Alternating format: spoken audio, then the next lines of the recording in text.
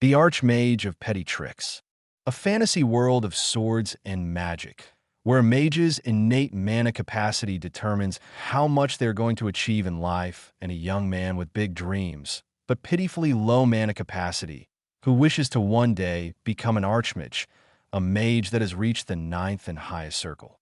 The young man journeys around the world, looking for a master to take him in and train him. But no matter where the young man goes, no self-respecting mage is willing to take him in. A young man from a peasant family who, because of his low mana capacity, cannot hope to reach even the third circle. After journeying for ages and spending almost all the meager money his family had given him, he hears a rumor of an archmage spoken in jest, an old, decrepit and bitter man that had spent his whole life perfecting the most petty of spells. The Archmage of Petty Tricks, they called him. Seeing that he has no other choice, the young man decides to go to the so-called Archmage of Petty Tricks and asks to be taken in as a disciple. Front matter. To my dearest Grumwald, my gruff, grumbling, surprisingly affectionate mentor, who taught me that the greatest power isn't always the loudest roar, but the most perfectly timed, utterly infuriating squeak. May your socks forever remain mismatched and your tea always be lukewarm. And to Will, my manaless marvel, who proved that even the faintest spark of determination can ignite a raging inferno of absurdity. You remind us all that the path to greatness is often paved with conveniently untied shoelaces and the occasional, inexplicable urge to sneeze. To all the underdogs, the misfits, and the individuals who find their greatest strength in the very things the world dismisses as trivial, this tale is for you. May you always find the humor in the hassle, the triumph in the trivial, and the profound wisdom hidden within the persistently inconvenient. And to anyone who has ever been driven to mild despair by a phantom itch or a perpetually squeaky door hinge, know that your suffering has artistic merit. Embrace the petty, for in its glorious inconvenience lies a truth more profound than any fireball. Chapter 1. The Improbable Dreamer. In the grand, spired city of Eridor, with a very air hummed with latent arcane energy and the social strata were as rigidly defined as the arcane circles etched into its cobblestone streets, lived a young man named Will. Eridorians measured a person's worth not by their lineage, nor their coin, nor even their wit, but by the incandescent glow of their magical signature. A mage's mana was their currency, their status, their very identity. And Will, bless his optimistic heart, possessed a magical signature so faint, so ethereal.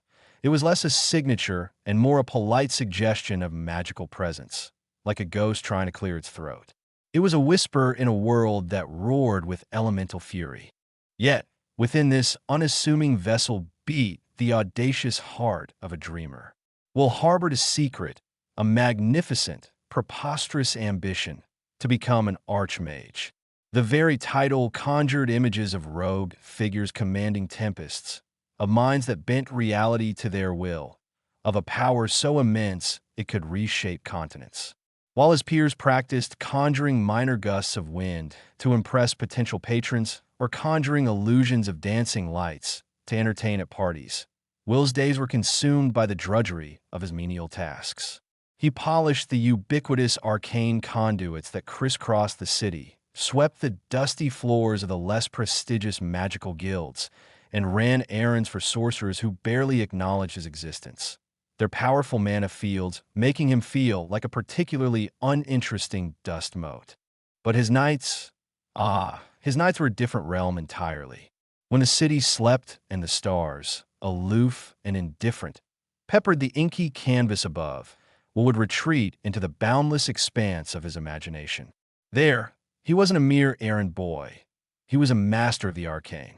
He envisioned himself standing atop the tallest spire of the Grand Luminary Academy, his hands crackling with emerald energy, his voice booming commands that echoed through the heavens. He saw himself weaving spells of such intricate beauty and devastating power that entire legions of shadow creatures would recoil in terror. He conjured visions of him bestowing blessings upon the grateful populace, his mana a warm, benevolent sun, banishing darkness and despair. These dreams were his sanctuary, his rebellion against the quiet dismissal of his reality. Despite the constant, subtle, and sometimes not so subtle, reminders of his magical deficiency, Will's spirit remained remarkably unblemished. He possessed an inherent kindness, a genuine warmth that shone through even the most mundane of his interactions. He'd offer a sympathetic ear to a weary street vendor, share his meager lunch with a stray cat, and even offer a word of encouragement to a struggling apprentice struggling with a basic levitation charm. An apprentice who, no doubt, possessed a mana pool 10 times the size of his own. This boundless optimism, this unwavering belief in the goodness of others and the possibility of his own dreams, was perhaps his most defining characteristic. It was a light that shone not from a powerful arcane signature, but from the quiet resilience of his soul. This inherent kindness, however, often served to highlight the chasm between his aspirations and his capabilities. The world around him, steeped in the rigid hierarchy of magical prowess, found his dreams not just laughable, but almost pitiable. Polite chuckles would follow him down the street when his ambition was overheard. More direct, less kind souls would mock him openly, suggesting he might have better luck trying to weave illusions with cobwebs or conjure fireballs with damp tinder. They saw his lack of mana not as a challenge to be overcome, but as a fundamental flaw, an insurmountable biological impediment. To them, Will was an anomaly, a glitch in the system, a dreamer whose dreams were as fantastical and improbable as a fish aspiring to fly. The city of Eridor was not merely a backdrop for Will's quiet struggles. It was a character in itself, a testament to the power and prestige that magic afforded its wielders. Its architecture was a testament to centuries of magical mastery. Impossibly tall spires that defied gravity, bridges woven from solidified moonlight, and grand plazas where the very air shimmered with residual enchantment. At the heart of this magical metropolis stood the Grand Luminary Academy, the zenith of magical education, a place where the prodigies of the land were honed into archmages, capable of shaping the world itself. To Will, it was the Everest of his aspirations, the ultimate proving ground for his improbable dream. His first attempt to breach its hallowed halls was, to put it mildly, an exercise in polite futility. He stood before a panel of archmages, their faces etched with the gravitas of eons of arcane knowledge, their mana signatures radiating an almost palpable aura of power. They were accustomed to measuring potential in torrents, in hurricanes of raw energy. Will, by contrast, was a trickle, the arcane diagnostician, a man whose expression suggested he'd rather be dissecting a particularly stubborn void kraken, held a shimmering, crystal-based device over Will's head. The device, usually accustomed to registering vibrant, thrumming energies, behaved like a faulty candle in a hurricane. It flickered weakly, sputtered, and then emitted a faint, almost apologetic ping. The silence that followed was not a thoughtful, contemplative silence, but a thick, disbelieving void. The archmages exchanged glances, their eyebrows climbing towards their impossibly high foreheads. One, a woman with eyes that held the cold intensity of a winter sky, leaned forward, her voice laced with a patronizing sweetness. "Young man," she began, her tone as smooth as polished obsidian, "are you quite certain you haven't mistaken this for, perhaps, a guild for arcane enthusiasts? Or maybe an establishment that provides magically enhanced cleaning services?" Another, a portly gentleman whose beard seemed to possess more magical heft than Will's entire being, adjusted his spectacles. "The readings, they are most peculiar. It's as if," he mused, a hint of bewilderment creeping into his voice, "a gust of wind decided to wear a wizard's hat. There's intent, perhaps, but the source is negligible, utterly negligible." Then, a low chuckle rippled through the panel, growing into a chorus of disbelieving, almost pitying laughter. It wasn't malicious, not truly, but it was the sound of absolute certainty that Will was trespassing in a world he simply wasn't equipped for. The sound echoed in the opulent chamber, a stark counterpoint to the vibrant dreams Will held within him. It was the sound of the Grand Luminary Academy, the bastion of magical might, politely but firmly showing him the door. They were gatekeepers of power, and Will, in their eyes, simply didn't have the key, nor the slightest hope of forging one. His first major comedic rejection, a masterpiece of academic incredulity, had been delivered. Undeterred, his spirit battered but not broken, Will resolve to seek out alternative avenues of tutelage. If the grandest institution in Eridor wouldn't even consider him, perhaps he could find a master, a recluse, someone who understood magic beyond the sterile, power-hungry halls of academia. He set his sights on the various arcane guilds that dotted the city, seeking out masters of elemental magic, enchanters who could imbue objects with wondrous properties, and illusionists who could weave tapestries of deception. His first stop was the Hall of the Unchained Elements, where a stern-faced woman named Ignis, renowned for her ability to summon miniature, albeit fierce, firestorms, presided. Upon detecting Will's magical signature, her brow furrowed, and she waved a dismissive hand. "My dear boy," she stated, her voice like crackling embers, "my fire requires fuel, a significant furnace of a soul. You," she gestured vaguely at him, "are but a damp matchstick. I fear you would extinguish my flame rather than ignite your own. Perhaps the scullery staff requires assistance? They often complain of stubborn soot." Next, he approached Master Gildus, an enchanter whose creations were legendary. Cloaks that shifted with the wearer's mood, rings that whispered forgotten secrets, and boots that never wore out. Gildus, a man whose fingers were perpetually stained with shimmering dust, peered at Will through thick spectacles. After a brief, almost clinical examination, he sighed, a sound like rustling parchment. "Your magical resonance," he declared, his voice dry and brittle, "is akin to the faint scent of a memory. I enchant items for those who can feel the magic, who can command it. You, my lad, wouldn't be able to enchant a spoon to stir itself. I suggest you pursue a more grounded profession. Your handwriting, I notice from your petition, is remarkably neat. The Guild of Scribes is always in need of a steady hand."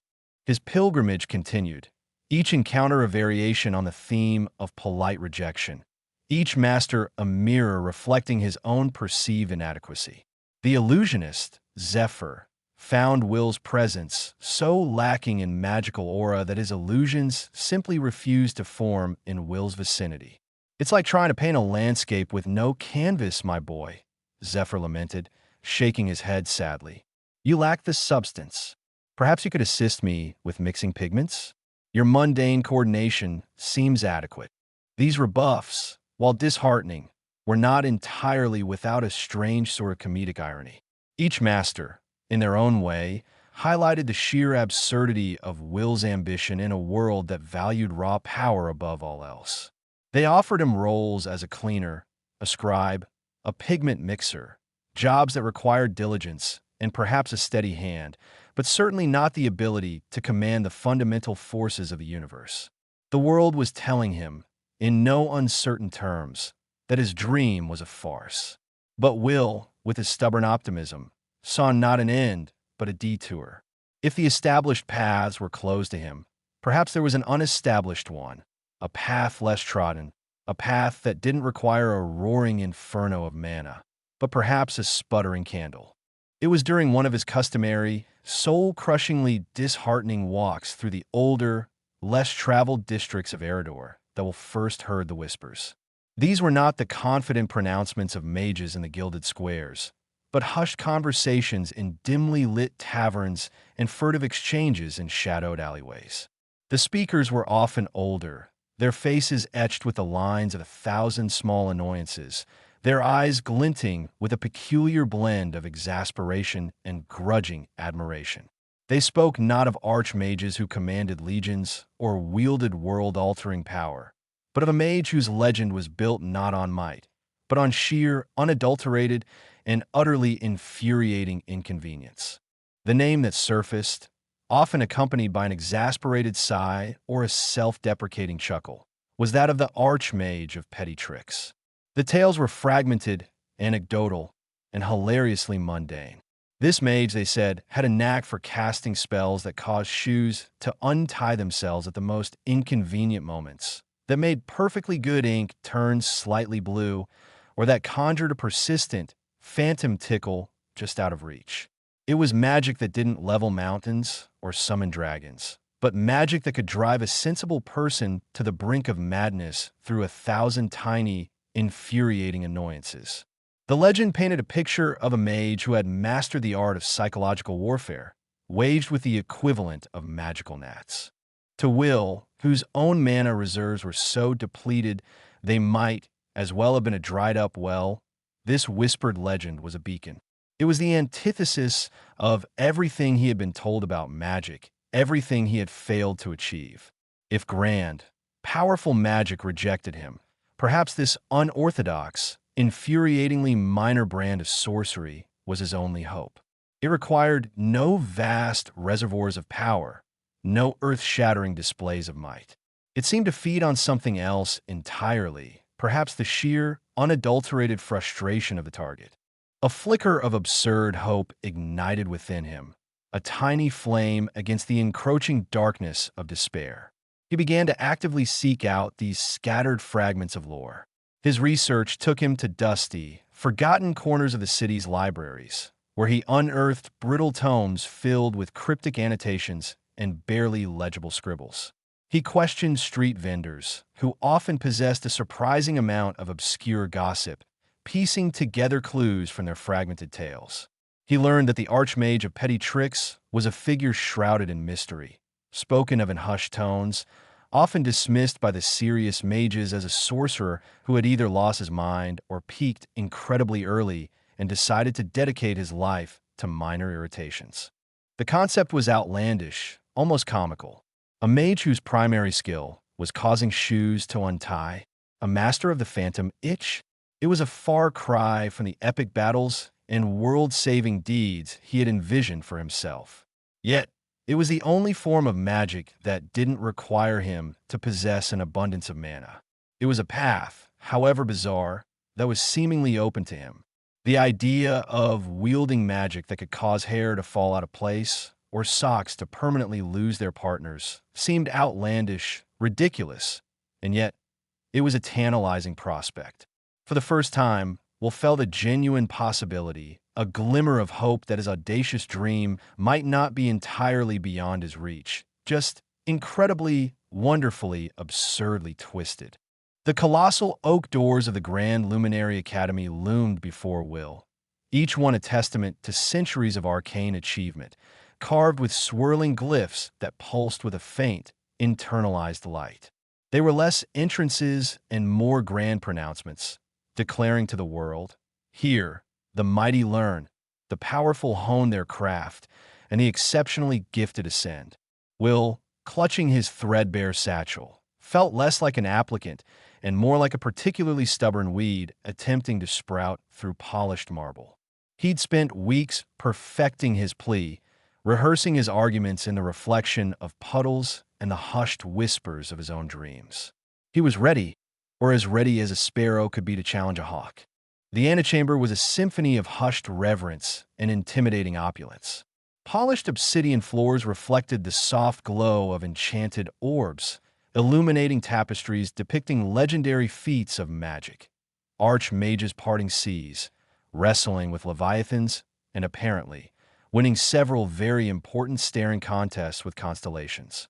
Servants, moving with an almost unnerving grace, glided past, their every gesture imbued with a subtle, practiced magic that made them appear less like people and more like animated pieces of exquisite furniture. Will, acutely aware of his own decidedly unanimated demeanor, tried to blend into a particularly ornate potted plant, a strategy that failed spectacularly when a servitor, with eyes that seemed to hold the distilled essence of ancient libraries, directed him towards a set of doors that radiated an aura of profound, soul-crushing importance. He was ushered into a circular chamber, the walls lined with shelves overflowing with ancient tomes that seemed to hum with repressed knowledge. The air itself felt heavy, not with dust, but with the accumulated weight of countless spells cast, incantations uttered, and reputations forged and shattered. At the far end of the room, seated behind a massive obsidian desk that looked as though it had been carved from the heart of a dying star, sat the panel. There were 3 of them, and their very presence seemed to warp the surrounding reality. The archmage on the left was a woman, her face a landscape of sharp angles and imperious pronouncements. Her silver hair was pulled back into a severe bun, and her eyes, the color of glacial ice, seemed to bore directly into Will's very essence, stripping away any pretense of confidence and leaving him feeling like an exposed nerve. Her mana signature, Will could tell even with his meager talent, was a roaring blizzard, an elemental force of nature contained within a deceptively human form. Beside her sat a man whose girth seemed to defy the very laws of physics. His robes, embroidered with intricate patterns of constellations, strained valiantly against his prodigious stomach, and his beard, a magnificent cascade of gray and white, flowed down his chest like a magical waterfall. His mana felt like a deep, rumbling volcano, a slumbering giant of immense power. The third member of the panel was younger, at least by archmage standards. His features were sharp and intelligent, his movements precise, and his aura a tightly coiled spring of immense magical potential, like lightning waiting for a conductor. His eyes, dark and piercing, held a flicker of something Will couldn't quite decipher. Amusement? Skepticism? Or perhaps just profound boredom. These were the gatekeepers, the arbiters of magical destiny, and Will felt a cold dread begin to coil in his stomach, a sensation that had nothing to do with hunger and everything to do with impending doom.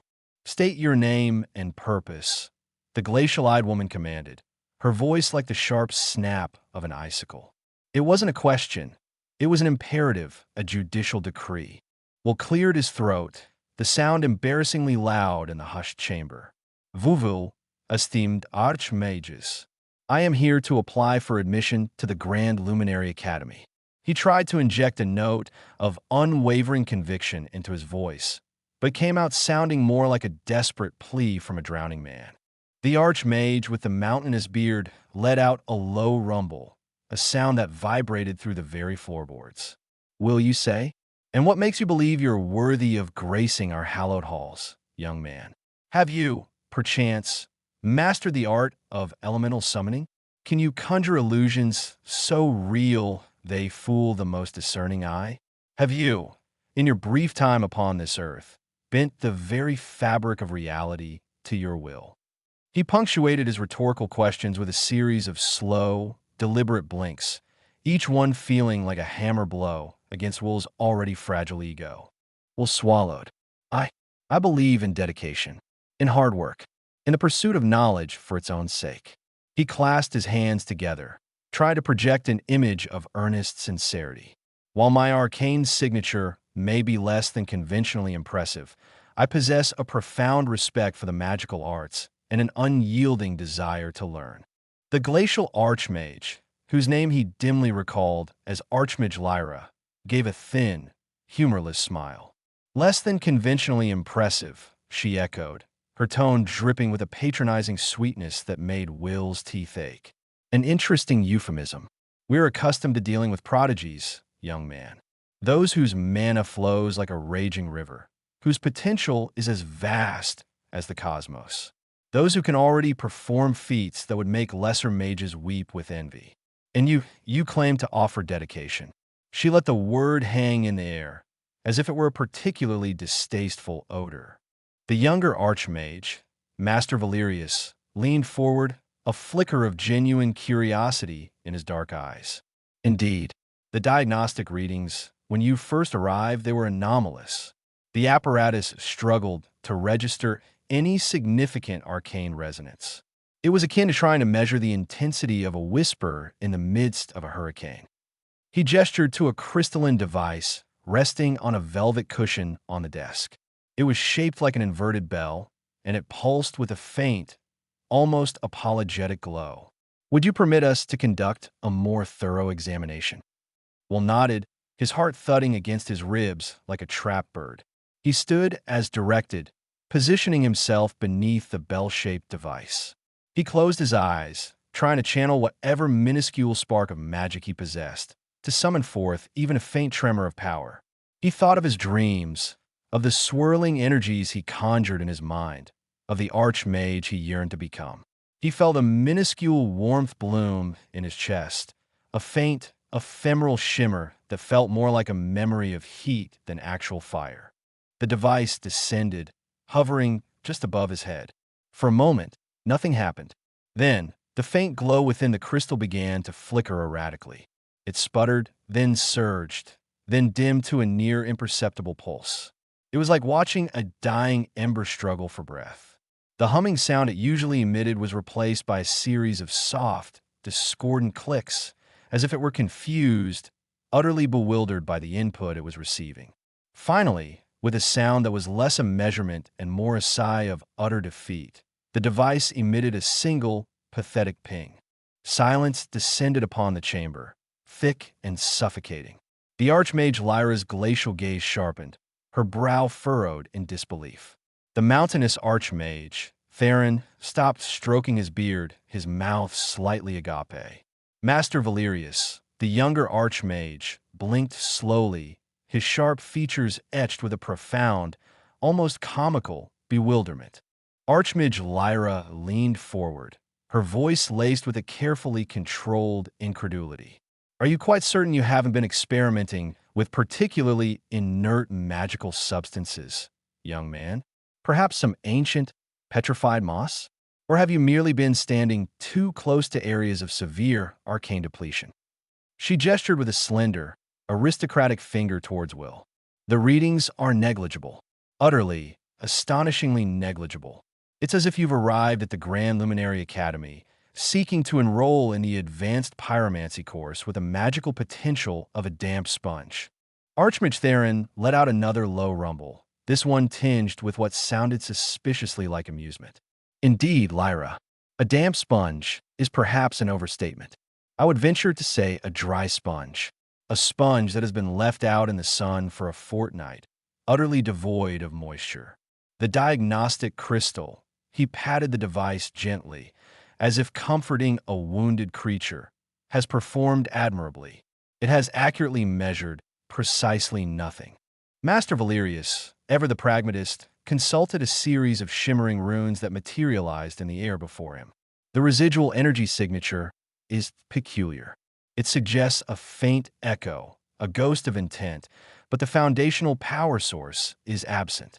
It's like observing the shadow of a dragon, but never seeing the dragon itself. Fascinating in its own way, but utterly impractical for serious arcane study. Then it happened. A low chuckle began to emanate from Archmage Theron. It started as a deep, guttural vibration in his chest, then slowly blossomed into a full-bodied laugh, his ample frame shaking with mirth. Archmage Lyra, despite her stern demeanor, found the corners of her lips twitching upwards, a rare display of mirth breaking through her icy facade. Master Valerius, after a moment of intellectual consideration, let out a sharp, surprised bark of laughter, the sound surprisingly incongruous with his otherwise composed demeanor. The chamber, which had moments before been thick with tension, was now filled with the sound of their disbelieving chuckles, escalating into full-blown, albeit polite, laughter. It wasn't malicious, not exactly. It was the laughter of beings who had witnessed the impossible, the utterly absurd, and found it hilariously, undeniably funny.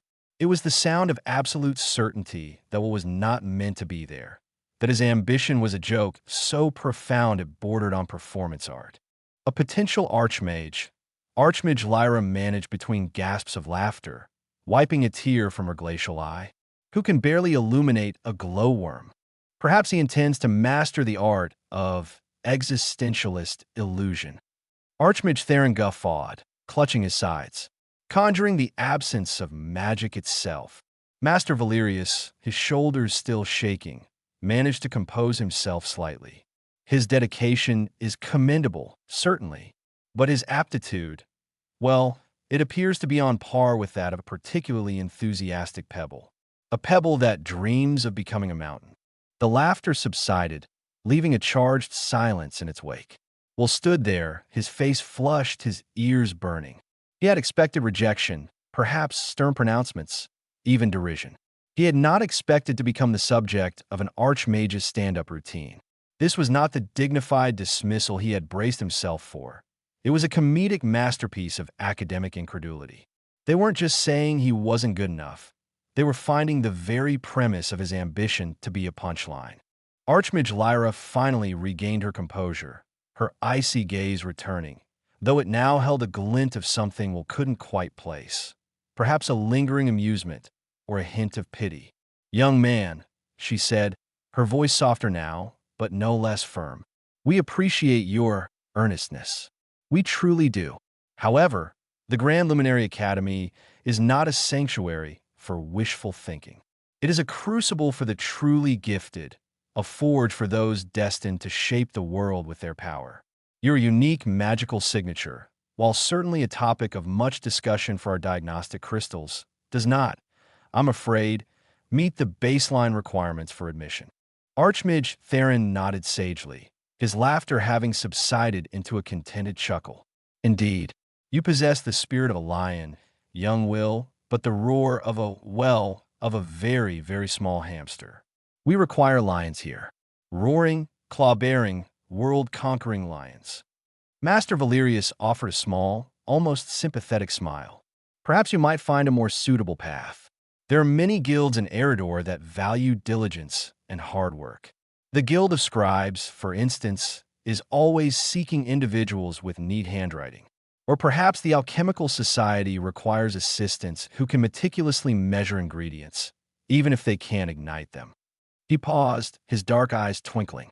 "Or, I dare say, the Department of Arcane Sanitation could always use an extra pair of hands to polish the conduits." The message was clear, delivered with a symphony of polite dismissal and bewildered amusement. Will was not a prodigy. He was not even a competent mage by their standards. He was an anomaly, a statistical blip, a dreamer whose dreams were so far removed from reality that they were, in themselves, a source of entertainment for the established powers. The doors of the Grand Luminary Academy, the pinnacle of magical learning, had been not so much slammed shut as politely and hilariously nudged closed. He had faced his first great comedic rejection, and the echoes of archmage laughter seemed to follow him as he turned, his shoulders slumping, and walked back out into the less-than-magical world. The opulent doors of the Grand Luminary Academy closed behind Will with a soft, definitive click, a sound that echoed the finality of his rejection. The laughter of the archmages, though it had been good-natured in its own terrifying way, still seemed to hang in the air, a phantom chorus of his inadequacy. He'd walked in with the naive hope of a sparrow, and he was leaving with the profound understanding of a pigeon that had just been informed it possessed the aerodynamic capabilities of a brick. But resignation was a luxury Will couldn't afford. The dream, that persistent, improbable ember, still glowed within him. If the grandest institution of magic deemed him unworthy, then perhaps the individual masters, the luminaries themselves, might possess a different perspective. Perhaps they'd see beyond the anemic readings and recognize the sheer, unadulterated will that burned within him. His first target was Master Alara Meadowlight, renowned throughout the 5 kingdoms for her unparalleled mastery of elementalism. Her tower, a spiraling structure of living wood and shimmering quartz, stood sentinel on a windswept peak overlooking the city. The journey itself was a testament to her power. The path wound through groves where ancient trees whispered secrets to the wind and streams flowed uphill, defying gravity with playful abandon. Will, panting and somewhat damp from a stream that had decided to give him an impromptu baptism, finally reached the base of the tower. The entrance was a single, unassuming door crafted from a single, enormous moonpetal bloom, its surface glowing with a gentle, internal light. He knocked, a hesitant rap that felt impossibly small against the grandeur of his surroundings. The door swung inward silently, revealing a chamber filled with the scent of ozone and damp earth. Master Alara was a woman who seemed to be carved from pure sunlight and storm clouds. Her hair was a tempest of copper curls, her eyes the vibrant green of a summer forest after a downpour, and her hands, currently shaping a miniature tornado in a crystal orb, crackled with contained energy. She looked up, her gaze sweeping over Will with an almost practiced speed, her lips curving into a smile that was both warm and incredibly discerning. "Ah, a visitor," she said, her voice like the low rumble of distant thunder. Come in, come in. Don't mind the storm. It's just practicing its pirouettes. What brings a non-sparkler to my humble abode?" The last word was delivered with a gentle, almost musical lilt, but Will heard the underlying assessment. She'd felt his lack of a significant mana signature the moment he'd stepped into her wards. Will swallowed, forcing himself to stand a little straighter. "Master Meadowlight, I am Will. I seek your tutelage in elementalism." He gestured vaguely, tried to encompass the very air around them. "I believe there is a deep connection between the elements and the will that directs them. And though my own resonance may be subtle, my desire to understand and work with the elements is profound." Master Alara's smile widened slightly. She let the miniature tornado dissipate with a gentle puff of air. "Subtle, you say? An excellent choice of word. Like the subtle dance of dust motes in a sunbeam, or the subtle scent of a forgotten flower.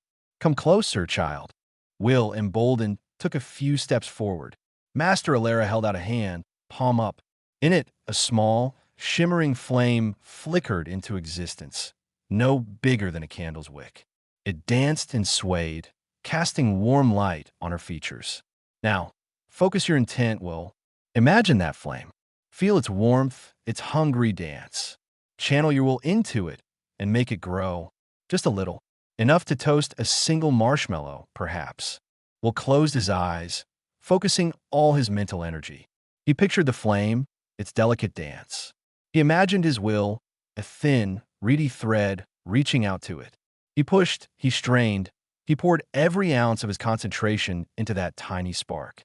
He felt a faint something, a fleeting tickle, like a forgotten memory of warmth.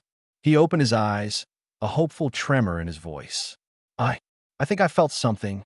Master Alara's gaze was gentle, but her eyes held a hint of something akin to sorrow. She held up her own flame, now a roaring inferno that cast dancing shadows across the chamber walls, making the quartz glow like captured starlight. Then, she held up her other hand, and a swirling vortex of water coalesced above her palm, droplets glittering like 1,000 tiny diamonds. She allowed Will to feel the ambient power emanating from her, the sheer presence of her magic. "My dear Will," she said softly, the storm in her hair seeming to calm, "your intention is as clear as a mountain spring. Your desire to learn is admirable. But the elements, they are not merely a concept to be willed into existence. They are raw, untamed power. They respond to strength, to resonance.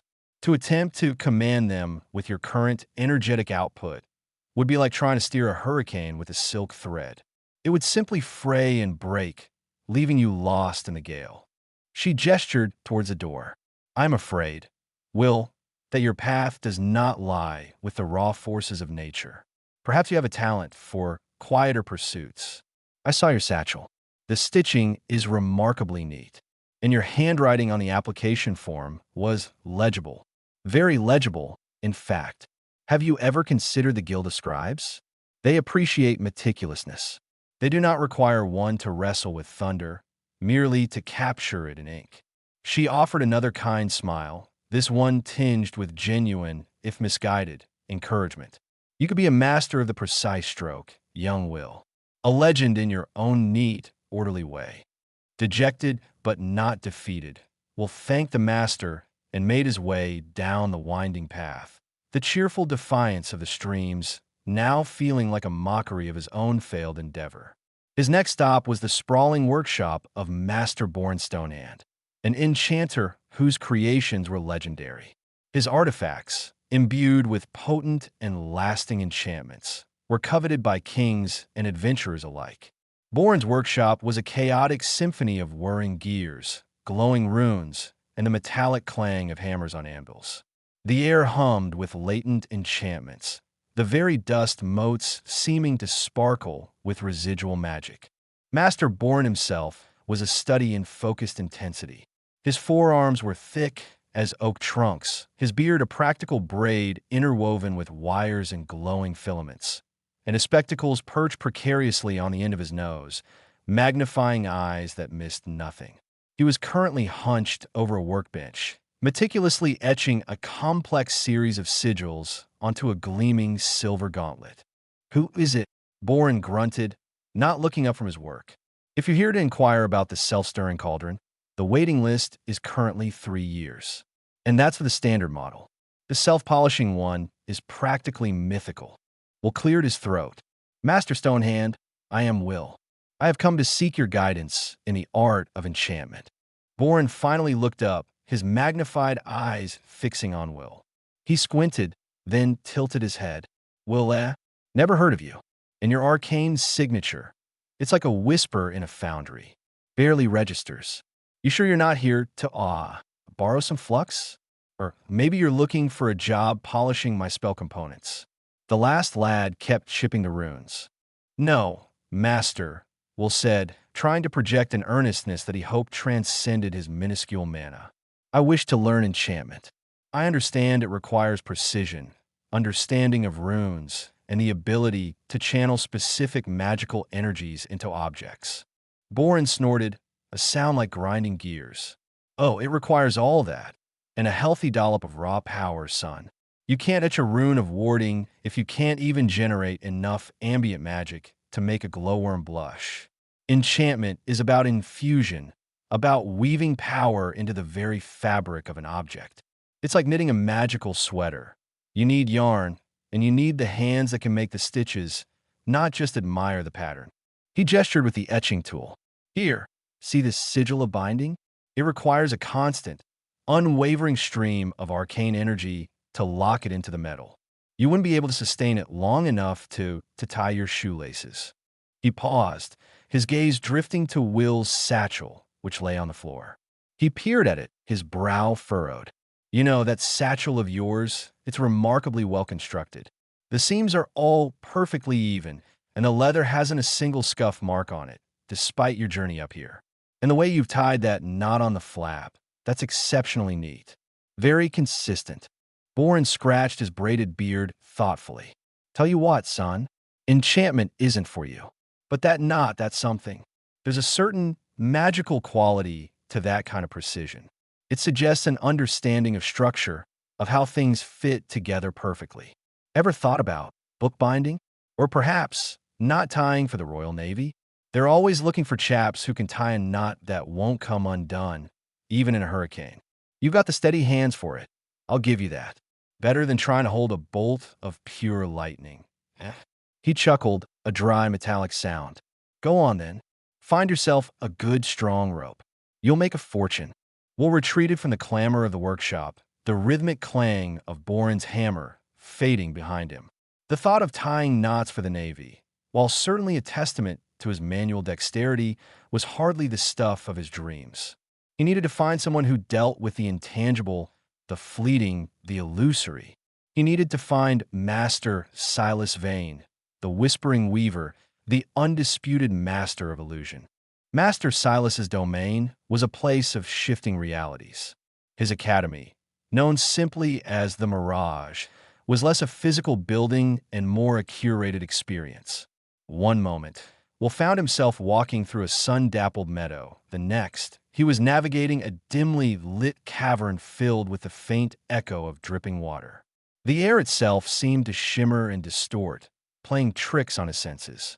The path, when he could find it, was marked by faint, ephemeral wisps of color that coalesced and faded with each step. Finally, he stood before what appeared to be a grand, crystal palace, its spires reaching impossibly high into a sky painted with hues Will had never seen. As he approached, the palace shimmered, its crystalline walls becoming translucent, revealing an interior filled with soft, ethereal light. He stepped inside, and the palace solidified, its walls now appearing to be spun from solidified moonlight. Master Silas was a figure of ethereal grace. He moved with a liquid fluidity, his presence so subtle that we'll initially mistook him for another illusion. Silas was tall and slender, cloaked in robes that seemed to shift in color and pattern with his every breath. His face was a study in calm, his eyes the color of a twilight sky, reflecting the shifting landscapes of his art. "Welcome, traveler." Silas's voice was a soft murmur, like the rustling of silken leaves. "You appear solid, a rarity in this place. What is it you seek?" "Master Vane," Will began, his voice sounding jarringly real in the dreamlike atmosphere. "I am Will. I have come to seek your tutelage in the art of illusion. I believe that perception is the true canvas of magic, and that what we see can be more powerful than what is." Silas smiled, a subtle unfolding of his lips. "A keen observation, young Will. You understand that the mind is the most potent magical instrument. However," he paused, and a single, iridescent butterfly flitted from his sleeve and landed on his outstretched finger. "The weaving of illusions, the shaping of perception, requires a powerful anchor. It requires the magician to project a significant amount of their own essence, their own reality, into the illusion. To create a convincing mirage, one must first possess a vibrant reality to draw from." He gestured to the crystalline floor. Will looked down and saw, not his reflection, but a faint, shimmering outline of himself, barely discernible. It was as if the very ground rejected his presence, unable to register him with any significant force. "Your mana signature," Silas continued, his voice soft but firm, "is delicate, like a breath of wind on a still day. You can witness illusions, young Will, perhaps even appreciate them. But to create them, to build worlds from nothingness, to weave deceptions so profound they fool even the most discerning eye, that requires a force that is simply not present." Silas then extended his hand, and the crystalline chamber around them began to warp and change. The walls dissolved into a breathtaking panorama of a starlit sky, complete with swirling nebulae and distant, shimmering galaxies. Then it shifted again, becoming a dense, ancient forest, complete with the calls of unseen creatures and the scent of damp earth and moss. Each transformation was seamless, each detail rendered with astonishing verisimilitude. "Do you see?" Silas asked, his voice a soft echo in the shifting scenery. "I draw upon the raw magic of the world and imbue it with my will, my imagination. I shape it, I sculpt it, I give it form and substance. It requires a reservoir of power, a deep well from which to draw." He then gestured to a small, intricately carved wooden bird resting on a nearby pedestal. "This little fellow, for instance, I enchanted him to sing like a nightingale. He is a marvel of minor enchantment, but even that requires a sustained pulse of arcane energy." Silas then indicated Will's simple, threadbare satchel. "Your satchel, however," he said, his twilight eyes alight with a gentle curiosity, "is quite remarkable in its own way. The way the leather has been aged, it appears to have been done with a great deal of care and patience. And the pattern of stitching, it is so uniform, so precise. You have a clear understanding of visual order, young Will, an appreciation for balance and form." He let the illusion of the forest fade, returning the chamber to its moonlit clarity. "Perhaps, Will, your talents lie not in conjuring the unreal, but in appreciating and meticulously recreating the real. There's a great deal of artistry in the mundane, you see, in the precise arrangement of facts, in the careful crafting of narratives. Have you ever considered becoming an archivist? Or perhaps a cartographer? Mapping the known world requires a steady hand and an eye for detail. Your, shall we say, unobtrusive mana might even be an advantage there. Less chance of accidentally enchanting a map to lead people to the wrong continent."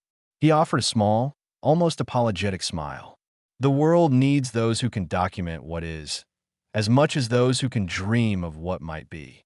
With each encounter, Will felt the weight of expectation pressing down on him.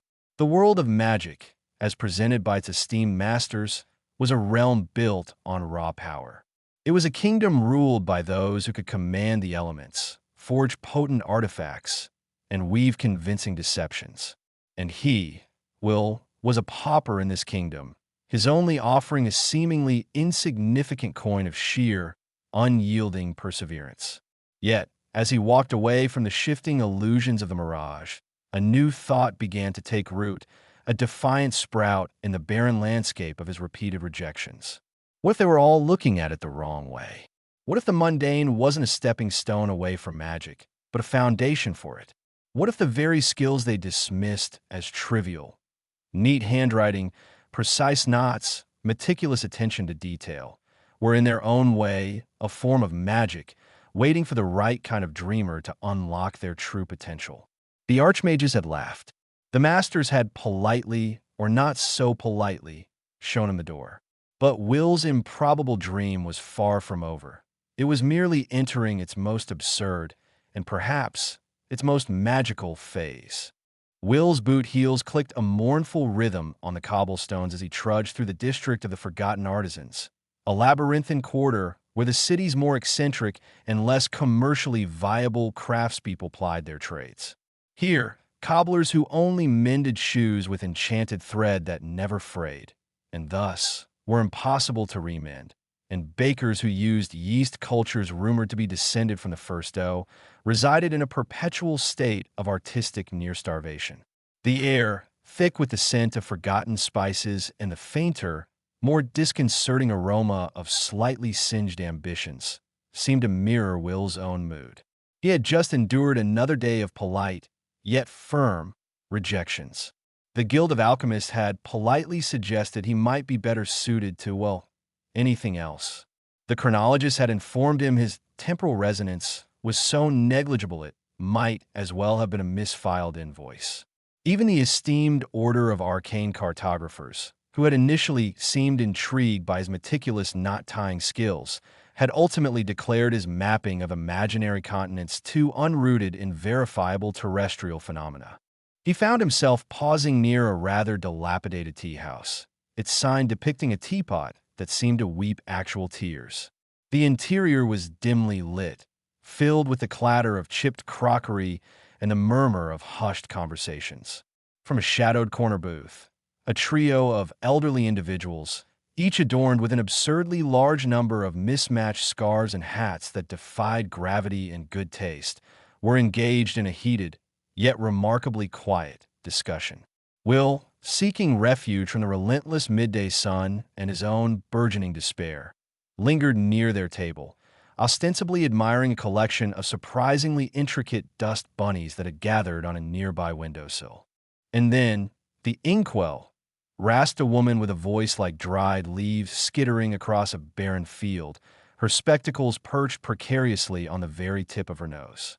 It just refused to cooperate. Every time I dipped my quill, the ink would leap out and splash onto the parchment, just a single, infuriating drop, right where I was about to write the most crucial word. She punctuated this with a dramatic flourish of her bony fingers, nearly dislodging one of her many hats. Ah, that's nothing. A portly gentleman with a beard that appeared to be actively attempting to escape his chin scoffed, taking a delicate sip of what was suspected was not tea.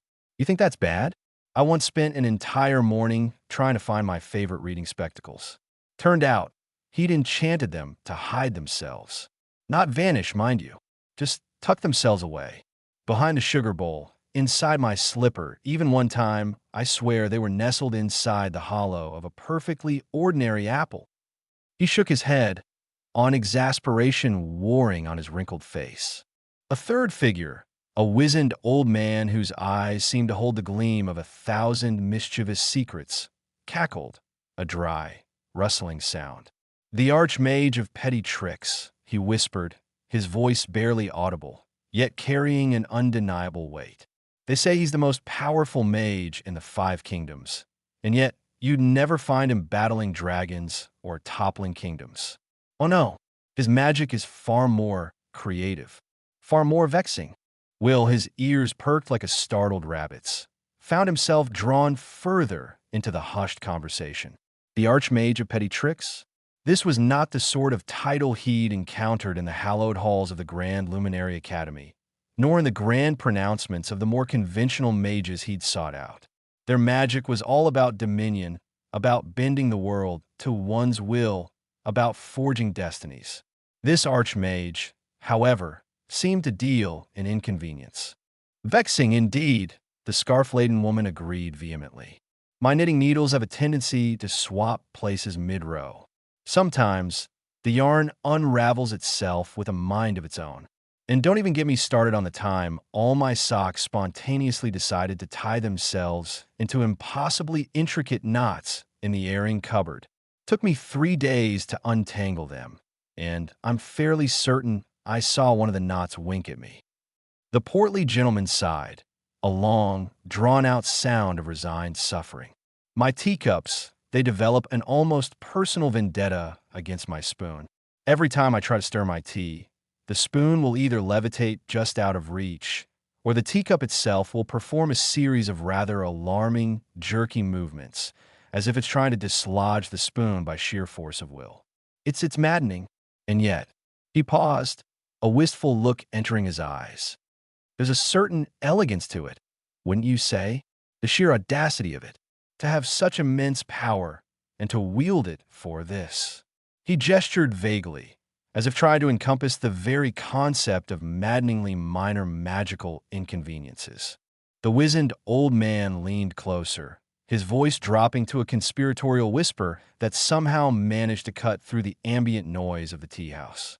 They say he lives somewhere in the city, in plain sight, yet hidden. A master of misdirection, you see. His spells are so subtle, so irrelevant to the grand scheme of things, that most people overlook them entirely. They're too busy looking for fireballs and summoning circles to notice the spoon that's subtly trying to escape their grasp. He chuckled again, a sound like pebbles rattling in a tin. He doesn't need grand pronouncements or fearsome displays. His magic is a constant, low-level hum of annoyance. 1,000 tiny pinpricks that wear down the most robust of wills. Will's mind, which had been feeling like a damp, discarded tea bag, began to perk up. Irrelevant magic. Inconvenient magic. Magic that focused on the mundane, the everyday, the subtly maddening. This was a realm of magic that the archmages, Master Ilera, Master Borin, and even Master Silas had utterly dismissed. They had looked for grand gestures, for overwhelming displays of power, for the kind of magic that could reshape the world. But this archmage, he was reshaping the world, one misplaced sock and recalcitrant teacup at a time. He considered the archmage's pronouncements. Your mana is too subtle. Your resonance is too weak. You lack the raw power. They had all pointed to his lack of conventional magical might. Yet, here was a legend, a master of magic, whose power was described not by its strength, but by its inconvenience. What if Will's subtle resonance, his quiet perseverance, his meticulous attention to detail, were not hindrances, but rather the very qualities required for this other kind of magic? Perhaps, Will mused as he stepped back out into the glaring sunlight, his path was not one of grand, fiery explosions, but of carefully orchestrated, minor, yet utterly infuriating, magical inconveniences. The archmages had dismissed his neat handwriting, his precise knots, his careful stitching as the skills of a scribe or a sailor. But what if those skills were, in fact, the perfect foundation for a different kind of magical mastery? What if the Archmage of Petty tricks wasn't just a legend, but an untapped wellspring of inspiration, a testament to the fact that magic, like dreams, could manifest in the most unexpected and often the most maddeningly irrelevant of ways? You remember the Master of Illusions comment. There is a great deal of artistry in the mundane, you see, in the precise arrangement of facts, in the careful crafting of narratives. The Archmage of Petty tricks, it seemed, was a master craftsman of the mundane, weaving spells not into the fabric of reality, but into the very texture of everyday life. A faint smile, the first genuine smile he'd managed in days, touched Will's lips. He still had no significant mana signature, no booming voice to command the elements, no inherent talent for conjuring illusions. But he had a mind that could meticulously plan, hands that could execute with uncanny precision, and a growing understanding that perhaps the most potent magic of all wasn't about brute force, but about a subtle, persistent, and utterly infuriating application of will. He would seek out this archmage of petty tricks. After all, if one couldn't command a storm, perhaps one could learn to perfectly fold every piece of laundry, ensuring that each sock found its mate with unerring, almost supernatural accuracy. And in a world that often felt chaotic and overwhelming, a perfectly matched pair of socks might just be the most magical thing of all. The thought was absurd. It was improbable, and it felt for the first time in a long time like a dream worth pursuing. He adjusted his satchel, the neatly tied knot on its flap feeling strangely significant, and began to walk with a renewed sense of purpose, his boots no longer echoing despair, but a quiet, determined curiosity ready to embrace the whispers of the irrelevant. He would start by asking around, discreetly of course, about the whereabouts of anyone who had recently experienced their shoelaces tying themselves together, or their mail arriving with every envelope sealed with a perfectly crafted, yet utterly unnecessary, wax sigil. The hushed pronouncements in the tea room, once a source of bewilderment, now echoed in Will's mind with the clarity of a perfectly struck chime. The Archmage of Petty Tricks, a title so utterly incongruous with the grand, heroic narratives of magic that will have been force-fed since childhood. It bordered on the ridiculous. And yet, it was precisely that ridiculousness, that utter defiance of convention, that had ignited a fragile ember of hope in the cold hearth of his despair. For years, he had been told he lacked the power, the resonance, the oomph required for true magical feats. His mana reserves were described as a puddle after a mild dew. His ability to channel arcane energies, a sputtering candle in a hurricane. The Grand Luminary Academy had been a monument to his perceived inadequacies, a place where every failed incantation, every fizzled spark, had served to reinforce his status as a magical pariah. But what if the very qualities that had led to his rejection were, in fact, the keys to a different, more subtle form of power? What if the magic of inconvenience, the art of the infuriatingly minor, was precisely where his unique talents lay? The idea was so outlandish, so defiantly unheroic, that it resonated with a strange, almost perverse beauty. He didn't need to command legions of elementals or weave epics of reality-bending spells. He just needed to figure out how to make someone's shoelaces spontaneously come undone at a crucial moment, or how to ensure that every single one of their freshly baked loaves of bread always emerged from the oven perfectly, exquisitely, slightly misshapen. This nascent hope, this spark of absurd possibility, propelled Will forward. He found himself drawn to the city's forgotten corners, to the dusty archives and cluttered stalls where whispers of the past might still linger. His quest for the Archmage began not with grand pronouncements or dramatic inquiries, but with the quiet, meticulous research befitting his nature. He haunted the municipal archives, a building whose primary architectural feature seemed to be its capacity to accumulate dust. The air within was thick with the scent of aging parchment and a faint, melancholic aroma of forgotten dreams. He spent days poring over brittle ledgers and moth-eaten scrolls, his fingers, accustomed to the precise grip of a needle or the deft movement of a knot-tying knot, carefully turning pages that threatened to disintegrate at the slightest touch. Most of the official records, of course, were utterly silent on the matter of any archmage of petty tricks. The Grand Council's annals spoke of wars, of treaties, of dragon infestations, and heroic sacrifices. The Guild of Alchemists documented discoveries focused on potent elixirs and earth-shattering transmutations. The chronologists, with their obsession for grand historical narratives, had no time for magical phenomena that couldn't be dated with a margin of error less than a century.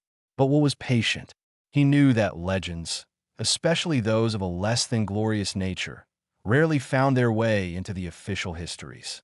They festered in the margins, in the oral traditions, in the hushed gossip of the marketplace. He frequented the district known as the Whispering Bazaar, a sprawling, chaotic collection of stalls where every vendor seemed to possess an encyclopedic knowledge of the city's more disreputable secrets and a price for them.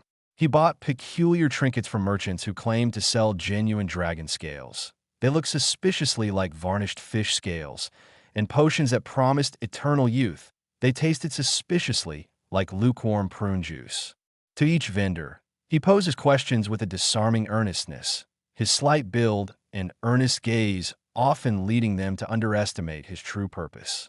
"Excuse me," he'd begin, approaching a wizened old woman whose stall was overflowing with charms that seemed to actively vibrate with questionable energy.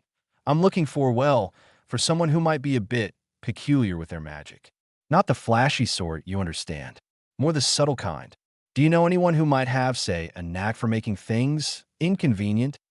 The vendor, a woman whose face was a roadmap of 1,000 skeptical glances, squinted at him. "Inconvenient, you say? Like a rogue breeze that always blows your hat off just as you're trying to impress someone." Will's heart gave a hopeful leap. "Precisely. Or perhaps someone who can make perfectly good shoelaces decide to untie themselves at the most inopportune moments." A slow smile spread across the woman's face, revealing a surprising number of teeth, most of which seemed to be entirely independent of each other. "Ah, you speak of the grand inconvenientiator, do you? The master of minor miseries." She chuckled, a dry, raspy sound. "He's a legend, that one. They say he lives right under our noses, yet we never see him. His magic is like a phantom tickle, a persistent itch that can't quite be scratched. No one knows his real name or where he dwells, but everyone knows his work. The tailor whose needles always seem to bend, just so. The baker whose sourdough starter occasionally refuses to rise, but only on Tuesdays. The librarian whose books have a tendency to rearrange themselves by color instead of subject." Will's mind raced. This was it. These were the very manifestations he had heard described in hushed tones in the tea room. He pressed on, his voice barely above a whisper. "Do you know how one might contact him? Or at least, where to begin looking?" The vendor leaned closer, her eyes glinting with shared knowledge. "You look for the anomalies, lad. The small, persistent annoyances that defy logic. You listen to the grumbles of those who've been touched by his art. The archer whose arrows always veer slightly off target, but never enough to miss the target entirely, just enough to make them sigh in frustration. The musician whose sheet music occasionally flips a page at an opportune moment. The very fabric of everyday life, boy. That's where his magic resides." He moved on, his ears now attuned to the subtle undercurrents of the bazaar. He overheard a merchant complaining bitterly that his meticulously stacked coin purses had, overnight, somehow become arranged in a perfect, yet nonsensical, spiral. He listened to a young woman lament that her perfectly braided hair had, without any explanation, developed a single, stubborn kink that refused to be smoothed out. He even encountered a man who swore his favorite quill had begun to write only in cursive, even though he was attempting to write in block letters. Each anecdote, each tale of minor, maddening disruption was a breadcrumb leading him deeper into the enigma of the archmage. The more he learned, the more he realized the sheer genius of this unconventional magic. It didn't rely on raw power. It didn't demand Herculean effort. It was a magic of intellect, of precision, of understanding the minute imperfections and quirks of existence, and then subtly, expertly, amplifying them. It was a magic that required observation, patience, and an almost perverse understanding of what truly irked people. He began to spend his evenings in the city's less reputable taverns, the kind where the ale was cheap and the clientele was less concerned with decorum and more with complaining about their lives. He'd nurse a single, watered-down drink, his ears perked, listening for stories of inexplicable misfortunes. He learned of the tavern keeper whose tankards would occasionally fill themselves with just the wrong amount of foam, always slightly too much or slightly too little. He heard of the barmaid whose apron strings would mysteriously knot themselves into impossibly elaborate sailor's hitches. He even heard a tale of a notoriously grumpy tax collector whose spectacles had, for an entire week, been inexplicably perched on the very tip of his nose, forcing him to squint and peer through them in a perpetual state of near-blindness. These were not the sort of tales that filled epic poems or inspired grand ballads. But for Will, they were the most compelling stories he had ever heard. They spoke of a magic that was accessible, a magic that didn't discriminate based on inherent talent or lineage. It was a magic that seemed to thrive on the mundane, the everyday, the utterly ordinary. His research led him to a peculiar, almost forgotten section of the library, tucked away in the basement, accessible only by a rickety spiral staircase that groaned in protest with every step. This section was dedicated to obscure folkways and minor arcana. Here, amongst dusty tomes on hedge witchery and the forgotten rites of village festivals, he found a slim, leather-bound volume with no title, its pages brittle and foxed. Inside, he discovered a series of cryptic poems and fragmented accounts that spoke, not of great sorcerers, but of artisans of the everyday, weavers of minor inconveniences, and masters of the subtle nudge. One passage, in particular, caught his eye, not in the thunder's roar, nor lightning's fiery gleam, but in the whispered sigh, the unfulfilled dream, the forgotten key, the misplaced coin's flight, the shadow that dances just beyond sight, the archmage's art, a patient, quiet grace, to rearrange the world in its most mundane space. We'll trace the words with a trembling finger. This was not a description of power in the traditional sense, but of influence. It was about understanding the subtle ways in which the world operated, and then introducing just enough friction to create a desired effect. It was about the perfect application of entropy, not to destroy, but to inconvenience.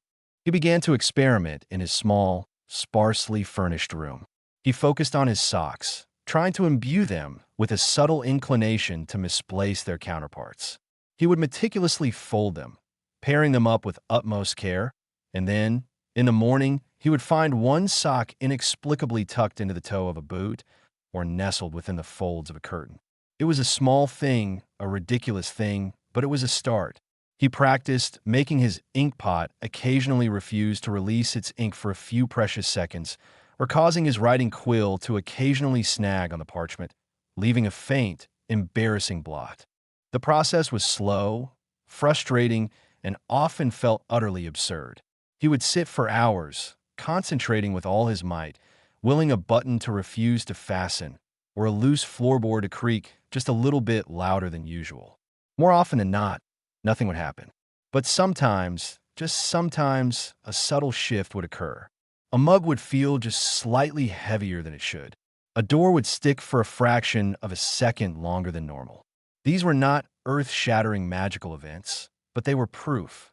Proof that this other kind of magic was real, and that he will, with his seemingly insignificant mana and his painstaking attention to detail, might just have a place within it. The legend of the archmage of petty tricks, once a curious anecdote, had transformed into a beacon. It was a testament to the idea that magic wasn't just about grand power, but about understanding. It was about the subtle art of making the world just a little bit more interesting. And for Will, who had always felt like an outsider in the world of conventional magic, the prospect of becoming an artisan of the absurd, a craftsman of inconvenience, felt not like a consolation prize, but like a true calling. His journey was far from over, but for the first time, he felt a genuine sense of direction. He wasn't aiming to slay dragons, but he might, just might, be able to perfectly tie every knot in the city, ensuring that none of them ever came undone, not until the person actively wanted them to. And in its own peculiar way, that felt like a victory worth dreaming of. Chapter 2. The Legend of Grumwald the Irrelevant. The official histories, Will discovered, were a vast, echoing chamber of silence when it came to Grumwald. It was as if the very concept of an irrelevant archmage was anathema to the grand narratives of power and influence. He was a ghost in the annals, a phantom in the records, a footnote in the grand epic of magical history that no one bothered to read. The Grand Luminary Academy's meticulously compiled biographies of renowned mages featured names that thundered through the ages. The Sorceress of the Scarlet Skies, the Archconjurer of the Obsidian Tower, the Lore Master of the Eternal Flame. But of Grumwald? Not a whisper.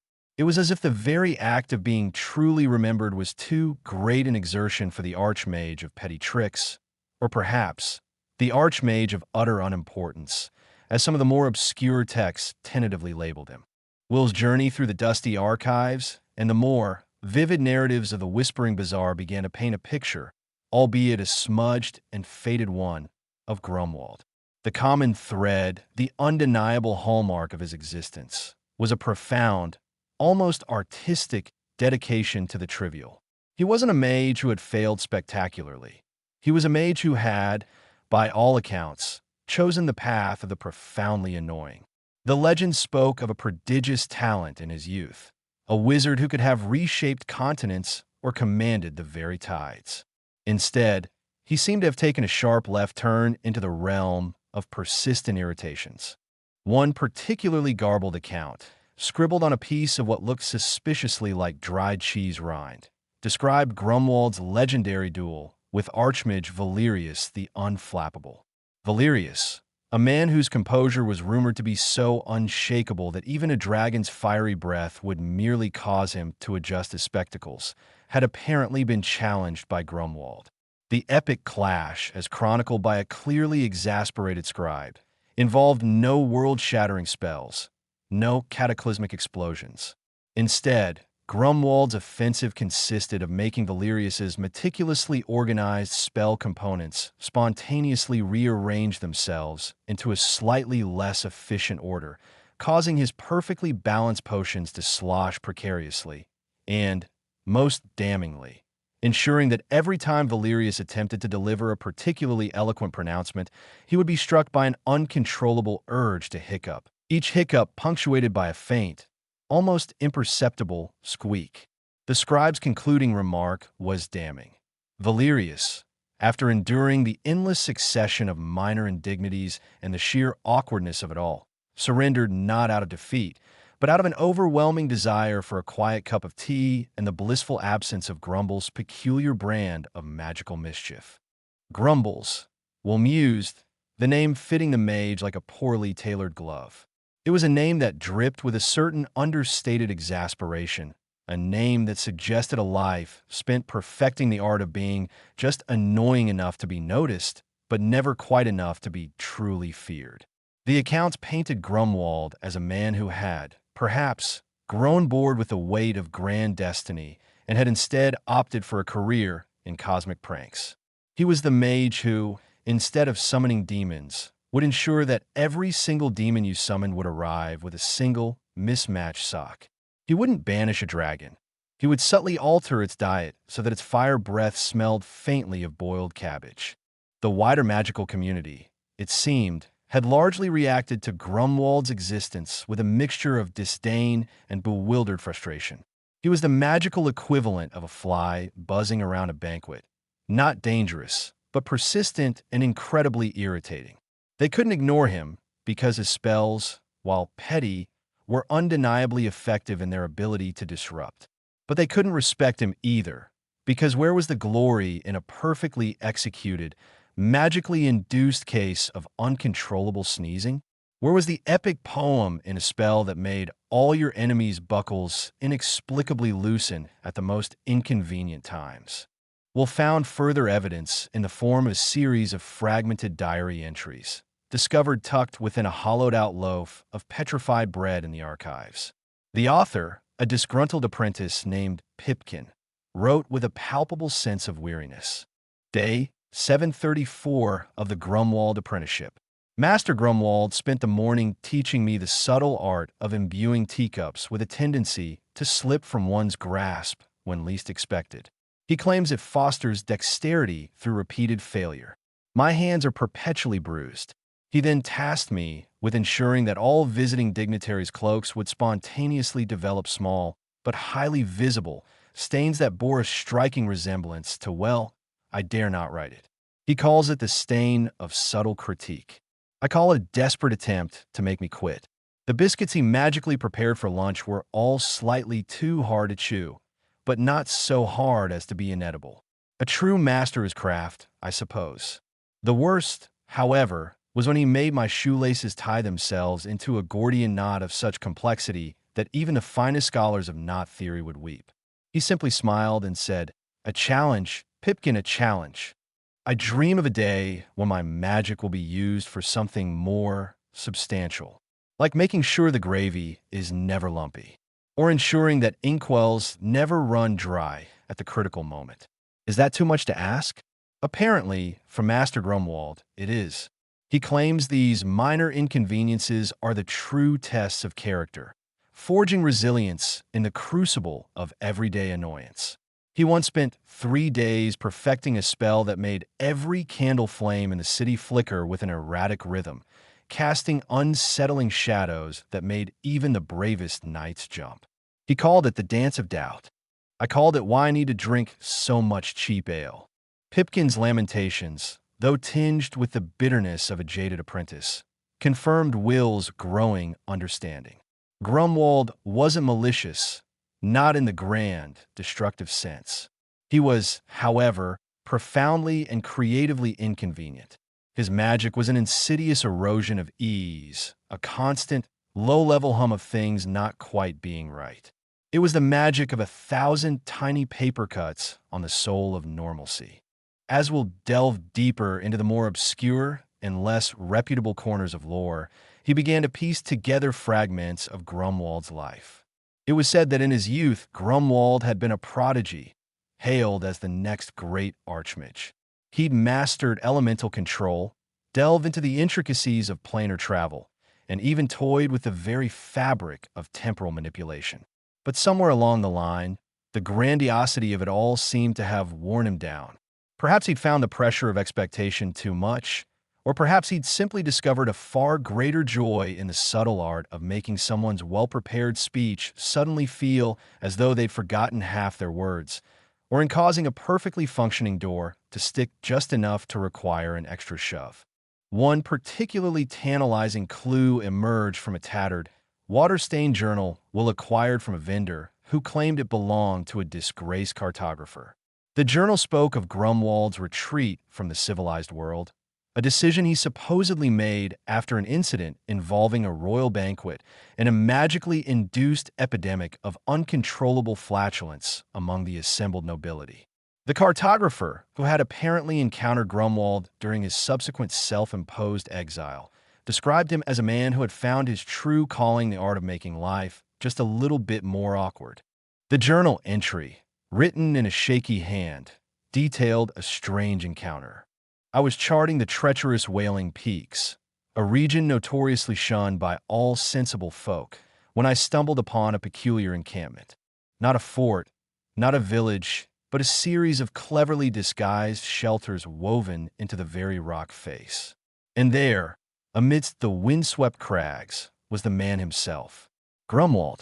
He was a man of middle years, with eyes that twinkled with an almost mischievous intelligence, and a beard that seemed to have a life of its own, perpetually catching stray twigs and leaves.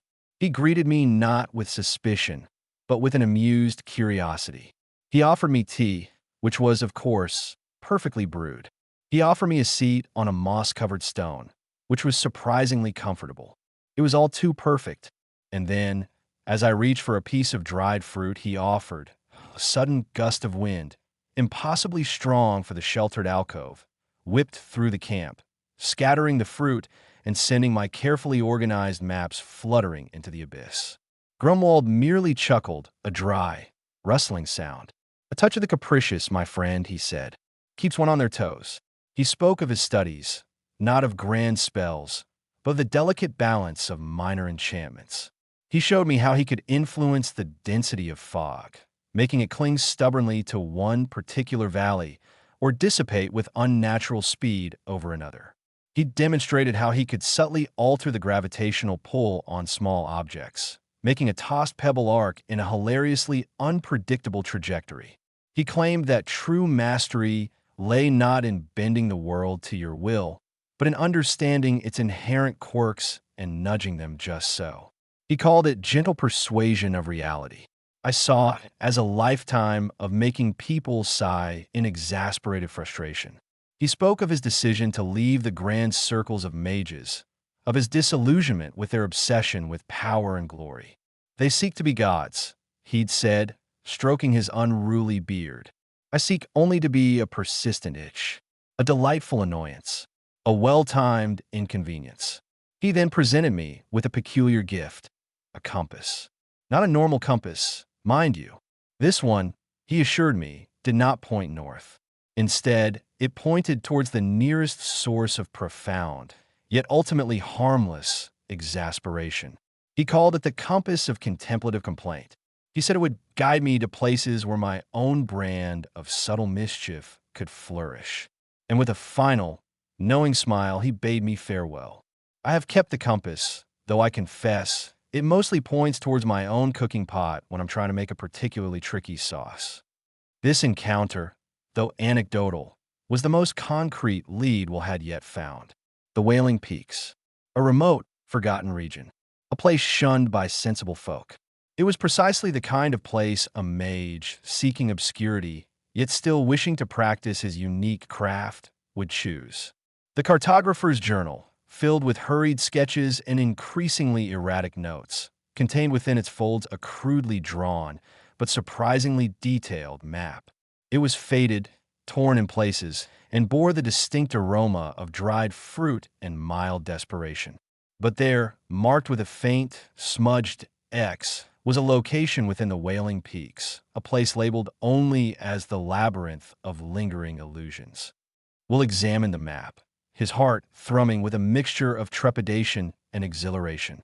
The Wailing Peaks were infamous for their treacherous terrain, their unpredictable weather, and the sheer number of travelers who had ventured in and never returned, often not due to deadly monsters, but due to an uncanny ability of the landscape to simply confuse them. Paths would disappear, landmarks would shift, and the very air seemed to whisper disorienting suggestions. It was the perfect domain for a mage who specialized in the art of misdirection and mild confusion. The labyrinth of lingering illusions. The name itself was a testament to Grumwald's subtle, yet pervasive, influence. It wasn't a place of immediate danger, but a place where one's sense of direction and sanity could slowly, insidiously, unravel. A place where the truth was not so much hidden as it was slightly out of focus. Will knew, with a certainty that settled deep in his bones, that this was his path. Grumwald, the irrelevant, the archmage of petty tricks, the master of the magnificent nuisance, was out there, somewhere within the unforgiving embrace of the Wailing Peaks, likely engaged in some grand, yet utterly trivial, magical endeavor.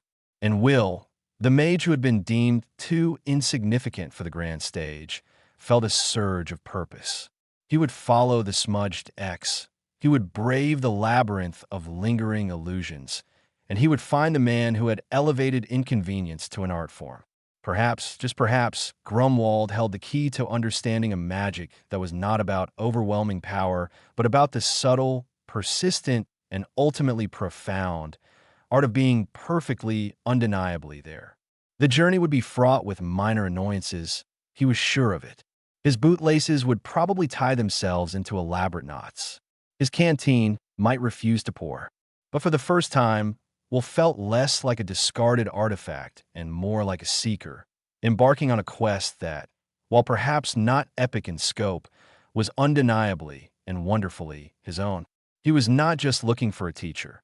He was looking for a testament to the idea that even the smallest, most overlooked magic could leave an indelible, albeit irritating, mark on the world. The map, clutched in his hand, felt less like a guide and more like an invitation to a masterclass in magnificent, maddening magic.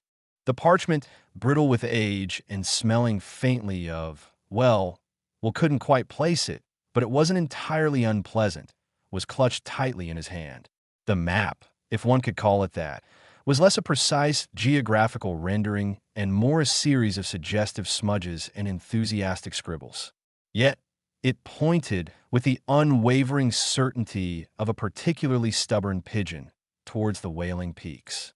And within those notoriously uninviting mountain ranges, nestled amongst whispered legends of lost travelers and perpetually confused sheep, lay the supposed sanctuary of Grumwald the Irrelevant. Will, armed with a satchel containing a surprisingly meager assortment of dried fruit. He'd been advised by a wizened stallholder that Grumwald's magic could make anything go off or go on for too long, so best stick to the utterly bland, a water skin, and an earnestness that could likely power a small village if harnessed correctly, began his trek. His departure from the familiar cobblestones of the last town of any repute was met with the kind of hushed pronouncements that usually preceded tales of terrifying beasts or cursed artifacts. The innkeeper, a man whose apron bore the ghostly imprint of 1,000 spilled alesh, wrung his hands. "The Wailing Peaks, you say? For Grumwald? Oh, the lad's got more nerve than sense.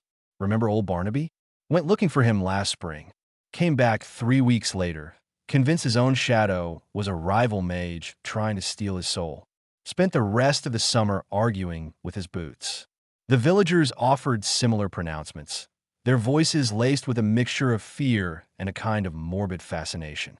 They spoke of Grumwald not as a villain, but as a force of nature, an unpredictable disruption to the mundane. They recounted stories of his past, not of dragon slayings or kingdom-saving feats, but of more peculiar occurrences. There was the incident of the Great Giggle Fit, where an entire market square, from the sternest guard to the most garrulous merchant, had been overcome with uncontrollable fits of laughter for a full hour, all stemming from Grumwald's alleged annoyance at the price of cabbages. Then there was the time he'd apparently enchanted all the chamber pots in a noble's estate to emit a faint, but undeniably cheerful, rendition of a sea shanty whenever they were used. The sheer audacity of such trivial enchantments, the way they burrowed into the fabric of daily life, left the townsfolk with a profound respect for the archmage's peculiar brand of power. As Will ventured further from the last vestiges of organized society, the landscape itself seemed to begin mirroring the eccentricity of the mage he sought. The very ground beneath his feet seemed to develop a mischievous personality. He noticed stones that weren't merely oddly shaped, but appeared to have been sculpted by a whimsical, slightly tipsy giant. Rocks balanced in impossible formations, defying gravity with a casual disregard that would make a seasoned scholar weep with frustration. Trees, usually content to grow upwards, began to twist and contort, their branches intertwining in such complex, nonsensical patterns that they resembled the aftermath of a magical wrestling match. One particularly ancient oak had grown so convolutedly that it looked like a giant, woody pretzel, its bark etched with what could have sworn were vaguely apologetic faces. The streams he crossed, too, were not content with the conventional downward flow. Several times, Will found himself staring in disbelief as a small brook, no larger than his arm, seemed to gather its courage and flow uphill for a short stretch, only to tumble back down in a burst of frothy defiance. It was as if the very water was playing a game, an exercise in defying expectation.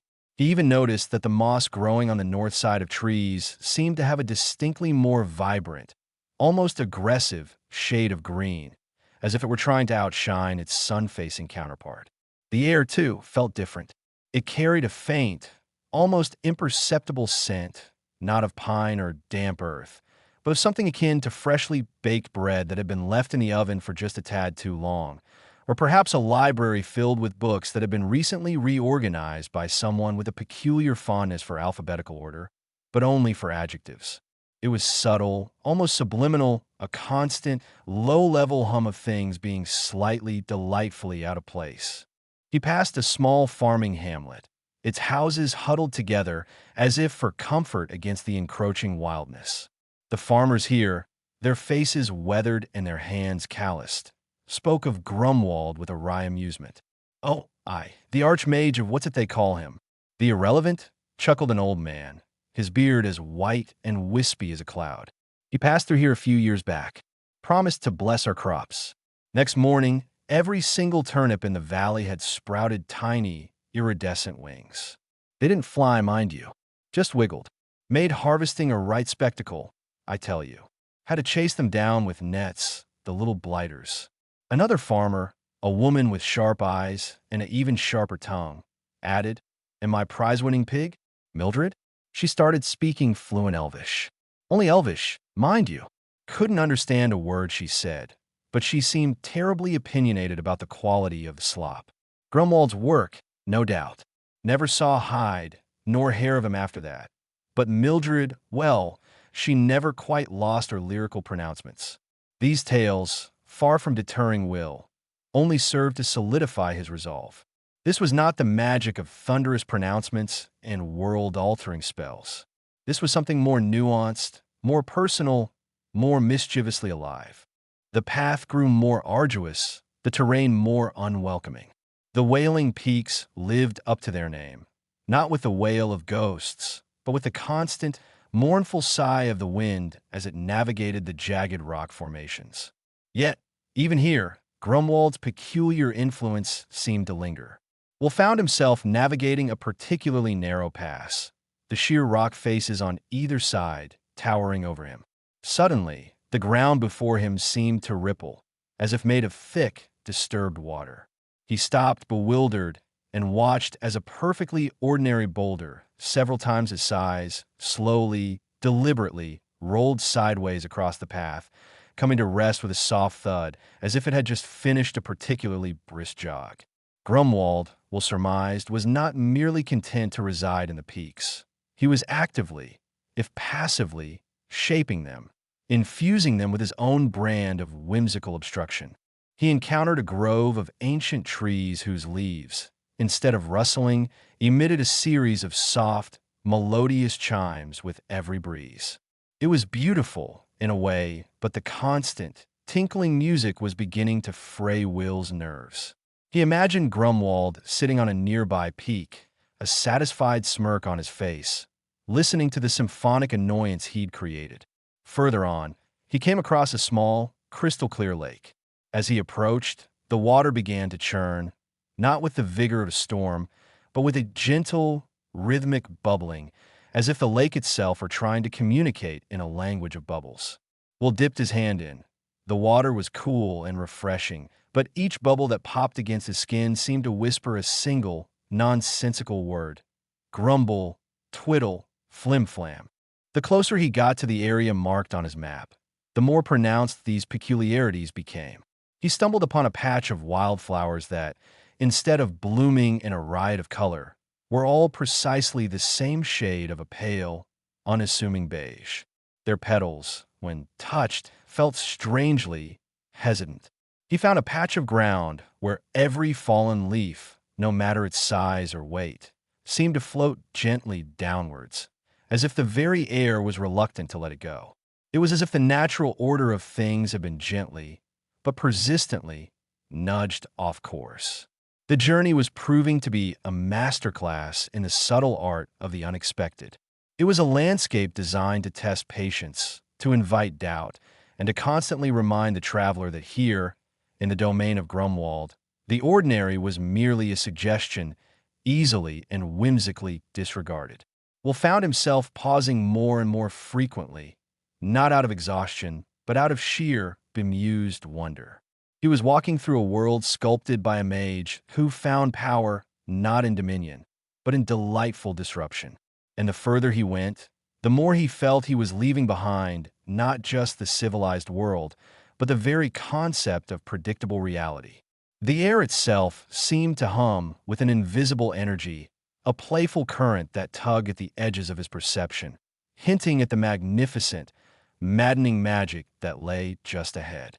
He was a lone figure, a speck of earnest intent against a backdrop of sublime absurdity, drawn onward by the legend of a man who had mastered the art of being utterly, magnificently irrelevant.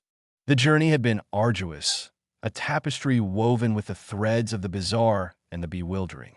Each step had been a testament to the eccentric nature of the archmage Grumwald, a man whose legend was built not on deeds of valor, but on a profound and unwavering commitment to minor inconveniences. Will, though weary, felt a prickle of anticipation.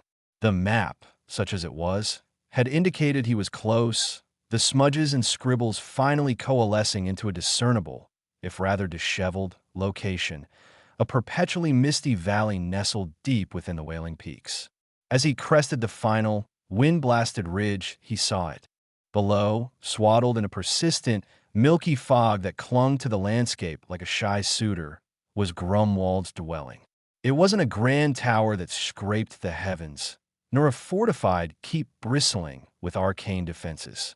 No, it was a cottage. A thoroughly, undeniably ramshackle cottage. It sagged, it leaned, it seemed to exist in a state of perpetual mild distress, as if it had just received some particularly disheartening news about the structural integrity of its foundations.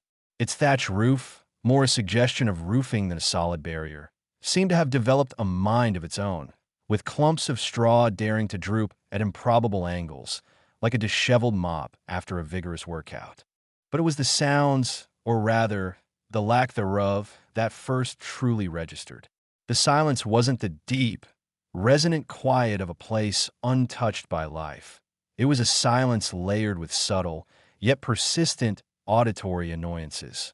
As Will cautiously descended into the valley, the air grew thicker, not just with mist, but with a tangible, low-level magical hum. It was an energy that didn't vibrate with power, but rather with a persistent, low-grade thrumming, like an over-caffeinated bumblebee trapped in a jam jar. It made the hairs on his arms stand on end, and his socks, despite being perfectly dry when he'd started his descent, felt strangely, inexplicably damp. It was the kind of magic that didn't announce itself with thunderclaps, but with the quiet insistence of a persistent itch. Then came the sounds, or the perversions of them.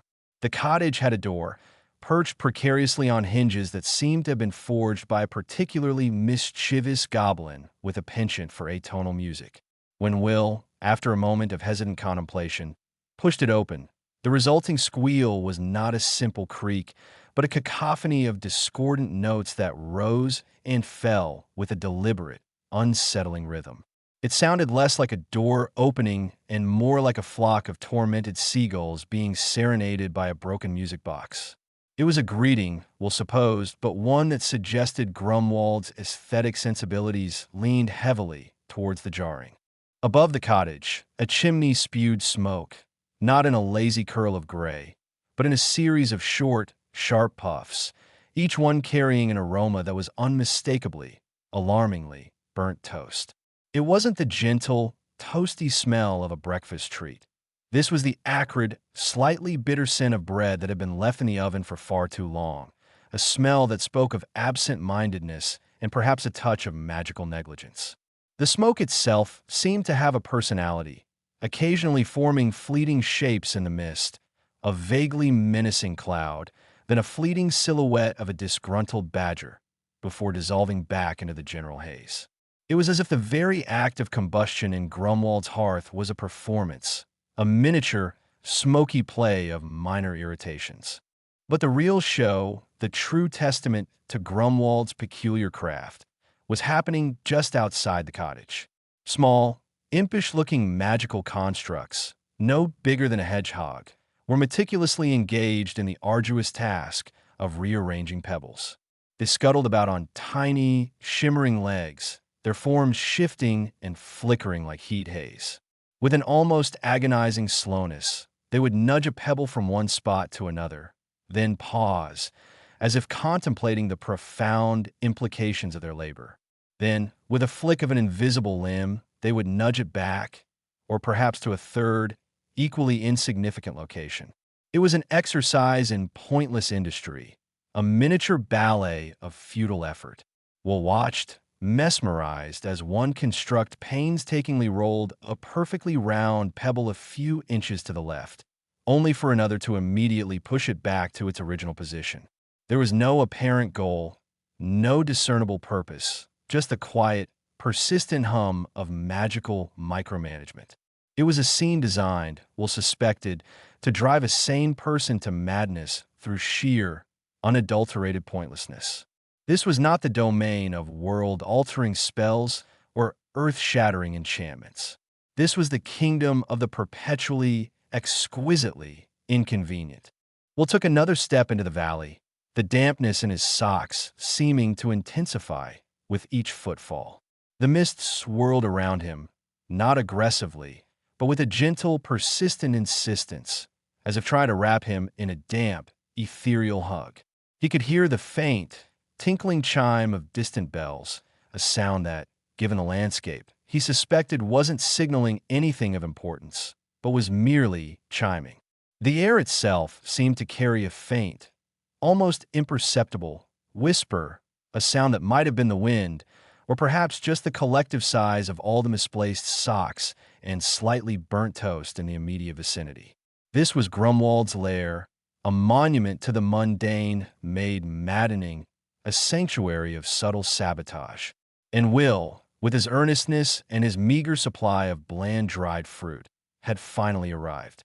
He felt a strange mixture of trepidation and an almost giddy sense of wonder. He had heard tales of Grumwald's magic, of the way it subtly warped reality, of its focus on the trivial rather than the titanic. But seeing it, feeling it, breathing it in, it was something else entirely. It was a form of magic that didn't inspire awe, but a kind of bewildered respect.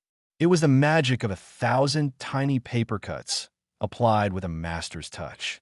He approached the cottage cautiously, his boots crunching softly on the path, which itself seemed to be composed of an odd assortment of pebbles, some smooth, some jagged, all arranged in a pattern that defied any logical sense of comfort.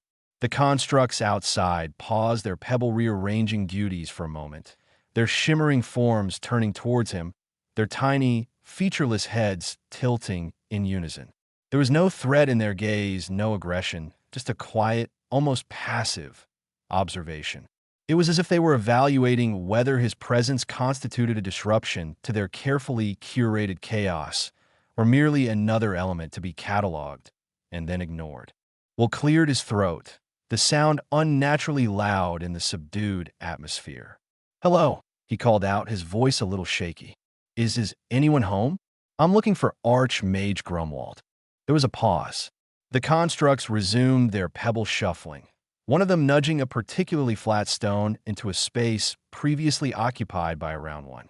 The smoke from the chimney puffed out a particularly acrid cloud, momentarily obscuring the already hazy view of the cottage's upper window. Then, from within the cottage, a sound emerged that was, in its own peculiar way, as distinctive as the squealing hinges or the chiming leaves. It was a soft, rhythmic thump-thump-thump.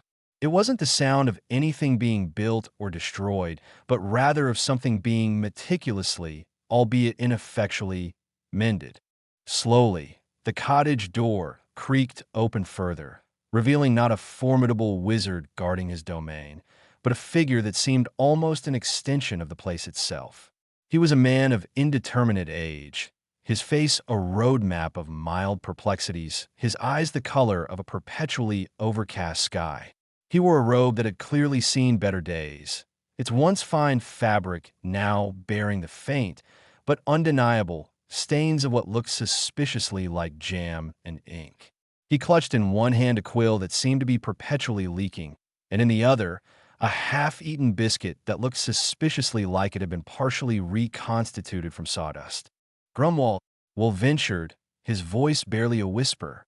The man blinked slowly, as if the act of focusing on Will required a Herculean effort. "Yes," he replied, his voice a soft, unhurried murmur, like the sound of dust settling. "And you are?" "Will," he offered, holding out his hand, then retracting it awkwardly when he realized Grumwald was more interested in the biscuit.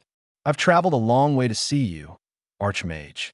Grumwald took a thoughtful bite of his biscuit, chewing with a slow, deliberate cadence. "A long way," he mused, his gaze drifting towards the pebbles being shuffled by the constructs. Most people just get lost on the way." or find themselves inexplicably convinced they're a teapot. You seem to have retained your fundamental shape, which is mildly surprising. He then gestured vaguely with his quill, leaving a small ink splotch on the damp sleeve of his robe. Cool mean. Mind everything, really. It tends to have its own ideas. Will stepped across the threshold, and the full character of Grumwald's lair assaulted his senses.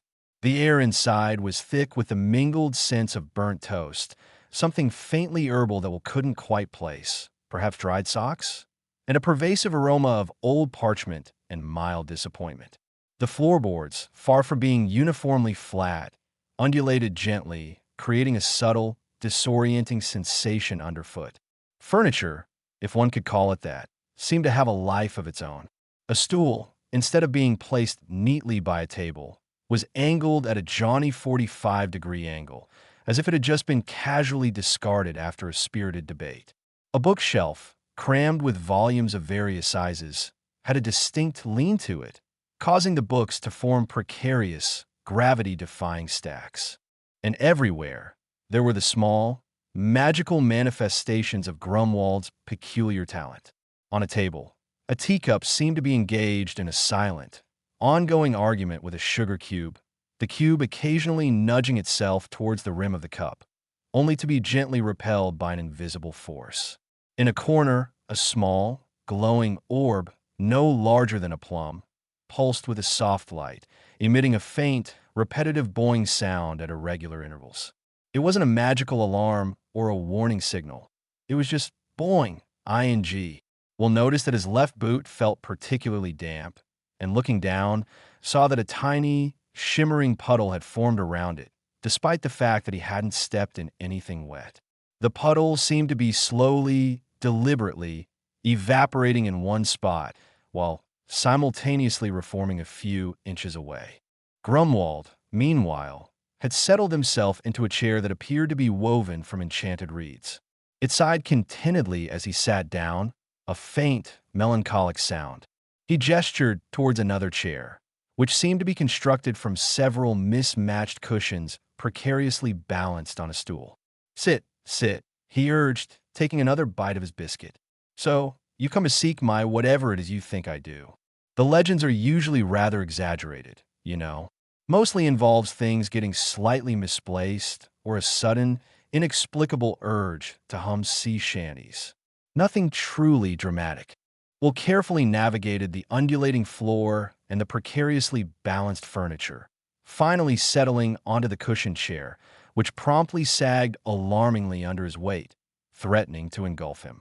He clutched his satchel, the bland dried fruit suddenly feeling very inadequate as a weapon or a bargaining chip against whatever subtle enchantments this place held. The tales speak of your power, archmage, Will said, trying to keep his voice steady. They say you can influence things, to make them different.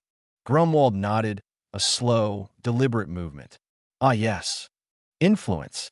A very polite word for it. I prefer minor adjustments. Or perhaps gentle nudges. You see, grand magic, the sort that shatters mountains and rearranges continents, it's so unsubtle, so terribly loud. And frankly, it's exhausting. Much more satisfying to, say, ensure that all the doorknobs in a castle spontaneously turn into perfectly ripe plums for an hour. Or to make sure that every shoe a certain duke owns develops an inexplicable aversion to being polished. The ripple effect of such things, the quiet exasperation, the sheer inconvenience, it's an art form, really. He gestured with his ink-stained quill towards the window, where the mist seemed to be thickening, its edges shimmering with an almost iridescent quality. Take this mist, for instance. Most people think it's just weather, but it's not. It's a carefully curated ambience. It's designed to make you feel slightly disoriented, to make you second-guess your own sense of direction. It's the first step in a carefully orchestrated symphony of minor annoyances. And the pebbles outside? They're learning about spatial relationships. Or perhaps they're just enjoying the scenery. It varies. Will looked at the pebble-shuffling constructs again. They seemed entirely absorbed in their task, their shimmering forms flickering with focused, if inexplicable, intent. He noticed that one of them had just nudged a pebble so that it was precisely half an inch from another pebble. It was a level of precision that was both remarkable and utterly pointless. The air around them seemed to hum with a silent, concentrated effort, the sound of 1,000 tiny gears turning in a mechanism that served no discernible purpose. "So, you're saying your magic is deliberately inconvenient?" Will asked, trying to wrap his head around the concept. Grumwald chuckled, a dry, rustling sound, like leaves skittering across a pavement. "Precisely. Why waste immense power on reshaping the world when you can so effectively reshape the immediate experience of those within it? It's about the subtle shift, the unexpected snag, the moment when you realize that your perfectly ordinary day has been imbued with an inexplicable layer of mild absurdity. Take that teapot over there," he said, pointing to the argumentative teacup. "It's been convinced for weeks that it's a very important hat. Quite inconvenient for brewing tea, as you can imagine. It keeps trying to perch on the sugar cube's head. And the sugar cube, bless its crystalline heart, is convinced it's a very small, very opinionated badger. It keeps chittering at the teacup. Quite the drama." Will stared at the teacup and the sugar cube. He could almost see it now. The teacup, attempting to balance precariously, and the sugar cube, a tiny white lump of defiance, bristling with imagined indignation. It was a scene that would be utterly ridiculous if it weren't happening with such earnest, albeit misplaced, conviction. This was the essence of Grumwald's magic, he realized. Not destructive force, but a pervasive influence that warped the mundane into the magnificently maddening. It was the magic of 1,000 tiny inconveniences woven together into a rich tapestry of mild exasperation. And the burnt toast smell? Will ventured, emboldened by the archmage's surprisingly amiable demeanor. Grumwald waved his biscuit vaguely. "Ah, that. A minor enchantment on the hearth. It ensures that every time the fire is lit, there's a 73.4% chance that the immediate aroma will be of slightly overdone toast. It keeps things grounded. Reminds us that even in the realm of arcane arts, one can still appreciate the simple pleasures of a perfectly adequate breakfast. Or, in this case, a perfectly inadequate one. It's all about perspective, you see." Will felt a strange sense of calm settling over him, despite the undulating floor and the conversational crockery. Grumwald wasn't a fearsome sorcerer from legend. He was a man who had clearly dedicated his life to the art of gentle, persistent annoyance. And in that dedication, there was a certain peculiar kind of genius. It was the genius of knowing that sometimes the most profound impact isn't made by a thunderbolt, but by a single, misplaced sock or a teacup that insists on wearing itself as a hat.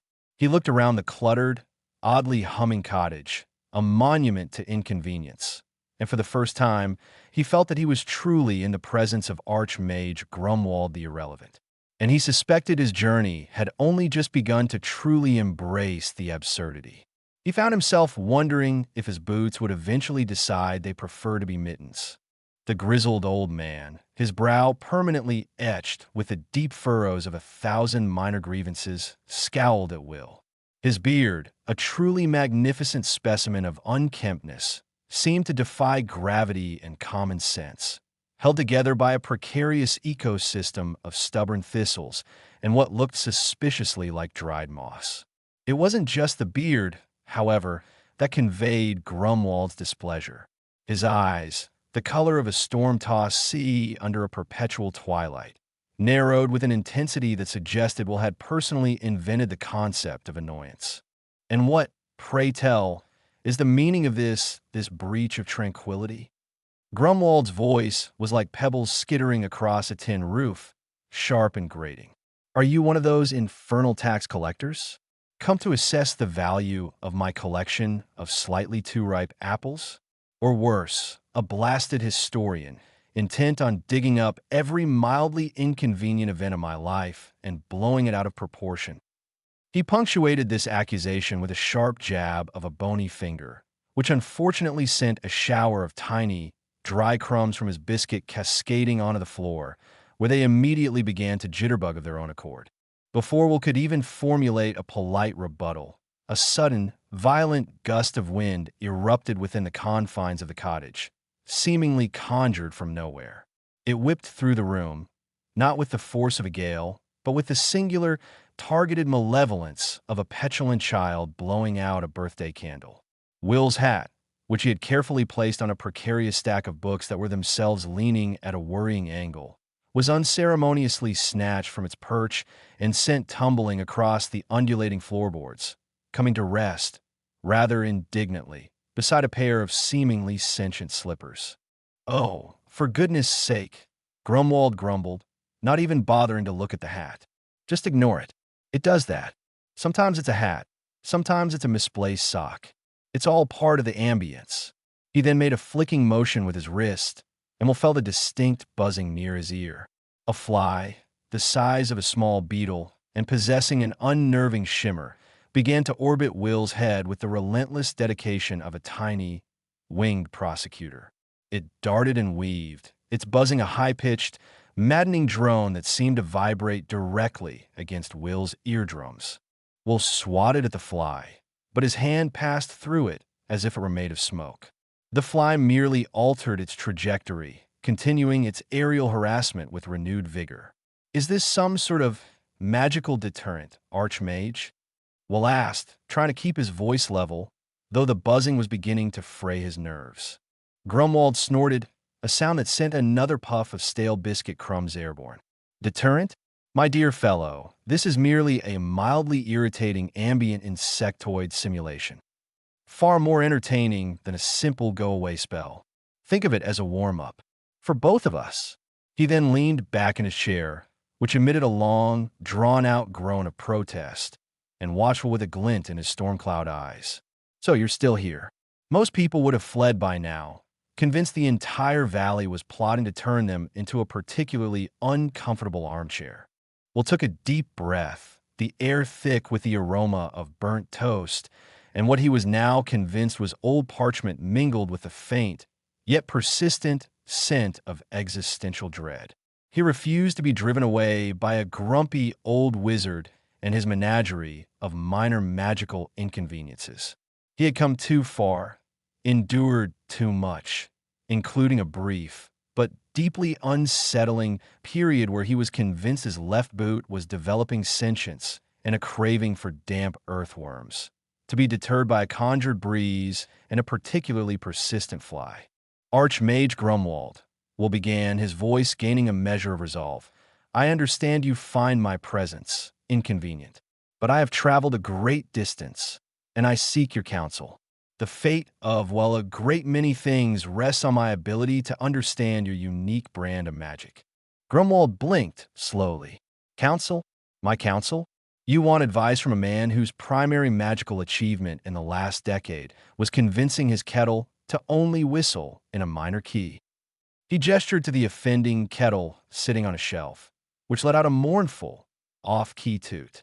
"It's a lovely sound, in a profoundly depressing sort of way, but hardly world-altering, wouldn't you agree?" The fly, as if sensing Will's growing frustration, buzzed closer, its tiny legs tapping in a regular rhythm against his cheek. Will resisted the urge to flinch. "The legends, sir," he pressed on, "they speak of your mastery over subtle influences, of your ability to shift the very fabric of everyday reality, not with brute force, but with 1,000 tiny nudges. They say you can make a king doubt his own crown, or a dragon decide it would rather knit than hoard gold." Grumwald's lip twitched, a flicker of something that might have been amusement, or perhaps just indigestion. "Ah, the dragon who knits incident," he mused, stroking his thistle-laden beard. "That was an unfortunate misunderstanding.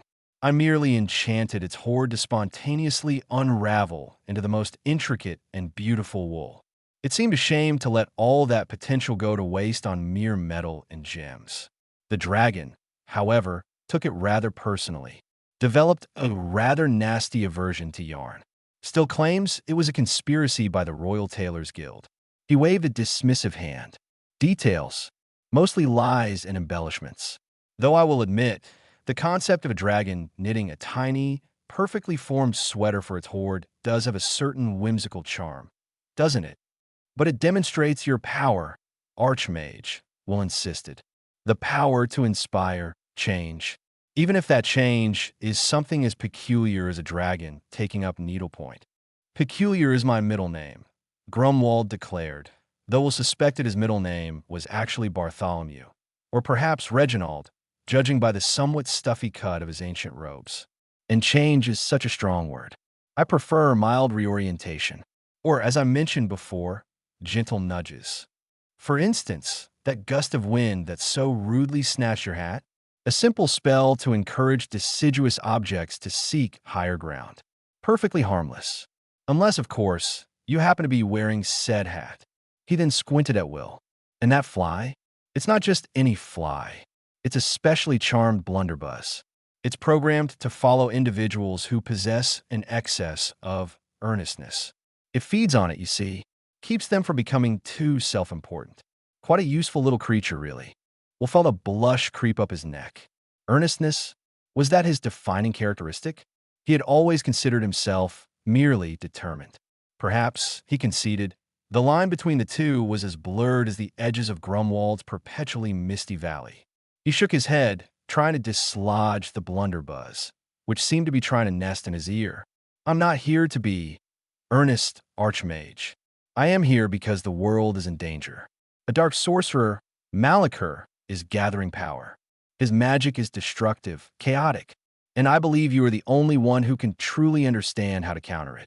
Grumwald sighed, a sound that seemed to carry the weight of centuries of minor irritations.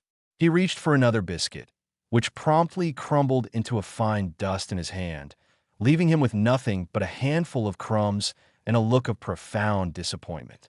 Malachur, he repeated, as if the name were an unpleasant taste in his mouth. Yes, I've heard of him. Always with the fire and brimstone, isn't he? So unsubtle, so terribly loud. Frankly, it's all rather passé, isn't it? These grand gestures of evil. Where's the artistry? Where's the quiet, insidious charm? He gestured with his crumb-laden hand towards the window. Look at that mist. It's been like this for weeks. Some might call it atmospheric. I call it a carefully crafted illusion of obscurity. It makes people hesitant to venture too far, to explore too boldly. It encourages contemplation, and sometimes a bit of mild existential angst, all leading to a certain lack of proactive interference with my own carefully curated routines. He then turned his gaze back to Will, his expression one of deep, abiding skepticism. And you expect me, a master of the art of making things subtly inconvenient, to engage in a direct, head-on confrontation with a man who presumably enjoys blowing things up? Not directly, perhaps, Will said, choosing his words carefully, but your understanding of how to disrupt and subtly alter outcomes. Malachur's power, while immense, relies on predictability, on overwhelming force. Your magic, from what I understand, thrives on the unexpected, the trivial, the irrelevant. If you could find a way to introduce that into his plans, to create enough small, unmanageable problems, perhaps his grand scheme would falter. Grumwald was silent for a long moment, his gaze fixed on the blunderbuss, which had now taken to attempting to tickle Will's nose. He made another minuscule flick of his wrist, and the fly suddenly, inexplicably, began to spin in tight, dizzying circles, emitting a high-pitched whirring sound. Irrelevant, Grumwald murmured, the words seeming to hang in the air like a wisp of burnt toast smoke. Yes, the irrelevant is a powerful force, far more insidious than any dragon's hoard. It's a misplaced key, the untied shoelace, the sudden, inexplicable craving for pickled onions. These are the things that truly unravel a person's day, wouldn't you agree? He leaned forward, a glint in his eye that Will had not seen before. It wasn't the malevolence of a dark sorcerer, nor the simple grumpiness of an old man, but the keen, calculating spark of a master craftsman presented with a particularly intriguing, if slightly bothersome, project. Malachur, you say, gathering power, relies on predictability? He chuckled, a dry, rasping sound. How dull. Predictability is the enemy of all true art. And what is evil, if not an art form, albeit a rather crude and unsubtle one.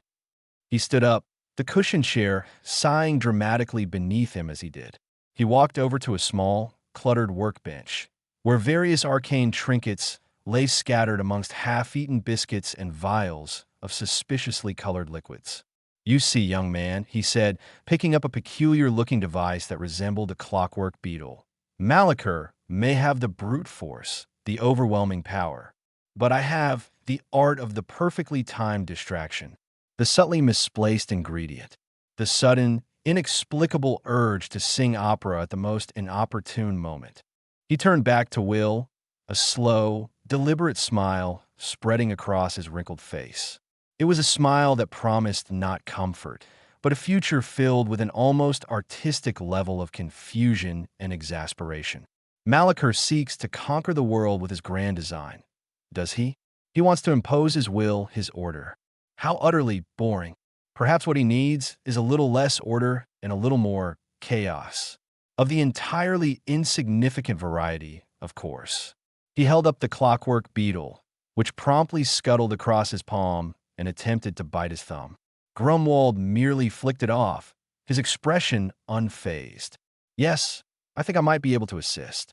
After all, someone has to remind the universe that true power lies not in grand pronouncements, but in the quiet, persistent hum of 1,000 perfectly executed minor inconveniences."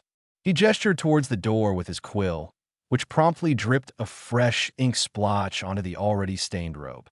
"Now, if you'll excuse me, I have a certain dark sorcerer's meticulously planned invasion to subtly reorient." Will, however, remained remarkably unruffled by the whirlwind of meteorological mischief and the persistent, buzzing attentions of the blunderbuss. The archmage's pronouncements, delivered with the theatricality of a particularly dramatic raven perched on a fence post, were merely prelude to the real conversation. He had journeyed for weeks, battled sentient brambles, and navigated rivers that seemed to have a personal vendetta against buoyancy, all for this moment. He stood his ground, a beacon of unwavering, almost absurd, earnestness in the face of Grumwald's meticulously crafted chaos. "Archmage Grumwald," Will began, his voice steady, cutting through the hum of the fly and the faint, melancholic sigh of the kettle. "I understand your unique approach to magic, the subtle reorientations, the gentle nudges. They are indeed fascinating. But my journey here is not merely for intellectual curiosity. I seek power, yes, but not for the sake of conquest or grand pronouncements. I seek it to protect, to defend against threats that do not concern themselves with the art of misplaced keys or untied shoelaces." He took a breath, the air thick with the scent of dust, and something that Will was beginning to suspect was the lingering aroma of magical procrastination. "The truth is, Archmage, I have no innate magical talent. No mana to speak of. My own abilities in that regard are negligible. A spark, perhaps, at best, that flickers and dies before it can even ignite. Yet, my dream, my deepest aspiration, is to become an archmage, to wield the kind of power that can truly make a difference. And from all the legends, from all the whispers in taverns and the hushed tones of scholars, it is your magic, your art, that holds the key to understanding how such power can be achieved, even without the inherent gifts." Grumwald blinked, his storm cloud eyes narrowing to skeptical slits. He let out a puff of air that rustled his beard, dislodging a particularly determined-looking thistle. "No mana," he echoed, the words dripping with incredulity. "You have no inherent magical talent, and you wish to become an archmage? Young man, that is like wishing to become a master chef with a palate that recoils at the very thought of seasoning, or a renowned bard with a voice that sounds suspiciously like a strangled goose." He gestured to the kettle, which offered another plaintive, off-key note. "My magic, as you so eloquently put it, is not for the glory seeker. It is for those who understand that the greatest victories are often won in the most insignificant skirmishes. It's for those who appreciate the profound impact of a well-timed sneeze or the devastating consequence of a misplaced comma. It's about the subtle art of making life inconveniently interesting." He then settled back into his chair, which groaned in protest, and regarded Will with an expression that mingled amusement with a deep-seated weariness. Archmage. The title itself implies a certain gravitas, a command of potent energies. You come to me, lacking the very essence of what makes an archmage, and declare you wish to become one. It's rather like a pebble declaring it wishes to become a mountain. The ambition is admirable, I suppose, in its sheer, unadulterated audacity. But the reality, well, the reality is somewhat less inspiring. Grumwald then embarked on a lengthy and, frankly, rather meandering discourse on the nature of magical aptitude. He spoke of the innate resonance with arcane energies, the cosmic hum that certain individuals were born to perceive, and the gentle ebb and flow of mana that allowed one to sculpt reality. He compared it to a musician's ear for pitch, a painter's eye for color, or a baker's instinct for the perfect rise of dough. Some, he declared, waving a hand dismissively, are born with the magic coursing through their veins like a particularly vigorous river. Others, he paused, gesturing at Will with a crumb-laden finger, well, they're more like a parched desert, occasionally blessed by a fleeting dewdrop of potential, but largely arid. He continued, detailing the various types of magical disciplines, from the flamboyant pyrotechnics of the elementalists to the subtle manipulations of the illusionists and the arcane complexities of the enchanters. Each, he explained, required a certain fundamental aptitude, a foundational spark. And you, my earnest young friend, he concluded, his tone almost mournful, appear to possess the magical equivalent of a damp match. It might sputter. It might even produce a wisp of smoke. But ignite a bonfire? Unlikely. To become an archmage without mana is like trying to build a castle without stones. You might have a grand design, a magnificent blueprint, but the structure itself will never rise. Will listen patiently, his expression unwavering. He had heard similar pronouncements before, albeit usually delivered with less flair and a lot less accompanying ambient insectoid simulation. He understood the conventional wisdom. He had seen the dismissive glances, the pitying sighs. But Grumwald's words, though dismissive, also carried a different undertone. He spoke of art, of craft, of the subtle. These were not the words of someone who believed in brute force or innate superiority. They were the words of someone who appreciated skill, dedication, and perhaps a certain stubborn refusal to accept limitations. Archmage, Will interjected softly, when Grumwald finally paused to adjust his spectacles, which had a tendency to slide down his nose, threatening to join the precarious stack of books. I appreciate your honesty, and I understand the challenges. But perhaps the legends that speak of your magic do not speak of innate power, but of understanding, of knowing how to work with the world rather than commanding it. Your magic, you say, is about subtle influences, about reorienting and nudging.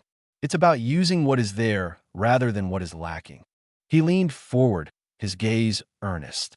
Malaker's power is overwhelming, yes, but it is also brute force. It is predictable. It is loud. My own lack of mana, while a significant impediment, also means I am not beholden to the traditional paths of power. I have no mana reserves to deplete, no arcane pathways to forge. Perhaps I can learn to be a different kind of mage. One who uses your principles not to achieve great feats of power, but to create the small, consistent disruptions that can, as you say, unravel a day. Or, perhaps, a dark sorcerer's grand plan. He then added, with a disarming honesty that seemed to catch Grumwald slightly off guard. I am not afraid of inconvenience, Archmage. I have sought out your wisdom precisely because I understand that the path to true understanding is rarely straightforward. It is often messy, frustrating, and requires an almost unreasonable amount of persistence. If your magic thrives on the subtle and the inconvenient, then perhaps my own inherent characteristic, my earnestness, as you called it, is not a weakness, but a foundational element. Grumwald stroked his beard, a faint, almost imperceptible smile playing on his lips. The blunderbuss, which had been diligently attempting to scale Will's ear, suddenly veered off course as if struck by an invisible force field, buzzing indignantly towards a half-eaten biscuit on the table. Grumwald made a small, almost imperceptible gesture, and the flies seemed to become mesmerized by the crumbs, darting and weaving around them with renewed, if slightly less directed, vigor. Persistence, Grumwald mused, the word rolling around in his mouth like an unfamiliar flavor. Yes, you certainly have that in spades. Most people, faced with a gust of wind that steals their hat and a fly programmed to critique their personality, would have fled back to the comforting predictability of a well-trodden path. They would have decided the archmage was either mad or merely eccentric, and that their quest was best abandoned. He picked up a small, intricately carved wooden bird from his workbench, its wings folded neatly. But you stayed. You spoke of malachor, of protection, of a different path. You didn't shy away from the prospect of a challenge, even one as seemingly insurmountable as your own lack of magical endowment. He tossed the wooden bird into the air. It flapped its wings twice and then soared towards the window, not through it, but along its surface, as if it were a tangible path. It circled the room once, then landed back on Grumwald's palm, its wings folding perfectly. This little fellow, Grumwald explained, is enchanted to only fly on the lines of least resistance, a useful spell for certain types of logistical planning, or for annoying people who insist on straight lines. It's all about understanding the inherent properties of things and coaxing them into behaving slightly differently. He looked at Will, his expression shifting from one of amused skepticism to something akin to thoughtful consideration. You speak of understanding what is there, of working with the world. That is in essence the heart of my magic. It is not about bending reality to my will, but about understanding its myriad, often contradictory currents, and then suggesting a slight deviation, a gentle rerouting, a timely, albeit entirely insignificant, detour. He sighed, a long, drawn-out sound that seemed to carry the weight of 1,000 minor annoyances. The truth is, young man, the world is a vast and complex tapestry, and while some seek to weave grand designs with threads of pure power, others, like myself, prefer to meticulously unravel the fringes, to introduce a few well-placed knots, to ensure that no single thread becomes too dominant, too predictable. He tapped a finger on the workbench. Malachor, with his overwhelming force, is attempting to weave a single, dominant thread across the entire tapestry. He seeks order. He seeks control. How utterly tedious. A glimmer of something akin to exasperation, or perhaps even a hint of genuine interest, flickered in Grumwald's eyes. You want to become an archmage without mana. You want to counter a force of overwhelming destruction with the art of the inconvenient. You are persistent. You are earnest. And frankly, he admitted with a grudging sigh, you're the most interesting interruption to my meticulously planned schedule that I've had in decades. He stood up, the chair giving a final, weary creak. He paced a few steps, his ancient robes swishing around his ankles, stirring up a small cloud of dust motes that danced in the dim light. The legends, he continued, his voice now carrying a new, if still reluctant tone, speak of my magic as being inscrutable, complex, and often utterly baffling.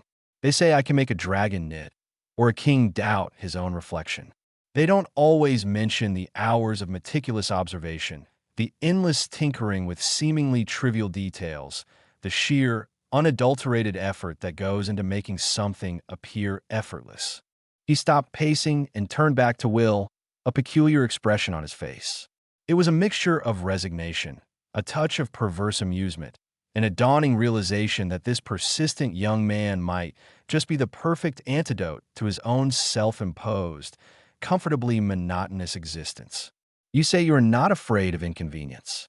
You embrace it. You see it as a path. Very well. Very intriguingly well. He extended a bony finger, pointing towards a vast, overflowing hamper in the corner of the room. It was a truly monstrous thing, bulging with a chaotic jumble of fabric. Socks. Hundreds, perhaps thousands of them. all of them seemingly disconnected from their original partners. Their colors faded, their textures varied, their patterns a bewildering assault on the senses. "There," Grumwald declared, his voice taking on a theatrical flourish, "is my collection of mismatched socks. A monument to entropy, a testament to the inevitability of things going astray. They are categorized, you see, by absolutely no discernible logic whatsoever. Some are wool, some are cotton, some feel suspiciously like spun spider silk. Some are the color of faded twilight. Others are a vibrant, almost aggressive shade of mustard. They are, in short, the epitome of maddening futility." He gestured grandly towards the hamper. "Your task, if you truly wish to learn the art of the subtle and the inconvenient, if you truly believe you can embrace a path that requires an almost masochistic dedication to detail, is this: sort them. Sort them by color. Sort them by texture. Repair them, if you can find any semblance of a match. Create order from this glorious, fabric-based chaos. Make them sensible." He then leaned back against his workbench, crossing his arms. A faint, almost smug smile played on his lips. "This, young Will, is not a task for the faint of heart. It is a trial by textile. It has driven stronger, more magically inclined individuals to despair. They have wept. They have gnashed their teeth. They have questioned their life choices. Some have even been known to spontaneously combust from sheer frustration. It is a task designed to break even the most determined spirit, to reveal the futility of imposing order where none exists." Grumwald watched Will, a spark of something that might have been mischief, or perhaps just the anticipation of witnessing a truly spectacular meltdown, dancing in his eyes.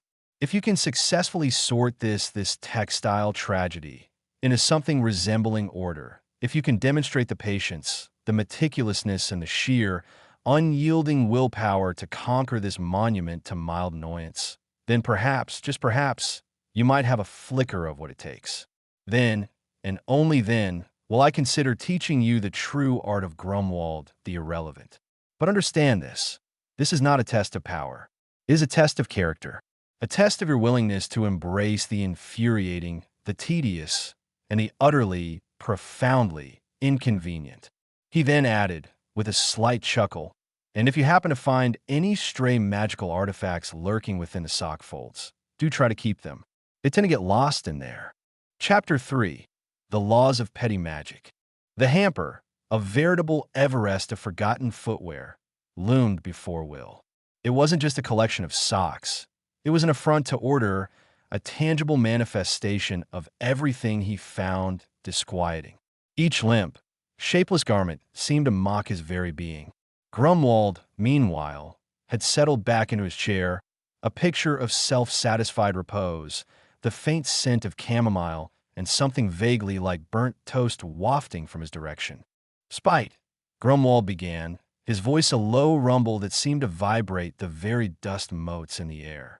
"It's the foundation, you see, the bedrock upon which all truly effective petty magic is built. Forget your mana pools, your elemental affinities, your celestial alignments.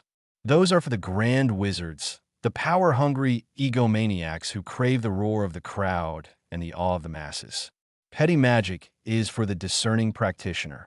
It's for those who understand that the true measure of a spell is not in its destructive potential, but in its capacity to induce a low-grade, persistent hum of irritation." Will, who had tentatively reached for a sock that resembled a particularly sad shade of gray marl, paused. "Spite," he echoed, his brow furrowed. "But I don't understand. Spite it's a negative emotion. It's something to be overcome, not embraced." He thought of his mother's gentle admonishments, her constant encouragement to see the good in people, to offer a helping hand. Spite felt like the antithesis of everything he'd been taught. Grumwald chuckled, a dry, rustling sound like autumn leaves skittering across flagstones. "Ah, yes, the kindness mantra. Noble, I suppose, but utterly impractical when faced with the sheer, unadulterated idiocy that permeates this world. Spite, young Will, is merely a refined form of focused displeasure. It's the quiet seething when someone cuts you off in traffic, the silent fuming when your neighbor's dog barks incessantly, the simmering resentment when the barista misspells your name for the fifth time in a row. These are not merely fleeting emotions. They are power. They are the raw, untapped energy that fuels the most exquisite of petty enchantments. He gestured towards the hamper with a flourish. Take these socks, for instance. Each one represents a minor domestic tragedy. A lost partner, a forgotten wash day, a desperate scramble to find a matching pair before an important meeting. The sheer accumulation of these tiny frustrations, the collective sigh of countless individuals facing the daily indignity of an incomplete sock drawer. That is the wellspring of power. When you coax a spell from this textile purgatory, you are not drawing upon some mystical wellspring. You are tapping into the aggregated annoyance of humanity. You are channeling their collective ugh. Will stared at the sock in his hand. It was a faded navy blue, with a small, almost imperceptible hole near the heel. He couldn't imagine feeling spite towards it. He felt a vague sense of pity, perhaps, for its lone status. But spite? It felt like trying to get angry at a particularly stubborn dust bunny. But archmage, Will ventured, his voice still laced with genuine confusion. How can you harness such a thing? How do you direct displeasure? My own feelings are generally geared towards solving problems, towards making things better. If someone is upset, I want to comfort them. If something is broken, I want to fix it. The idea of intentionally making someone more upset, even in a small way, is counterintuitive. Grumwald leaned forward, his eyes twinkling with a mischievous light that Will found both disconcerting and oddly compelling. That, my dear boy, is where the art comes in. It's not about unleashing a torrent of pure hatred. Oh no, that would be crude. That would be unsubtle. Petty magic is about precision. It's about the art of the perfectly placed pebble in someone's shoe, the precisely timed sneeze during a crucial moment, the infinitesimally annoying squeak that emanates from an otherwise silent object. It's about disrupting the smooth flow of someone's day with the surgical precision of a particularly spiteful surgeon. He picked up a quill from his desk and began to doodle on a scrap of parchment. The doodle, Will noticed, was a surprisingly accurate, albeit miniature, rendition of a particularly disgruntled-looking badger. Imagine, if you will, a wizard attempting to cast a grand fireball. He needs hours of preparation, incantations, gestures, and a significant chunk of his mana reserves. He might incinerate a small village. Impressive, perhaps, but ultimately rather messy. Now, imagine the same wizard about to deliver a world-altering pronouncement, and at that precise moment his robes get caught on a conveniently placed nail. A minor inconvenience, yes, but it breaks his concentration. It makes him look undignified. It plants a seed of doubt, a flicker of annoyance in the minds of his audience. And that, young Will, is petty magic at its finest. The fireball is brute force. The snagged robe is elegance. Will picked up another sock, this one a lurid shade of neon green with little cartoon aliens on it. He tried to summon a feeling of annoyance. He imagined someone wearing these socks with an otherwise sensible outfit. He tried to feel the prickle of disapproval. It felt forced. It felt like trying to taste something that wasn't there. He was used to conjuring feelings of empathy, of determination, of hope. These were all positive forces, energies that felt natural and easy to access. Spite, however, felt like trying to swim against a powerful current. So, the more someone is inconvenienced, the stronger the magic? Will asked, his voice hesitant. The more they are made to feel flustered? Precisely, Grumwald exclaimed, slapping his knee. It's a feedback loop of frustration. You cast a spell to tie someone's shoelaces together. They stumble. They become annoyed. Their annoyance, their fleeting peak, feeds back into the enchantment, making it stronger, allowing you to perhaps tie their other shoelace when they're not looking. It's a beautiful, self-perpetuating cycle of minor aggravation. Think of it as a magical ecosystem, where annoyance is the primary food source. He leaned back, stroking his beard thoughtfully. The traditional mages, they strive for power. They want to move mountains, to command armies, to shape destiny. Admirable in its own way, I suppose, but frankly rather exhausting and prone to spectacular failures. One wrong incantation, one misjudged ley line, and suddenly you have a kraken in your teacup or a permanent rain shower over your meticulously manicured lawn. Petty magic, on the other hand, is about control. It's about exerting your will in small, insidious ways. It's about ensuring that life, for certain individuals, is just a little bit more difficult than it needs to be. Will, despite his reservations, found himself intrigued by the sheer audacity of it. He had always believed that true power lay in strength and in the ability to overcome obstacles. But Grumwald was suggesting a different path, a path that involved embracing those very obstacles, not to vanquish them, but to wield them. But archmage, Will persisted, his mind wrestling with the concept. If it's about making others annoyed, won't that corrupt the caster? Won't it make me bitter? Angry? He thought of the legends of dark sorcerers, consumed by their own malevolence. He didn't want to become one of them. Grumwald waved a dismissive hand. Corruption? Nonsense. That's the purview of those who dabble in truly heinous magic, like mandatory PowerPoint presentations or the invention of lukewarm coffee. Petty magic is about precision, not malice. It's about the art of annoyance. The best petty mages are not inherently cruel. They are simply observant. They recognize the small fissures in the facade of everyday life, and they gently, ever so gently, widen them. They appreciate the humor in a well-executed prank, the satisfaction of a perfectly timed distraction. It's less about wanting to inflict suffering and more about wanting to see what happens when you poke a grumpy badger with a stick. For science, of course. He gestured again to the hamper. These socks. Imagine trying to pair them. You spend hours meticulously folding and matching, only to discover that the one sock you were missing has been hiding in your pocket the entire time, or that a perfectly good pair has been inexplicably dyed pink in the wash. The frustration, the wasted effort, that's the fuel. And the spell?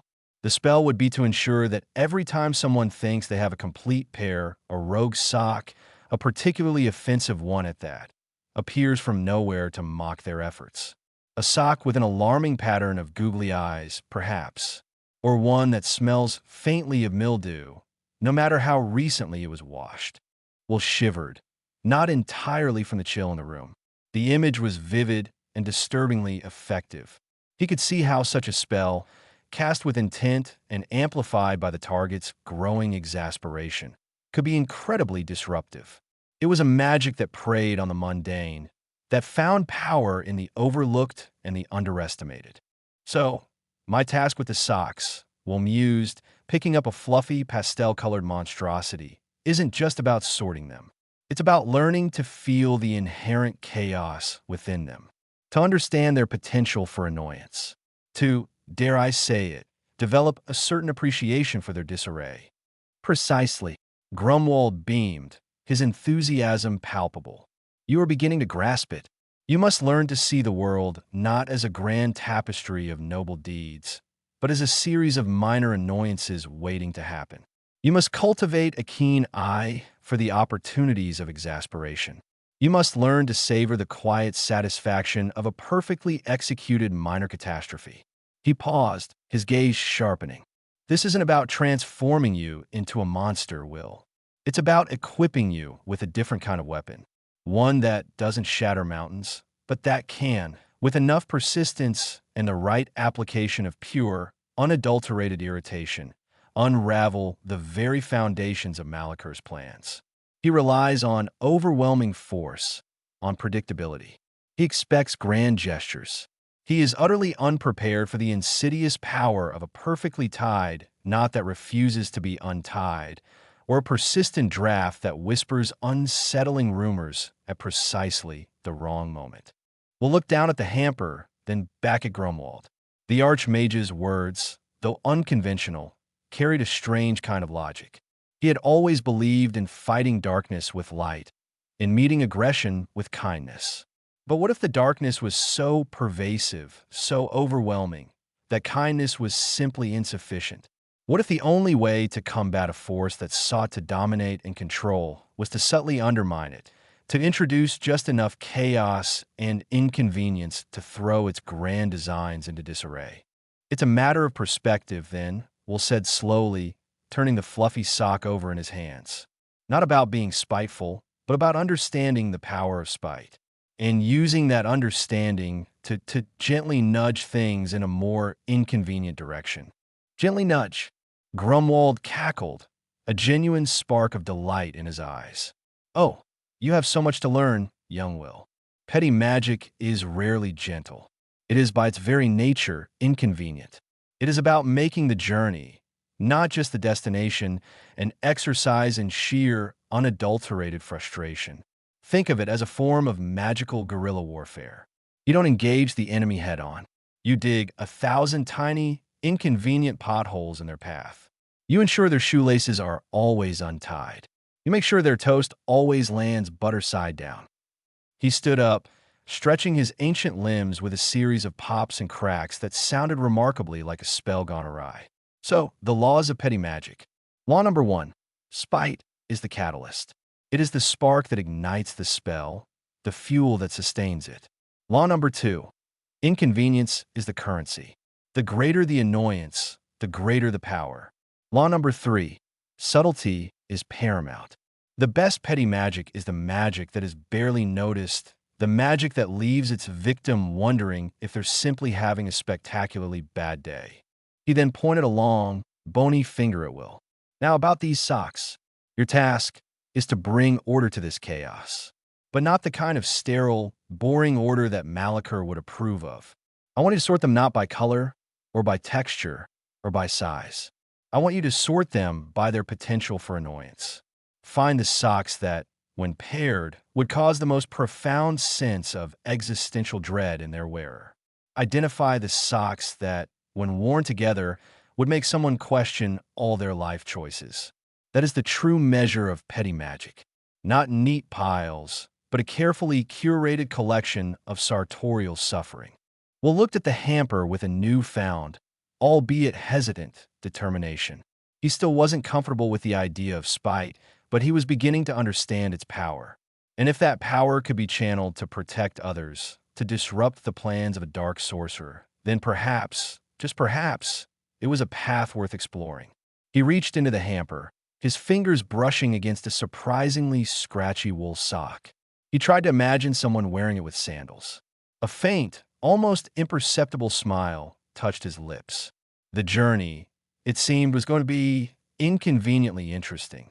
The air in Grumwald's study, already thick with the scent of aged parchment and brewing discontent, seemed to hum with a new, subtle energy. Will, still wrestling with the concept of weaponized vexation, watched as the archmage, with an almost imperceptible flick of his wrist, gestured towards Will's sturdy, well-worn boot. There was no dramatic flourish, no booming incantation, just a quiet, deliberate motion. Will felt a faint tug at his ankle, a sensation so trivial he almost dismissed it. Then, with a soft thwip, the perfectly tied lace of his left boot unraveled, the ends splaying out like startled worms. He stared at it, a familiar, weary annoyance bubbling within him. This was the 4th time this particular bootlace had decided to rebel since he'd arrived. He'd retied it each time, a small, automatic gesture that had become as ingrained as breathing. "Observe," Grumwald said, his voice low and almost conversational, yet carrying the weight of significant magical intent. "The Grand Wizards would have you believe that true power lies in sundering mountains, in conjuring storms, in bending the very fabric of reality to their will.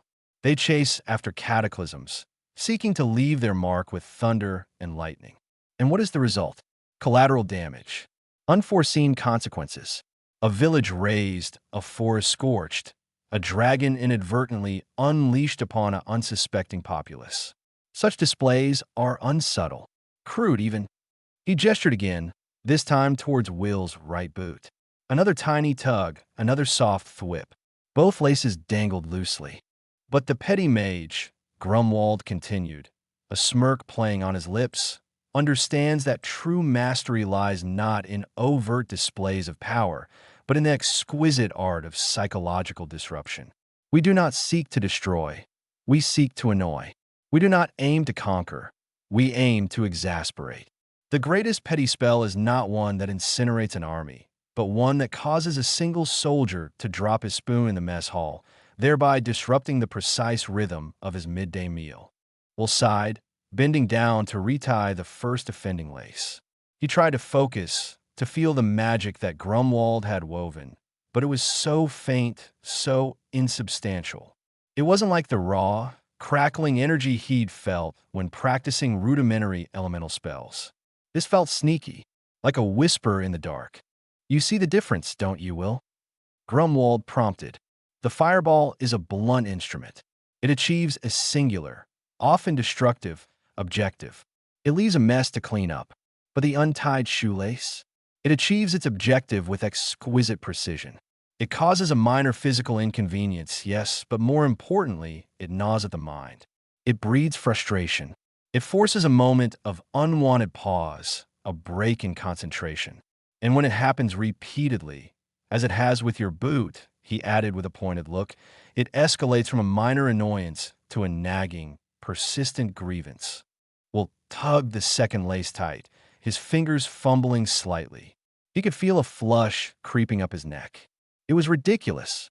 He was an apprentice mage, capable of conjuring minor illusions and igniting small flames. He shouldn't be flustered by a shoelace. Yet he was. The sheer repetition, the casual way Grumwald seemed to be able to undo his efforts with such little apparent exertion, was getting under his skin.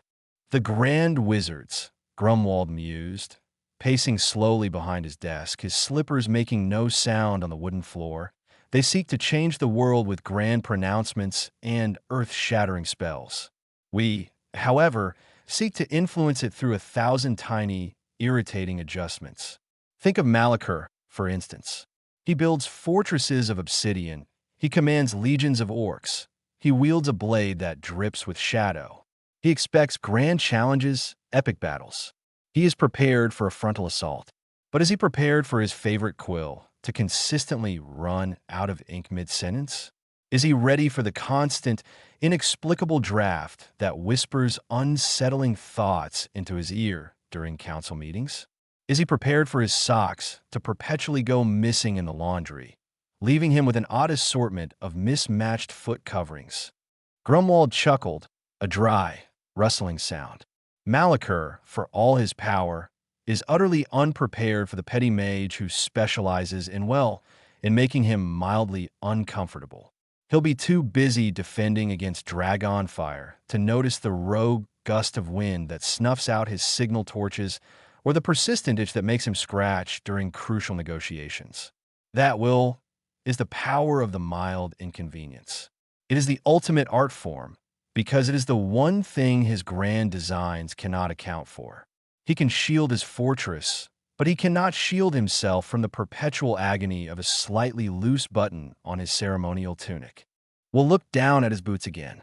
He had always prided himself on his focus, on his ability to push past minor distractions. But Grumwald was demonstrating that these minor distractions were precisely the point. They weren't to be overcome. They were to be cultivated, amplified, and directed. It was a paradigm shift that felt both absurd and, in a strange way, logical. If you couldn't outmatch your enemy in brute force, you found ways to make them falter, to wear them down through sheer, persistent exasperation. So, the untied shoelace, Will said, trying to internalize the lesson. It's not just about the physical act of bending down to retie it. It's about the interruption of my train of thought. It's about the brief flicker of annoyance that clouds my focus. It's about the growing suspicion that perhaps, just perhaps, the universe is conspiring against my footwear. Precisely, Grumwald exclaimed, his eyes gleaming. You are beginning to understand. The spell itself is often laughably simple. A minor manipulation of arcane threads, a gentle nudge of sympathetic magic. The real work, the art, lies in timing, in knowing when to unleash the inconvenience. When you were reaching for that sock earlier, wrestling with its shapelessness, I could feel your nascent frustration. It was a faint ember, but an ember nonetheless. I merely fanned it with the gentle breeze of an untied shoelace, knowing that the added vexation would feed your growing displeasure with the task at hand. Your annoyance, in turn, makes the spell more potent, creating a self-sustaining cycle of minor misery. He picked up a particularly garish sock from the hamper, a vibrant orange monstrosity with tiny dancing pineapples on it. He held it up. Imagine your task, sorting these abominations. It is already a trial of patience and aesthetic fortitude. Now, imagine that every time you place a pair together, the moment you release them, one of them teleports back to the hamper. Not a big jump, mind you, just enough to make you think you're imagining things. Or perhaps, when you think you have a matched pair, you discover, only after you've neatly folded them, that one of them has inexplicably developed a small, but remarkably pungent, hole near the toe. The subtle whisper of, "Did I really just do that?" The creeping doubt, the sheer unadulterated ugh of it all. Will shuddered. He could already feel the phantom prickle of irritation. He thought of his own meticulous nature, his desire for order and completion. The idea of constantly being thwarted in such a petty, persistent way was almost unbearable. And that, he realized, was the point. It requires a certain detachment, then, Will observed, more to himself than to Grumwald. To wield such magic effectively, you must not be overly invested in the outcome. You cannot become enraged by the inconvenience you're causing, or you risk becoming like the very forces we oppose. You must be an observer, a subtle orchestrator of minor chaos, a conductor of the mundane orchestra of irritation. Grumwald corrected, nodding sagely. Indeed, the petty mage is not a stormbringer, but a persistent drizzle. Not a volcano, but a perpetually dripping faucet. Not a dragon, but a gnat that buzzes just out of reach. Your goal is not to overwhelm, but to wear down. To make your opponent expend their energy, their focus, their sanity on battling a series of seemingly insignificant obstacles. While they're distracted by the thousand tiny frustrations, they're vulnerable to the one truly decisive, albeit still petty blow. He stepped closer, his gaze intense. Consider the implications, Will. Malakur's power is built on fear, on overwhelming might.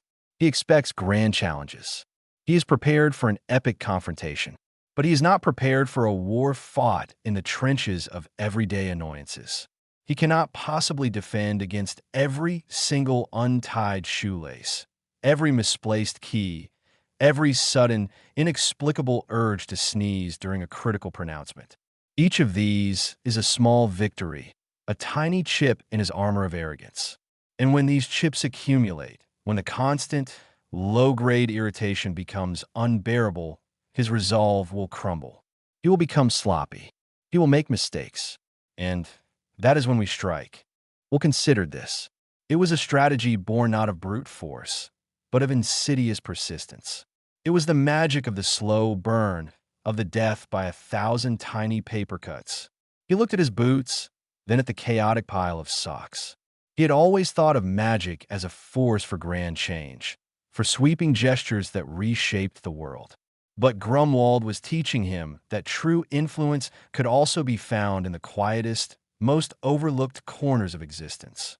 So, the mastery of petty magic, Will concluded, his voice gaining a new firmness, is not about the strength of the spell, but the strength of the annoyance it generates. It's about understanding what truly chafes, what grates, what subtly unravels a person's composure. Precisely. Grumwald clapped his hands together softly. It is the highest art because it requires not just magical aptitude, but a profound understanding of mortal frailty. It requires empathy, twisted through the lens of focused displeasure. You must walk in the shoes of your target, so to speak, and discover precisely where the seams chafe and where the soul rubs uncomfortably. You must become an expert in the minutiae of irritation. And that, my young friend, is a far more challenging and rewarding endeavor than simply blowing something up. Now, he said, his tone shifting back to the pedagogical, let us revisit those socks. I believe the orange pineapple monstrosities have a particular talent for teleporting. Let's see if you can harness that latent mischievousness. And perhaps, just perhaps, the next time you tie your shoelaces, they might for once decide to stay tied. He winked, and Will, despite himself, felt a flicker of anticipation. The journey ahead was proving to be far more intricate and far more amusing than he had ever imagined. The battle against Malachur, it seemed, would not be won with fire and fury, but with an unending series of perfectly timed, exquisitely executed minor inconveniences. Will's knuckles were raw, not from any heroic battle, nor from the strenuous exertion of conjuring, but from the humble, ignominious act of scrubbing. He'd been at it for hours, an eternity it felt like, battling a substance Grumwald had casually referred to as arcane residue.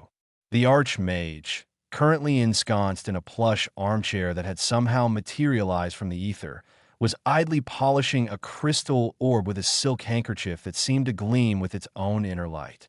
He occasionally offered words of encouragement, which sounded suspiciously like chuckles. A little more elbow grease, Will. Think of it as vigorous meditation. Focus on the friction. Feel the subtle resistance. That's the residue talking back, you see.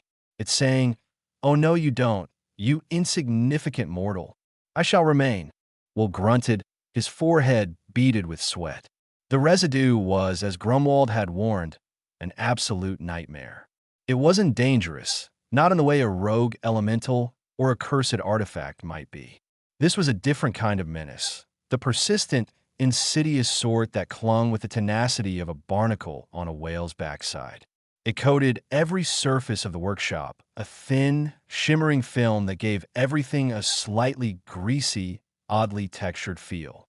Well, it tried a damp cloth, a stiff brush, even a bit of surprisingly pungent cleaning solution Grumwald had produced from a dusty vial. Nothing worked.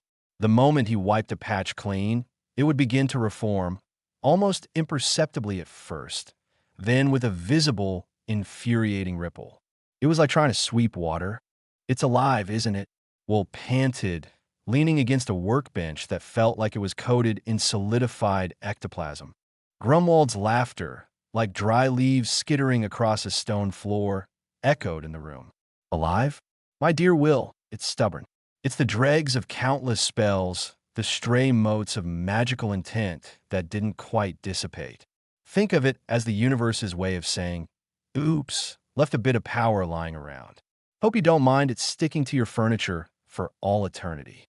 It's not malicious, you understand. It's simply inconveniently permanent, and it has a personality of sorts, a passive-aggressive one at that. Will scrub harder at a particularly stubborn patch on the leg of a stool. He felt a faint, almost inaudible hum emanating from the residue, a sound that tickled the edges of his hearing and set his teeth on edge. It wasn't a melody or even a distinct noise. It was more of a suggestion of sound, a subliminal grumble that whispered of ancient, unfulfilled spells and the general disapproval of being disturbed. It's like it enjoys being difficult, Will muttered, his voice tight with burgeoning frustration. He could feel a familiar heat rising in his chest, the same feeling he got when a perfectly tied knot refused to loosen, or when a precisely balanced stack of books toppled for no discernible reason. Precisely, Grumwald chimed, setting down his orb. He glided over to Will, his movements as smooth and unhurried as a river. He picked up Will's scrubbing brush. You see, Will, most mages, particularly the bombastic, fire-slinging sort, believe that magic is about force, about overpowering resistance. They would try to burn this residue away or blast it with some concussive spell.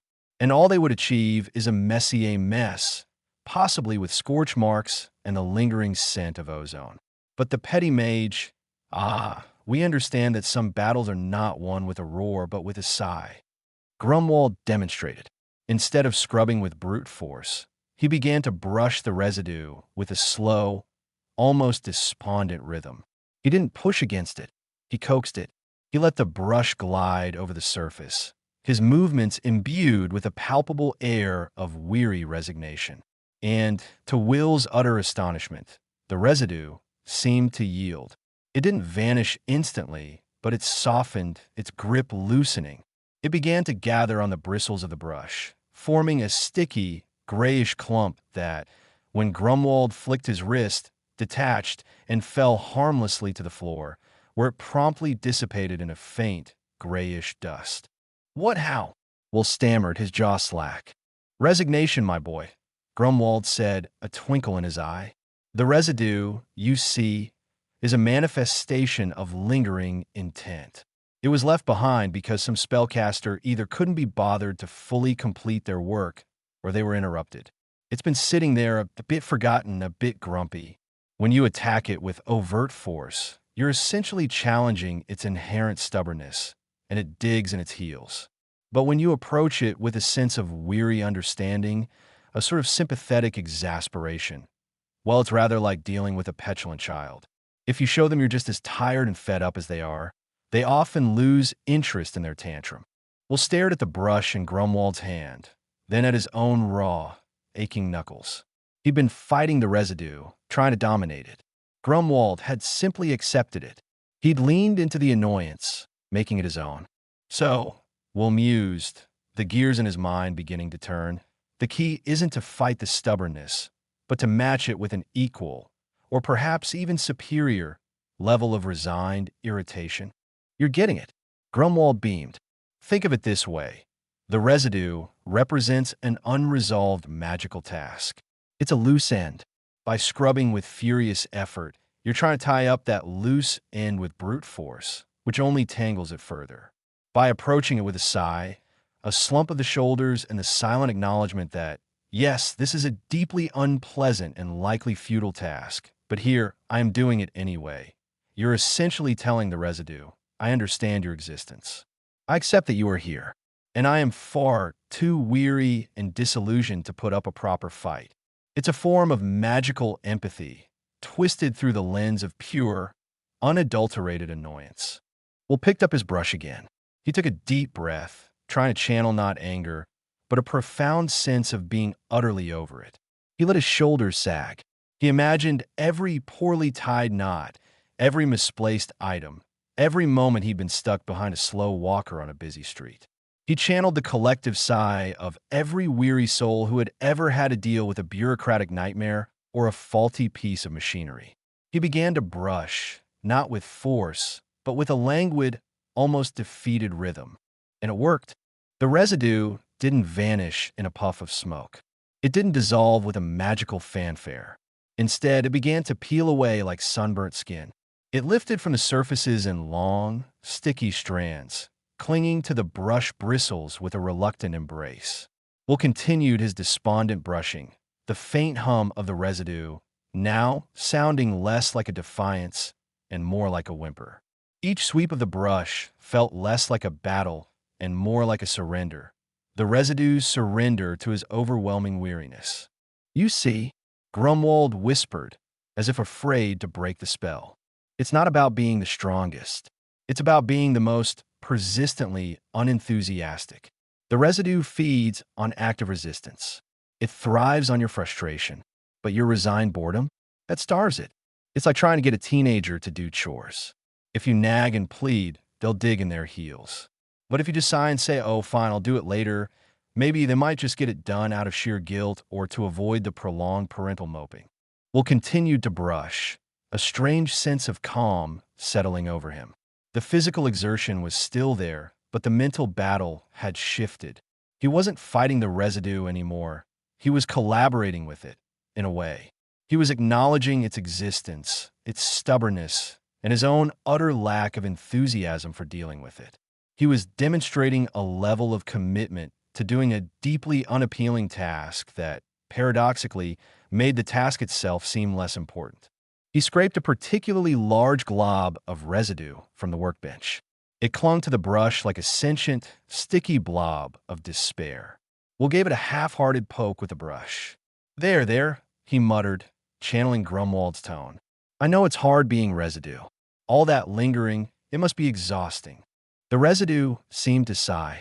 Or perhaps it was just Will's imagination. But the glob detached itself from the brush and landed on the floor, where it winked out of existence like a snuff candle. Remarkable, Grumwald breathed, leaning in closer. You have a natural talent for this, Will. The ability to imbue mundane actions with the correct emotional resonance. That's the core of it, you see. Petty magic isn't about conjuring lightning from your fingertips. It's about conjuring the right feeling from your soul and directing it towards a specific, often trivial, target. We'll move to a cluttered shelf, carefully brushing away the shimmering film that coated rows of oddly shaped vials. He noticed a faint, high-pitched whine emanating from one of them. He paused, his instinct to scrub harder returning. Then he remembered Grumwald's lesson.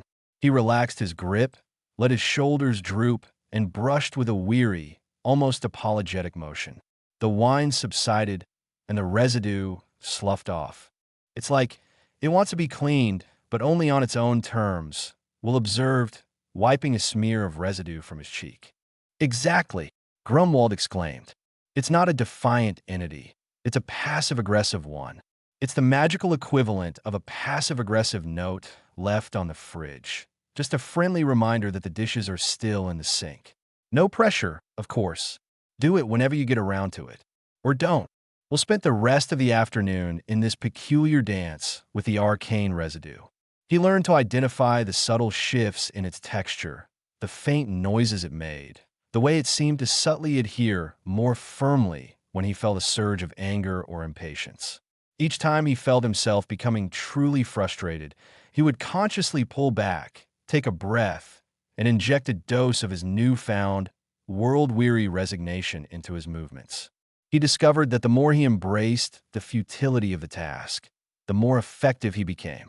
It was a paradox that grated against his very nature, yet proved undeniably effective. By the time the sun began to dip below the horizon, casting long shadows across the workshop, the surfaces were remarkably, almost impossibly clean. The air, once thick with the cloying film of residue, now felt crisp and clear. Will's hands ached, his back protested, but a strange sense of satisfaction bloomed within him. He hadn't conquered the residue. He had appeased it. He had negotiated a truce with the stubborn remnants of magic, not through force, but through a profound and carefully cultivated sense of being utterly, irrevocably over it. Grumwald, having observed Will's progress with the air of a proud, albeit slightly mischievous, parent, finally clapped his hands together. Excellent work, Will. You've passed your first test with flying colors. Or perhaps, more accurately, with a distinct lack of them. The key is to never let the residue know you're actually trying. Let it think you're just going through the motions. And when it finally gives up the ghost, he gestured to the now gleaming workshop. That's when you know you've truly mastered the art of the uncooperative arcane. Now, he added, a sly smile spreading across his face, about that draft that seems to have sprung up from nowhere near the window. Will felt a faint shiver run down his spine. He looked towards the window, where the curtains seemed to be billowing slightly, despite the closed latch. A familiar, yet new, sense of unease began to stir within him. He had a feeling his training had just taken a decidedly drafty turn. The petty mage's path, it seemed, was paved with more than just stubborn residue. It was also, apparently, prone to spontaneous and profoundly irritating breezes. The aftermath of the arcane residue battle had left Will feeling, well, less like a wizard and more like a particularly enthusiastic janitor. His knuckles, though no longer raw, still throbbed with a phantom ache, and the phantom sensation of sticky film seemed to linger on his skin. Grumwald, however, had declared his initial foray into residue appeasement a resounding success, which, coming from the archmage, was about as effusive a compliment as a particularly enthusiastic nod from a particularly stoic badger. Now, Grumwald announced, clapping his hands together with a sound like two dry biscuits colliding, to the actual application of petty magic. We shall begin with something wonderfully mundane, something that will truly test your burgeoning understanding of subtle, yet undeniably disruptive, intent. He gestured to a pair of Will's own scuffed leather boots, which were currently resting near the workbench, looking resolutely tied. The humble art of the untied shoelace. A fundamental skill, wouldn't you agree? Imagine the possibilities. A rival tripping over their own feet, a hasty escape made easier, perhaps, or simply the sheer, unadulterated joy of not having to bend over. Will blinked. Untying shoelaces? Precisely. Grumwald's eyes gleamed with a familiar, slightly mad glint. It requires a delicate touch, a focused intent, and a complete lack of any desire to cause actual harm. Observe. Grumwald extended a single, surprisingly elegant finger towards Will's boots. He didn't utter a grand incantation. There was no dramatic flourish of energy. Instead, he simply twitched his finger. Will saw a faint ripple, like heat haze, emanate from Grumwald's fingertip and wash over the boots. With a soft, almost apologetic thwip, the laces of Will's left boot loosened and fell free. See? Grumwald beamed. Subtle, efficient, and utterly pointless in the grand scheme of things, which is precisely its charm. Now your turn. Focus. Imagine the knot giving way. Imagine the fabric loosening. Do not think of power. Think of slack. Will took a deep breath, trying to channel the same air of weary resignation he'd used on the residue. He focused on the laces of his right boot. He envisioned the tight pull of the knot unraveling, the threads surrendering their tension. He pictured the satisfying slap of the laces hitting the floor. He mentally whispered, "Go on then, be slack. I'm too tired for this." He extended his own finger, feeling a faint tingle at the tip. He concentrated, trying to imbue the gesture with that specific brand of resigned indifference. He gave his finger a tentative twitch. For a moment, nothing happened. Will's brow furrowed. He'd been so careful, so unenthusiastic. He tried again, adding a slight mental groan. Suddenly, Will's right shoelace didn't just loosen. It exploded, not with fire or force, but with a violent, unraveling burst. The lace seemed to contort, twisting and snapping like a tiny, enraged serpent before finally slithering to the floor in a defeated heap. Will yelped, startled by the sheer, unexpected ferocity of it. Grumwald, who had been leaning back with a look of serene expectation, sat bolt upright. His eyebrows shot up toward his hairline. "Well," he said slowly, a curious expression dawning on his face. "That was unexpected." Will stared at his now thoroughly untied boot, then at Grumwald, his face a mask of confusion. I just wanted to untie." "And it certainly did untie," Grumwald conceded, his gaze sweeping around the workshop. "But perhaps with a tad more enthusiasm than strictly necessary. It's like you didn't just ask the knot to loosen, Will. You demanded it, with the quiet fury of someone who just stubbed their toe in the dark." As Grumwald spoke, Will notice something else. A faint, almost imperceptible rustling sound. He looked down. His other boot, the one he hadn't even focused on, was slowly, deliberately unlacing itself. Not with the explosive force of the first, but with a deliberate, almost leisurely unfolding. Then, a new sound joined the rustling. A soft, rhythmic unbuttoning. Will's eyes widened in dawning horror. He looked at his own trousers. The topmost button, the one that held the waistband secure, was slowly, inexorably sliding free. "Oh dear," Grumwald murmured, a faint smile playing on his lips. "It seems your spell has developed a theme." Will frantically fumbled for the button, his face flushing crimson. "What's happening?" he stammered. "I only wanted to untie my shoe." "Ah, yes," Grumwald said, his voice taking on a thoughtful, almost academic tone. "This is where the nuances of petty magic truly reveal themselves. You see, Will, while the intention might be singular, the execution can be expansive. Your spell, in its raw, unrefined state, didn't just target the knot on your shoe. It targeted the concept of being tied, of being fastened, and it appears to have found willing accomplices." The rustling intensified. Will, still trying to secure his own waistband, looked around the room with growing panic. Grumwald's robes, usually impeccably fastened, were now hanging slightly looser, the topmost button looking suspiciously unbuttoned. A nearby suit of armor, a display piece that hadn't moved in decades, let out a faint creak as its ornate belt buckle seemed to slacken. Even the sturdy oak table, with its rather tightly fitted drawers, gave a soft groan as if its joints were loosening. "It's not just my shoes," Will breathed, his voice a whisper. He pointed a trembling finger toward a row of Grumwald's spare pairs of boots, neatly lined up on a shelf.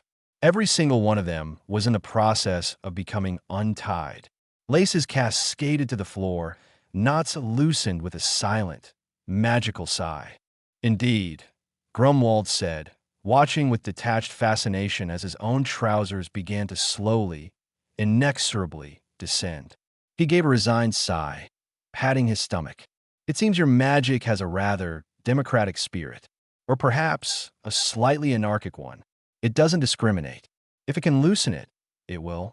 And given your innate, shall we say, generosity of spirit, it seems to have interpreted untie as loosen all forms of fastening within a reasonable radius." Will felt a wave of mortification wash over him. He was standing in front of the archmage, his trousers threatening to abandon him entirely, surrounded by a symphony of unraveling laces and slowly loosening garments. But you said it was supposed to be simple." "It is simple, Will," Grumwald corrected, his voice laced with a hint of amusement. He was now holding his robes together with one hand, the other gesturing vaguely. "The intention is simple. The manifestation, however, is where the petty mage's true skill lies. You can't just want a shoelace untied. You have to want that specific shoelace untied, and no other fastening within a 10-foot radius. You must imbue your magic with a laser-like focus, a singular purpose. Your spell, in its eagerness to please, has misunderstood the assignment. It's like asking for a single drop of water and being given a tidal wave." He paused, his gaze thoughtful. "And the fact that it has extended to trousers," he continued, a slow grin spreading across his face, "is particularly fascinating. It suggests an underlying, perhaps unconscious, desire for liberation from constraint. Petty magic will often taps into those subconscious whims. It amplifies them. Your kindness, your inherent desire to be gentle, has perhaps softened the edges of your intent, making it more accommodating to secondary effects. Instead of sharp, precise untie this knot, you've conjured a more generalized release the tension." Will, now desperately trying to keep his trousers from plummeting to his ankles, could only stare. "So it's my fault?" "Your fault." Grumwald chuckled, a rich, rumbling sound. "My dear boy, it's a lesson, and a rather amusing one at that. Most novice mages would set a practice dummy on fire, or accidentally turn a teacup into a badger. You, however, have managed to orchestrate a minor clothing crisis. It shows a certain flair, a knack for unintended, yet harmless chaos." He adjusted his robes, a look of mild exasperation on his face. "Now, if you wouldn't mind addressing this sartorial rebellion, I'd be most grateful. My dignity, while not as potent as a dragon's roar, is still rather important." With a deep breath, Will tried to regain some semblance of control. He focused again on his own trousers, desperately wanting them to stay up. He imagined the buttons refastening, the fabric tightening. He pictured the strong, unwavering grip of a well-made seam. He focused on the concept of being secure. He gave his finger a firm, determined twitch. To his immense relief, the buttons on his trousers snapped shut with a satisfying click. The waistband tightened, securing him once more. He let out a shaky breath. Grumwald watched, a critical eye on Will's efforts. "Better," he nodded. "You've learned to counteract the effect. Now, the trick is to prevent it in the first place. You need to be precise. Think of the knot. Only the knot. Feel its structure, its entanglement. Do not think of loosening in general. Think of untying this specific thread." Will's gaze fell upon one of Grumwald's newly untied boots. He took another breath, this one steadier. He focused not on the idea of untying, but on the visual of the laces themselves, the way they were tangled around the eyelets. He pictured a single, specific thread being pulled gently, deliberately from the heart of the knot. He channeled a feeling of calm, focused purpose, a stark contrast to the panicked energy he'd felt moments before. He extended his finger, and with a soft, almost inaudible hum, the laces of Grumwald's boots slowly, neatly, wound themselves back into their original tied state. Grumwald's eyes widened slightly. He looked at the retied boot, then at Will. "Remarkable," he murmured. "That was textbook. Precise. Elegant. You've managed to not only undo the unintended consequences, but to correct the initial spell itself." He then gestured to the remaining untied shoes, a mischievous glint returning to his eyes. "However, it seems we have a surplus of loosened items. And since you've clearly mastered the art of untying, perhaps you could assist me in retying them?" Will groaned inwardly, but a small smile tugged at his lips. He had managed to make a mess, but more importantly, he had managed to fix it. And in doing so, he had learned a valuable lesson. Petty magic wasn't just about subtle manipulation. It was about absolute precision and understanding the unintended, often comically inconvenient ripple effects of even the simplest of intentions. He had a feeling his training with Grumwald was going to be a series of spectacularly embarrassing, yet ultimately illuminating mishaps. And honestly, he wouldn't have it any other way. The path of a petty mage, it turned out, was less about wielding grand power and more about navigating the delightfully absurd consequences of trying to do something as simple as tie a shoelace.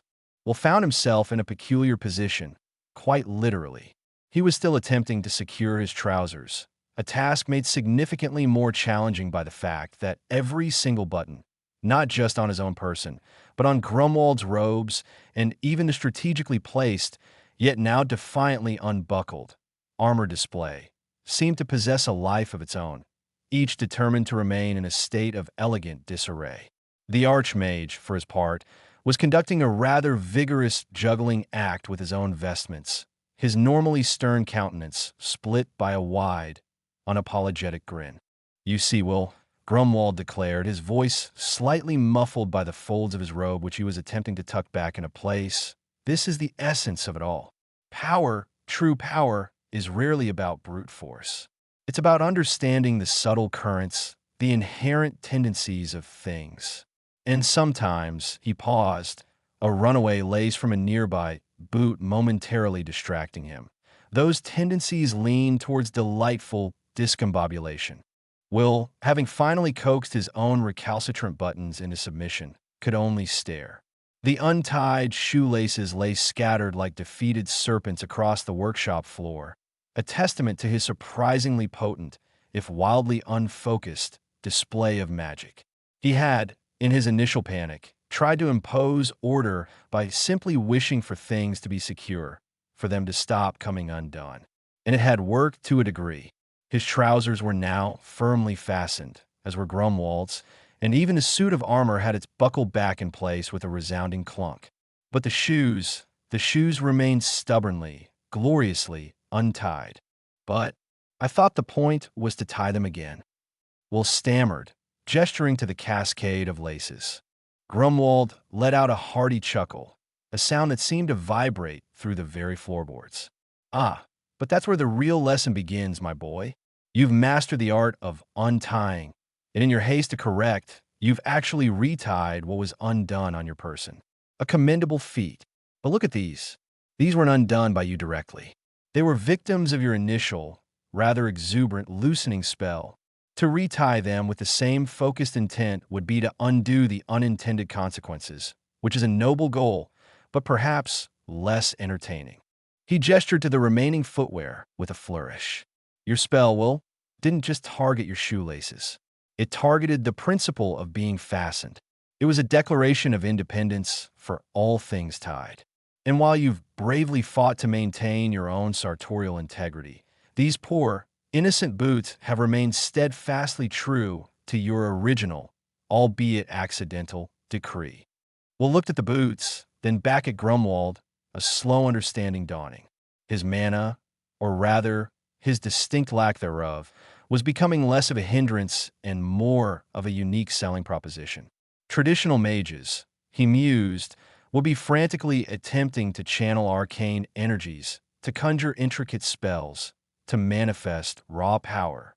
They'd be thinking of elemental forces, of devastating curses, of world-altering enchantments.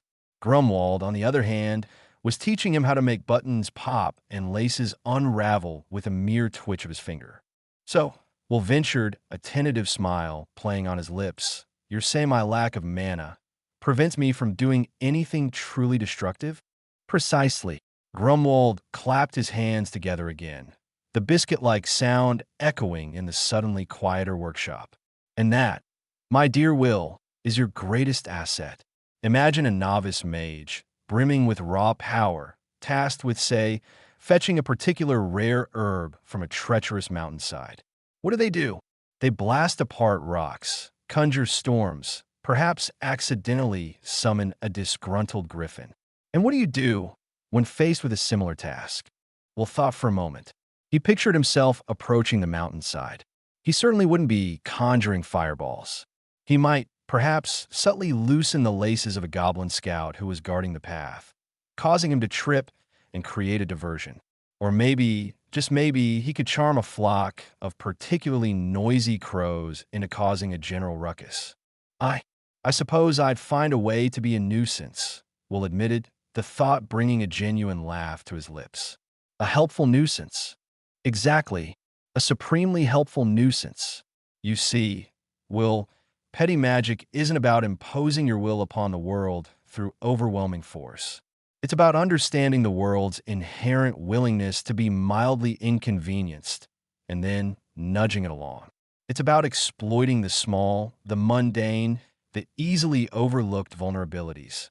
It's the art of the well-timed trip, the perfectly placed banana peel, the eternally untied shoelace. Grumwald gestured to his own feet, which were now clad in impeccably tied boots. Will had, with a focused effort, managed to retie them. The process had been surprisingly satisfying. He'd concentrated on the intricate weave of the laces, on the snug fit of the eyelets, on the satisfying tension of a knot pulled tight. He hadn't thought of power or of defeating an enemy. He'd simply thought of a well-tied boot.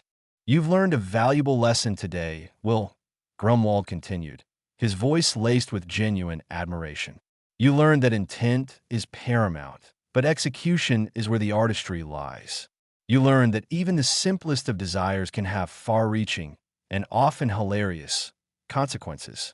And most importantly, you've begun to understand that your perceived weakness, your lack of grand arcane potential, is actually your greatest strength. You are unburdened by the need to perform miracles. You are free to pursue perfection in the profoundly trivial. Will looked down at his own feet, his boots now neatly tied. He'd started the day feeling like a magical failure, a wizard in training who couldn't even manage a simple charm without causing a minor sartorial crisis. Now, he felt something entirely different. He felt intrigued. He felt a sense of possibility, not of wielding thunderbolts, but of mastering the subtle art of making someone's day just a little bit more complicated in a way that was ultimately harmless and perhaps even funny. So this is petty magic? Will asked, his voice filled with a newfound curiosity. It's about making things inconvenient. Not just inconvenient, Will, Grumwald corrected, a twinkle in his eye.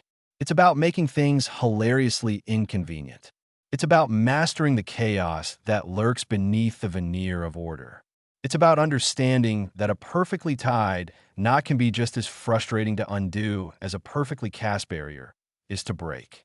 And the satisfaction of achieving that perfectly undone knot, well, that's a triumph in itself, wouldn't you agree? Will found himself nodding. He thought of the frantic fumbling he'd experienced earlier, the rising panic as his trousers threatened to descend. He thought of the sheer relief when he'd managed to secure them. He thought of the quiet satisfaction of retying Grumwald's boots, of feeling the laces snug against the leather. It wasn't the exhilaration of a lightning strike, but it was something. It was a unique kind of accomplishment. It's quite liberating, actually, Will admitted, surprised by his own words. Not having to worry about power. About grand gestures. Precisely. Grumwald beamed. You are free to experiment, to play. You can focus on the subtle, the nuanced. You can aim for perfection in the absurd. Imagine the archmage of the Grand Order, spending his days perfecting the art of mildly disturbing pigeons, or ensuring that every teacup in the royal court develops a persistent wobble. The potential for mirth is endless. Will couldn't help but laugh. The image of Grumwald, the most powerful mage in the land, dedicating himself to wobbling teacups was ludicrously amusing. It was a far cry from the epic battles and world-saving quests he'd once imagined for himself. But in that moment, surrounded by the remnants of his untied shoelace-induced chaos, it felt surprisingly right. So what's next? Will asked, genuinely eager to continue. Grumwald surveyed the workshop, his gaze lingering on a slightly crooked painting on the wall, a candle that was burning a little too fast, and a stack of parchment that seemed to be perpetually threatening to slide off its shelf. Well, Grumwald said, a slow smile spreading across his face, we have a rather extensive collection of untied footwear to attend to. But after that, perhaps we can explore the fascinating world of spontaneous pocket lint generation, or the intricate art of making inkwells inexplicably run dry. The possibilities, my dear Will, are as vast as your capacity for finding amusement in the mundane. Will grinned. He was no closer to wielding cosmic forces, but he was well on his way to becoming a master of harmless, yet deeply satisfying disruption. He was learning that true magic wasn't always about bending the world to your will, but about understanding its willingness to bend itself, just a little, in the most unexpected ways. And for a young man who had once felt utterly powerless, that was a truly empowering realization. The path of a petty mage, it seemed, was paved with laughter and the occasional, perfectly timed, untied shoelace. Chapter 4. Practical Application and Misapplication.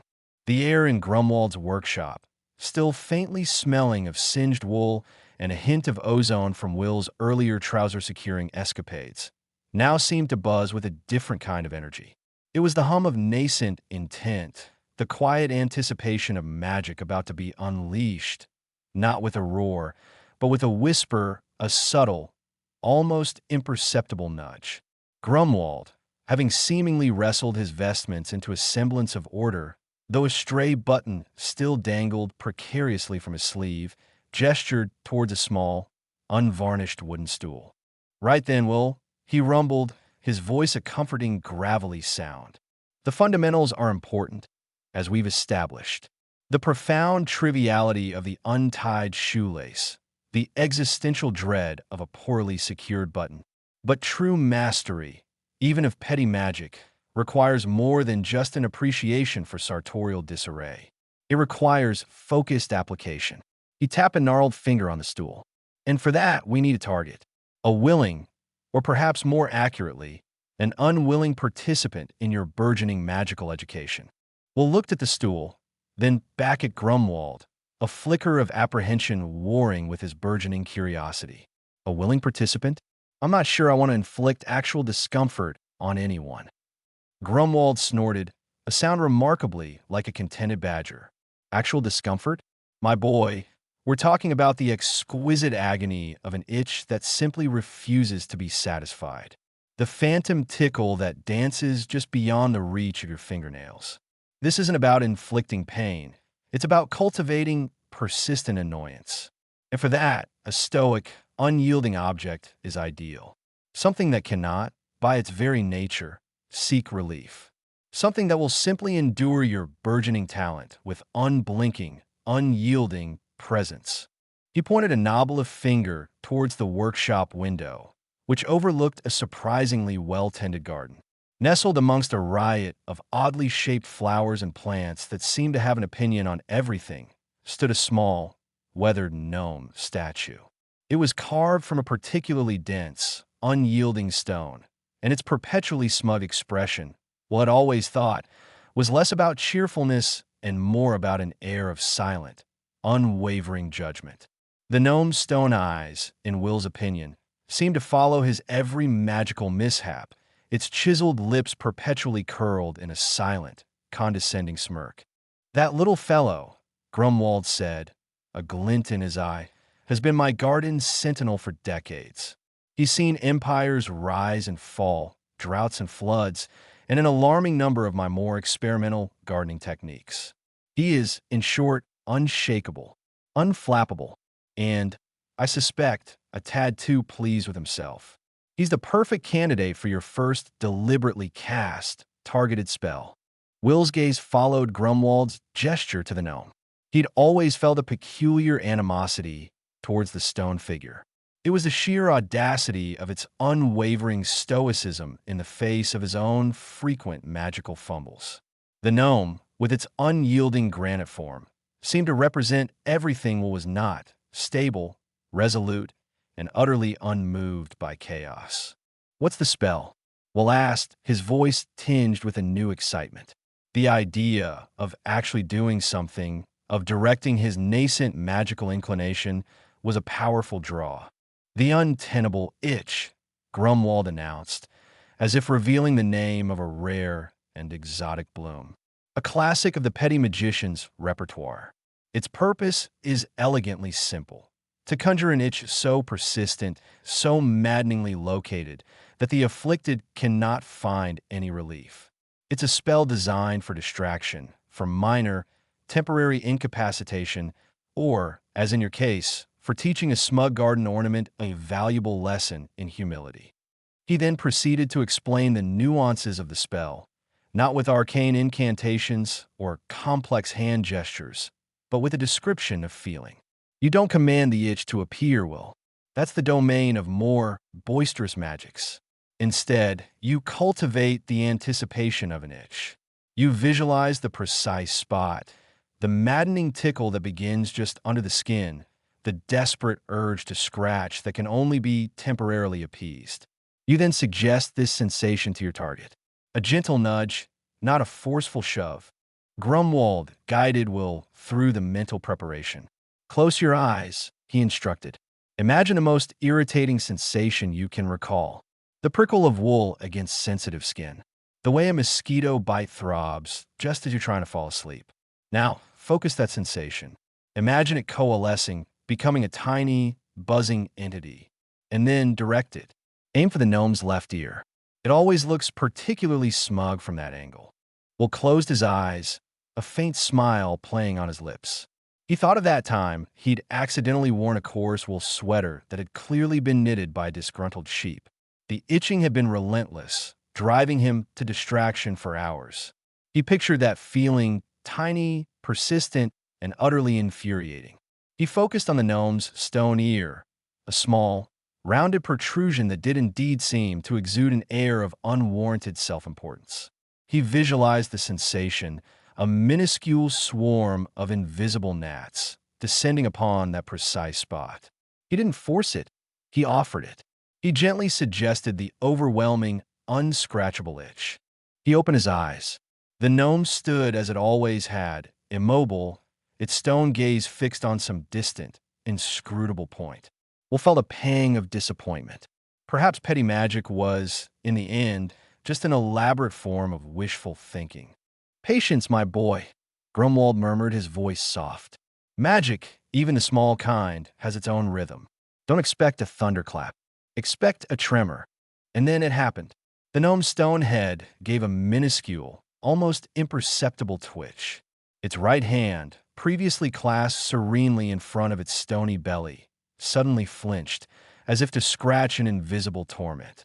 Then, with a sudden, jerky movement, the gnome brought its stone fingers up toward its left ear, its chiseled digits scrabbling ineffectually against the unyielding granite. It twisted its head, contorting its carved face into an expression of what could only be described as stone-faced agony. It writhed, it squirmed, it performed a silent, frantic jig that was utterly at odds with its solid, immovable nature. Will stared, his jaw slack. The gnome, his tormentor, the silent arbiter of his magical inadequacies, was itchy. Visibly, ridiculously itchy. It tried to rub its ear against its shoulder. It attempted to claw at the offending spot with its other hand, and all the while, its smug expression seemed to have warped into one of profound, unscratchable misery. A low grunt of approval emanated from Grumwald. It was a sound that conveyed more satisfaction than a thunderous applause. "Ah, yes," he said, his eyes twinkling. "Perfectly executed. Notice how it cannot achieve the necessary friction? How the movement of its own stone limb only seems to exacerbate the phantom sensation. That will is the beauty of the untenable itch. It is a testament to your ability to understand and exploit a fundamental biological response, even in the absence of biology." Will let out a delighted laugh. He couldn't help himself. The sheer absurdity of the situation was intoxicating. The gnome, the paragon of stoic indifference, was reduced to a twitching, writhing heap of animated stone, all because of his spell. He watched, mesmerized, as the gnome continued its futile attempts to alleviate its distress. It was a silent ballet of desperation, a miniature performance of profound annoyance. It's working," Will exclaimed, his voice filled with unadulterated joy. "It's really, truly working." "Indeed," Grumwald said, leaning back against a workbench, a rare smile gracing his lips. "And observe the implications. This gnome cannot cry out. It cannot express its torment verbally. It is locked within its own stony prison, forced to endure. This spell, Will, is invaluable. Imagine a tedious royal procession, a particularly droning orator, a rival who insists on explaining the nuances of his own brilliance. A well-placed, untenable itch can transform a tedious affair into a masterclass in suppressed squirming and furtive, ineffective scratching." He gestured towards the gnome, which had now begun to sway back and forth, its stone hand still desperately attempting to reach its ear. Or, as demonstrated here, it could be a rather satisfying way to humble an overly self-important piece of garden decor.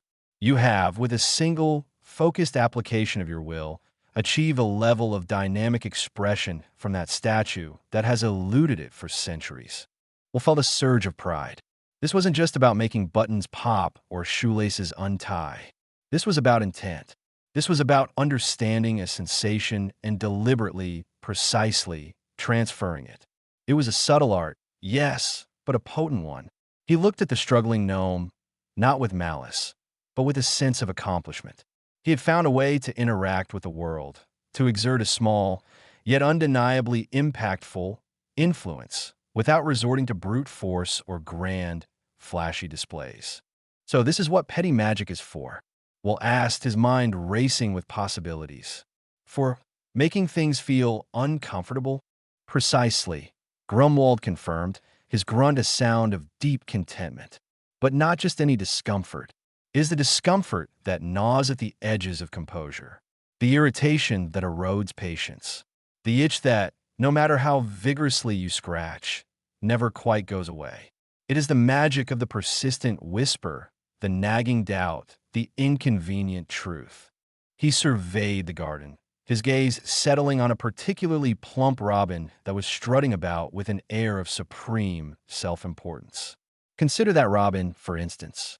Full of itself, no doubt. Imagine it on the cusp of delivering a particularly crucial warning. A well-timed, untenable itch to its feet, perhaps. It might falter, it might stumble, its urgent message might be slightly delayed. Or perhaps, it might simply become so preoccupied with the infernal tickle that it forgets to warn you about the approaching horde of carnivorous slugs.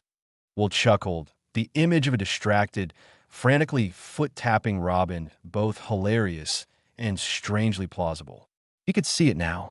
He wasn't going to be a hero who slayed dragons, but he could be the one who ensured the dragon was so distracted by an unbearable itch on its snout that it forgot to breathe fire, giving the actual hero time to get their heroic deed done. It's about knowing where to apply pressure, Grumwald continued, his voice thoughtful. Not where the structure is weakest, but where the discomfort will be most noticeable. It's about finding the small, overlooked vulnerabilities, the things that, while not life-threatening, are profoundly irritating. The squeaky hinge, the misplaced sock, the pebble in your shoe. These are the domains of the petty mage. He looked back at the gnome, which was now attempting to rub its ear against a nearby rose bush, its stone form scraping against the thorny branches. And your target, he added, gesturing to the struggling statue, has learned a valuable lesson today. It has learned that even the most stoic of beings can be brought to a state of mild, yet persistent, disquiet. It has learned that its unyielding nature is not impervious to the subtle arts. Will felt a genuine sense of satisfaction. He had, in a short space of time, taken his first deliberate step into the world of magic, and it had been a success. He hadn't conjured fire or levitated objects or even managed to tie his own shoelaces properly at first, but he had made a stone gnome itch, and in the grand, often absurd tapestry of existence, that felt like a rather significant achievement. It was the first brushstroke on a canvas of potential, a tiny, yet potent spark of influence. The untenable itch. It wasn't flashy, it wasn't epic, but it was undeniably effective, and in its own peculiar way, profoundly amusing. He was beginning to understand. This was not about power over others. It was about understanding the world and nudging it, ever so slightly, into a state of delightful, temporary disarray. And for Will, that was a surprisingly exhilarating prospect. The gnome, still writhing in its silent agony, had just about reached a new level of stoic distress when Grumwald clapped his hands together, the sound sharp and decisive, cutting through the garden's peculiar stillness. Excellent, Will, truly excellent. You've grasped the fundamental principle of targeted discomfort. But that, my boy, was merely the overture. The true symphony of petty magic lies in understanding the universally awkward, the intrinsically embarrassing, the moments that make even the most dignified among us wish for a conveniently placed bush to die behind. Will, still buzzing with the thrill of his first successful spell, turned his attention back to his mentor. The gnome, bless its granite heart, had finally ceased its twitching, settling back into its smug, judgmental repose, though Will swore he could still see a faint tremor in its stone left ear. The symphony? Will echoed, picturing an orchestra comprised entirely of malfunctioning buttons and snagged threads. Grumwald's eyes twinkled, a familiar spark of mischief igniting within them. Indeed, in the next movement, the one that will truly test your mettle and your understanding of subtle chaos, is what I call the universal pants descent. He paused for dramatic effect, stroking his beard, which was suspected was made entirely of enchanted lint. A spell of exquisite, yet harmless, humiliation. Will blinked. Pants descent, he repeated, the words sounding rather less majestic than untenable-ish. Precisely, Grumwald confirmed, his voice dropping to a conspiratorial whisper. Imagine, Will, a pompous alderman, strutting through the town square, pontificating about civic duty and proper pantaloons. Or a rival magician, attempting a grand, showy spell, only to find their meticulously tailored breeches suddenly loosening. A sudden, catastrophic drop might be too alarming, too direct. That's not petty magic. That's a declaration of war. No. The beauty lies in the inevitable slide, the slow, agonizing descent, the subtle shift that begins at the waist and gradually, inexorably, makes its way downwards, revealing, to the utter mortification of the wearer, whatever lies beneath. He gestured expansively, his hands tracing invisible arcs in the air. It's about exploiting the fundamental flaw in all fastened garments, the inherent tendency of gravity, coupled with the vagaries of waistbands and belt loops, to conspire against sartorial integrity. A well-cast pants descent doesn't just drop trousers. It instills a primal fear, a dawning horror, a desperate, unspoken plea for a wardrobe malfunction of epic proportions. Will pictured it. The alderman, his face contorting from righteous indignation to sheer panic as his breeches slipped. He imagined the gasps of the crowd, the awkward attempts to subtly hitch them back up, the sheer, unadulterated embarrassment. It was, he had to admit, rather brilliant. But how? Will asked, genuinely curious. How do you make trousers fall? Ah, that's where the spite comes in, Grumwald said, a sly grin spreading across his face. It's not about brute magical force. It's about a concentrated dose of annoyance directed at the fastening mechanism. You don't force the belt to unbuckle or the buttons to pop. Instead, you whisper to the threads, to the leather, to the very notion of holding up. You suggest to them that their purpose is, in fact, to release. You imbue them with a subtle, yet pervasive, sense of fatigue. Think of it as convincing your shoelaces, just for a moment, that they'd much rather be untied. He continued, warming to his theme. The key will is subtlety. A sudden, dramatic plummet is crude. It lacks finesse.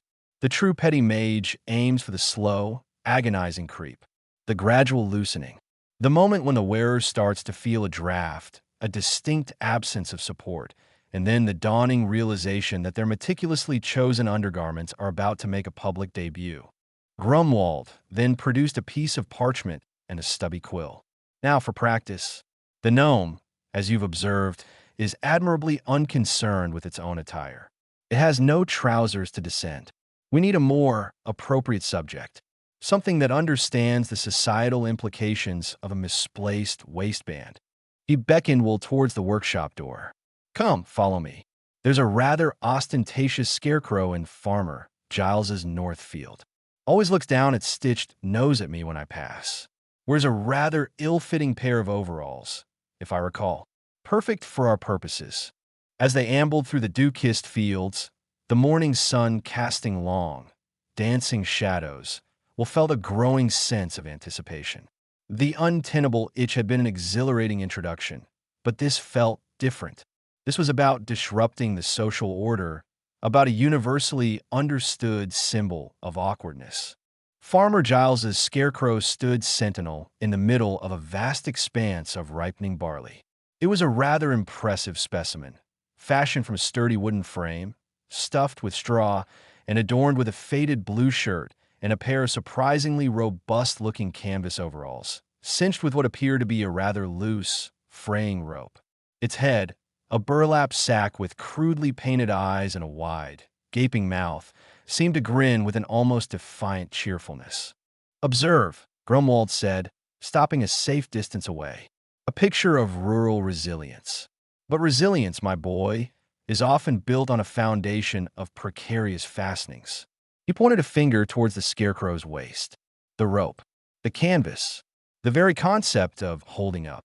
We shall suggest to them, with all the gentle, persistent malice we can muster, that their true calling is to loosen. Grumwald then instructed Will on the casting. Focus your intent. Don't think drop trousers. Think release the grip.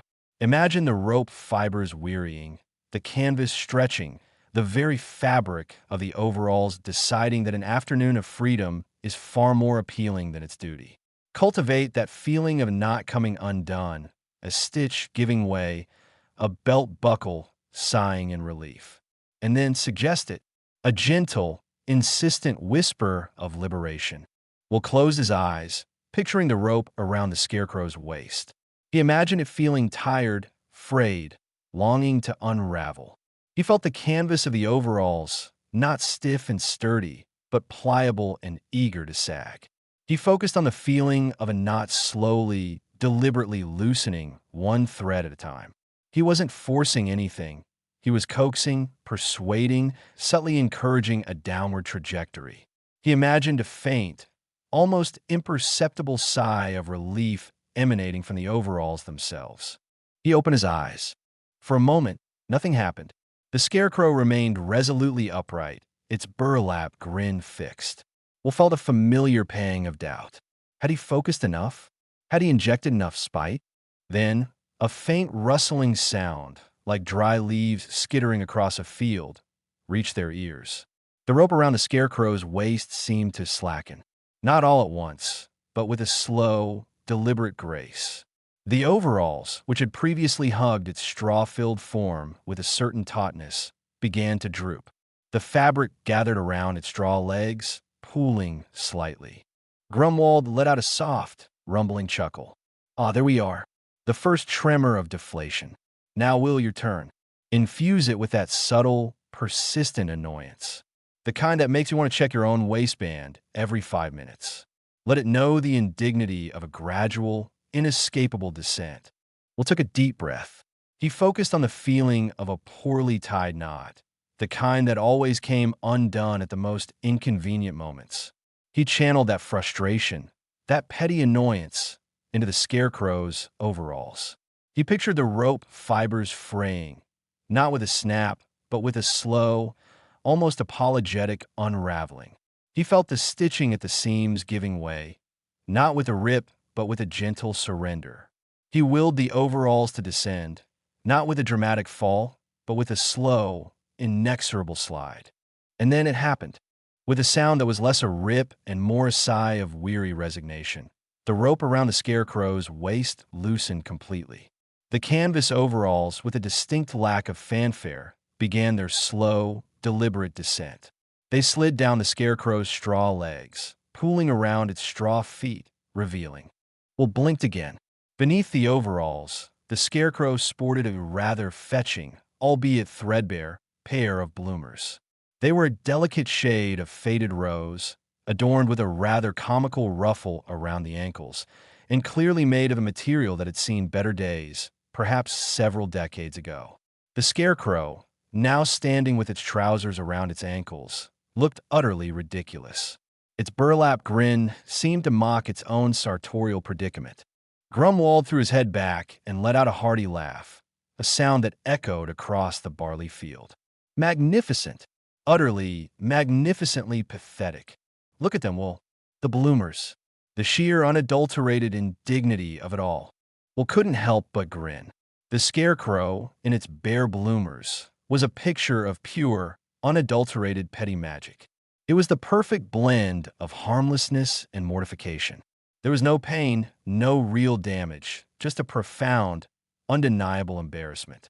The key, Grumwald said, wiping a tear from his eye, is the slowness. See how they didn't just fall? They descended.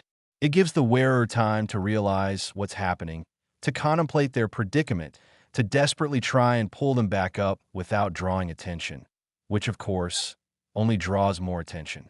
It's a masterclass in building suspense, followed by a devastating, yet entirely innocent punchline.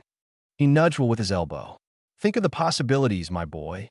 A pompous courtier before the king, a stern librarian shushing patrons, a particularly self-important baker presenting his prize-winning loaf. A well-aimed, universal pants descent can shatter even the most carefully constructed facade of dignity. It's the magic of the slow unraveling, the quiet capitulation of fabric to gravity, amplified by a focused intent of mild, yet potent humiliation. Will looked at the scarecrow, its bloomers now spread around its feet like a fallen skirt.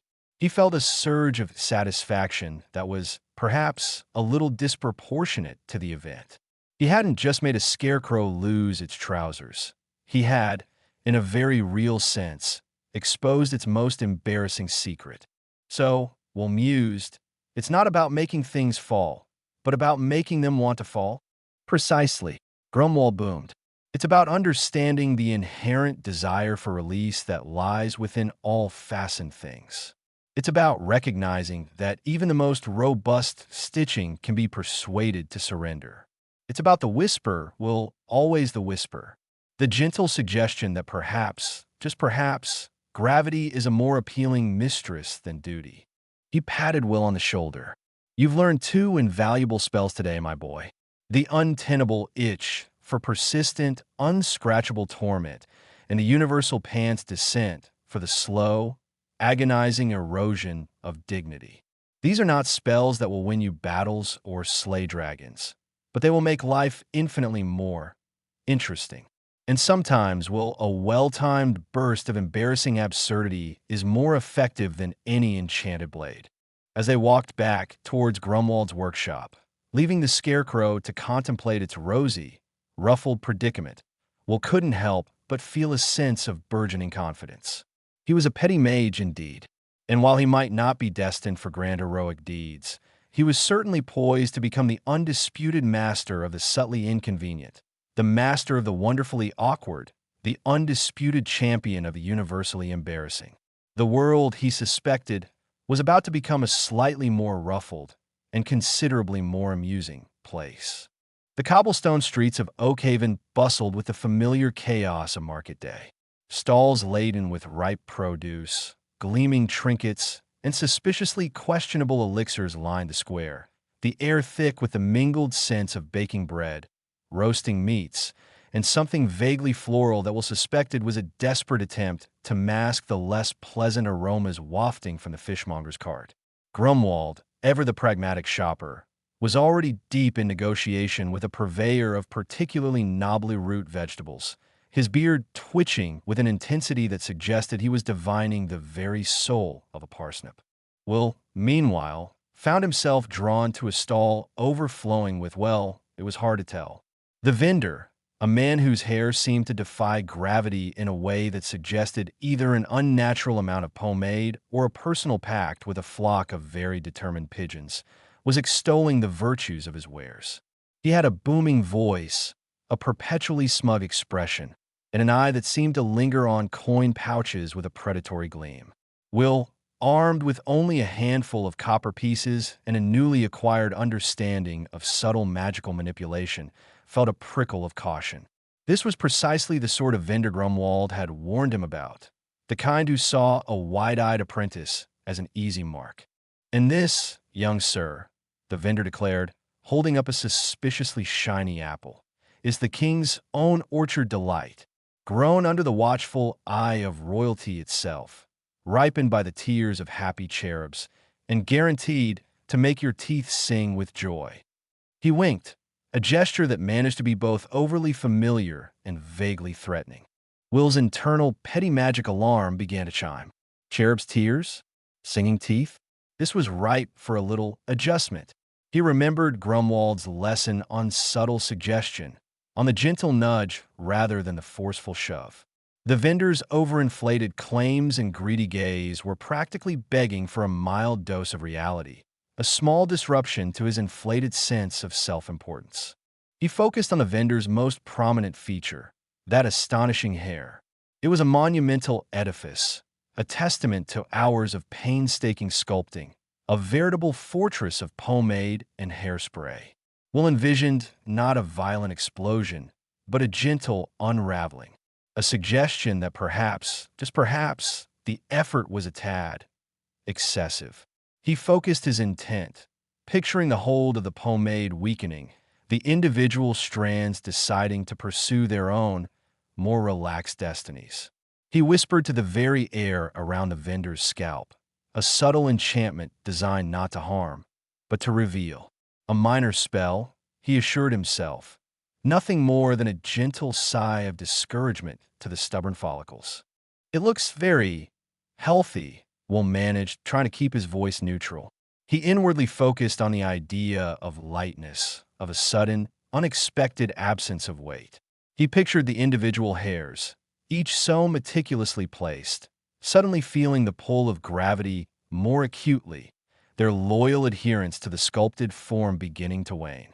He imagined the pomade, which had been so steadfast, suddenly developing an existential crisis, questioning its life choices. The vendor beamed, mistaking Will's hesitant tone for awe. "Healthy? My dear boy, this is artistry, sculpted by yours truly, with a little assistance." He patted his hair proudly, a gesture that sent a few almost imperceptible dust motes drifting down. Will's magic, however, was already taking root. It was a delicate thing, this petty magic, a mischievous whisper in the grand symphony of the world. He hadn't intended to do anything drastic. A slight dishevelment, perhaps. A few stray strands falling across his forehead, enough to make the man a little less imposing. A tiny, almost imperceptible crack in the facade. But Will, in his enthusiasm, had perhaps injected a touch too much spite. He had spent the morning contemplating the sheer audacity of the vendor's claims, the underlying avarice, and that, combined with his nascent magical abilities, had created a potent brew. He hadn't just whispered to the hair. He had, in essence, convinced it that its lifelong ambition was to experience the wind directly against the scalp. He had suggested to the pomade that its true calling was to become a greasy, unmanageable mess. The first sign was subtle. A single, defiant strand detached itself from the main structure and began a slow, meandering journey down the vendor's cheek. The vendor, mid-boast about the apple's superior gloss, didn't notice. Will's eyes, however, widened. That wasn't quite what he'd intended. Then another strand, and another. They began to fall with a surprising, almost synchronized rhythm, like a tiny, follicular exodus. The vendor, sensing a slight tickle, absent-mindedly brushed at his cheek. He frowned, a flicker of annoyance crossing his face. "What is this?" he muttered, his booming voice losing some of its resonance. Will's heart began to thud against his ribs. He hadn't meant for this. He just wanted a slightly less impressive hairstyle. Not this. Suddenly, with a sound that was less a dramatic explosion and more a collective sigh of surrender, the entire monumental edifice of the vendor's hair seemed to let go. It wasn't an instantaneous vanishing act. It was more like a slow-motion avalanche of pomade and hair, cascading downwards. Great, greasy clumps detached themselves from his scalp and tumbled onto the wooden counter, onto the shiny apples, onto the vendor's shoulders. The effect was instantaneous and utterly, hilariously catastrophic. The vendor stood frozen, his hand still halfway to his cheek, his mouth agape. His proud, smug expression had dissolved into one of utter bewilderment. Where a towering mass of sculpted hair had once resided, there was now nothing.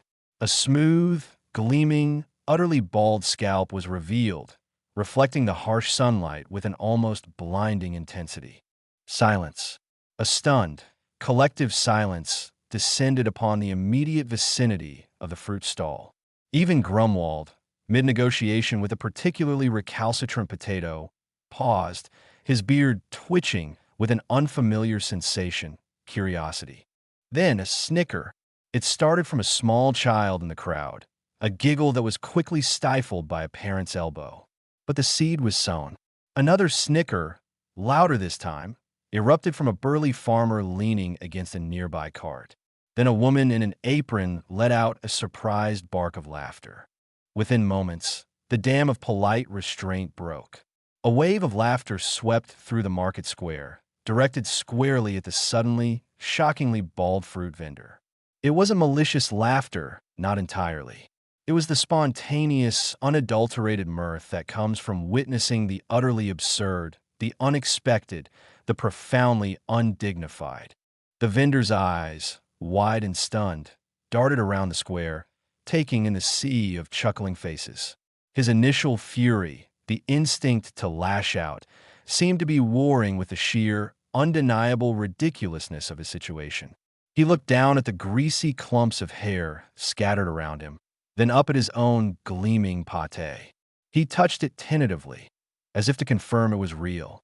And then, to Will's immense surprise, a slow, bewildered chuckle began to rumble in the vendor's chest. It started as a hesitant sound, then grew, shaking his shoulders. He threw his head back, his bald head catching the sun, and let out a booming laugh that, remarkably, rivaled his former boasts. "Well, I'll be a plucked chicken," he roared, wiping a tear from his eye with a hand that was still faintly greasy. "Lost my hair. Just like that. Never thought I'd see the day." Well, meanwhile, felt a flush creep up his neck, spreading to his ears. He was mortified. He had meant to do something small, something subtle. He had envisioned a minor inconvenience, not a full-blown, market-wide spectacle of follicular failure. But as he watched the vendor, his initial embarrassment slowly melting away into genuine amusement, Will also felt a strange, undeniable thrill. This was it, wasn't it? The core of petty magic. The unintended consequence that, while potentially embarrassing for the caster, brought an unexpected burst of hilarity to the world. It wasn't about causing pain or destruction. It was about puncturing pomposity, about revealing the inherent absurdity in everyday life, about creating those moments of shared, unexpected mirth. Grumwald ambled over, a twinkle in his eye and a particularly large rutabaga tucked under his arm. He surveyed the scene with a slow, appreciative nod. "Ah, well," he said, his voice a low rumble of amusement. "A most effective demonstration of subtle suggestion. You've managed to achieve a rather impressive level of follicular liberation." Will could only stammer, "I didn't mean for it to fall out like that, master." "Of course not, my boy," Grumwald said, clapping him on the shoulder. "That's the beauty of it." The intent was a gentle unraveling, a subtle weakening. But the execution had a certain flair. You tapped into the inherent desire for freedom that exists even in inanimate objects, such as hairspray and ambition. He gestured to the vendor, who was now good-naturedly showing off his bald head to a group of amused onlookers.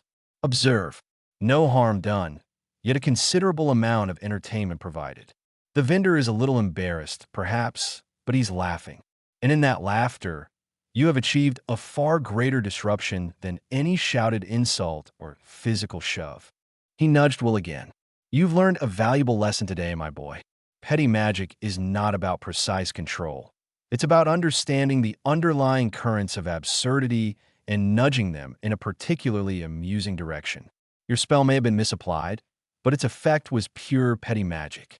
You've taken a man who was perhaps a little too pleased with himself and, with a single, well-aimed whisper, revealed him to be, well, rather comically less than fully clothed, at least on his head."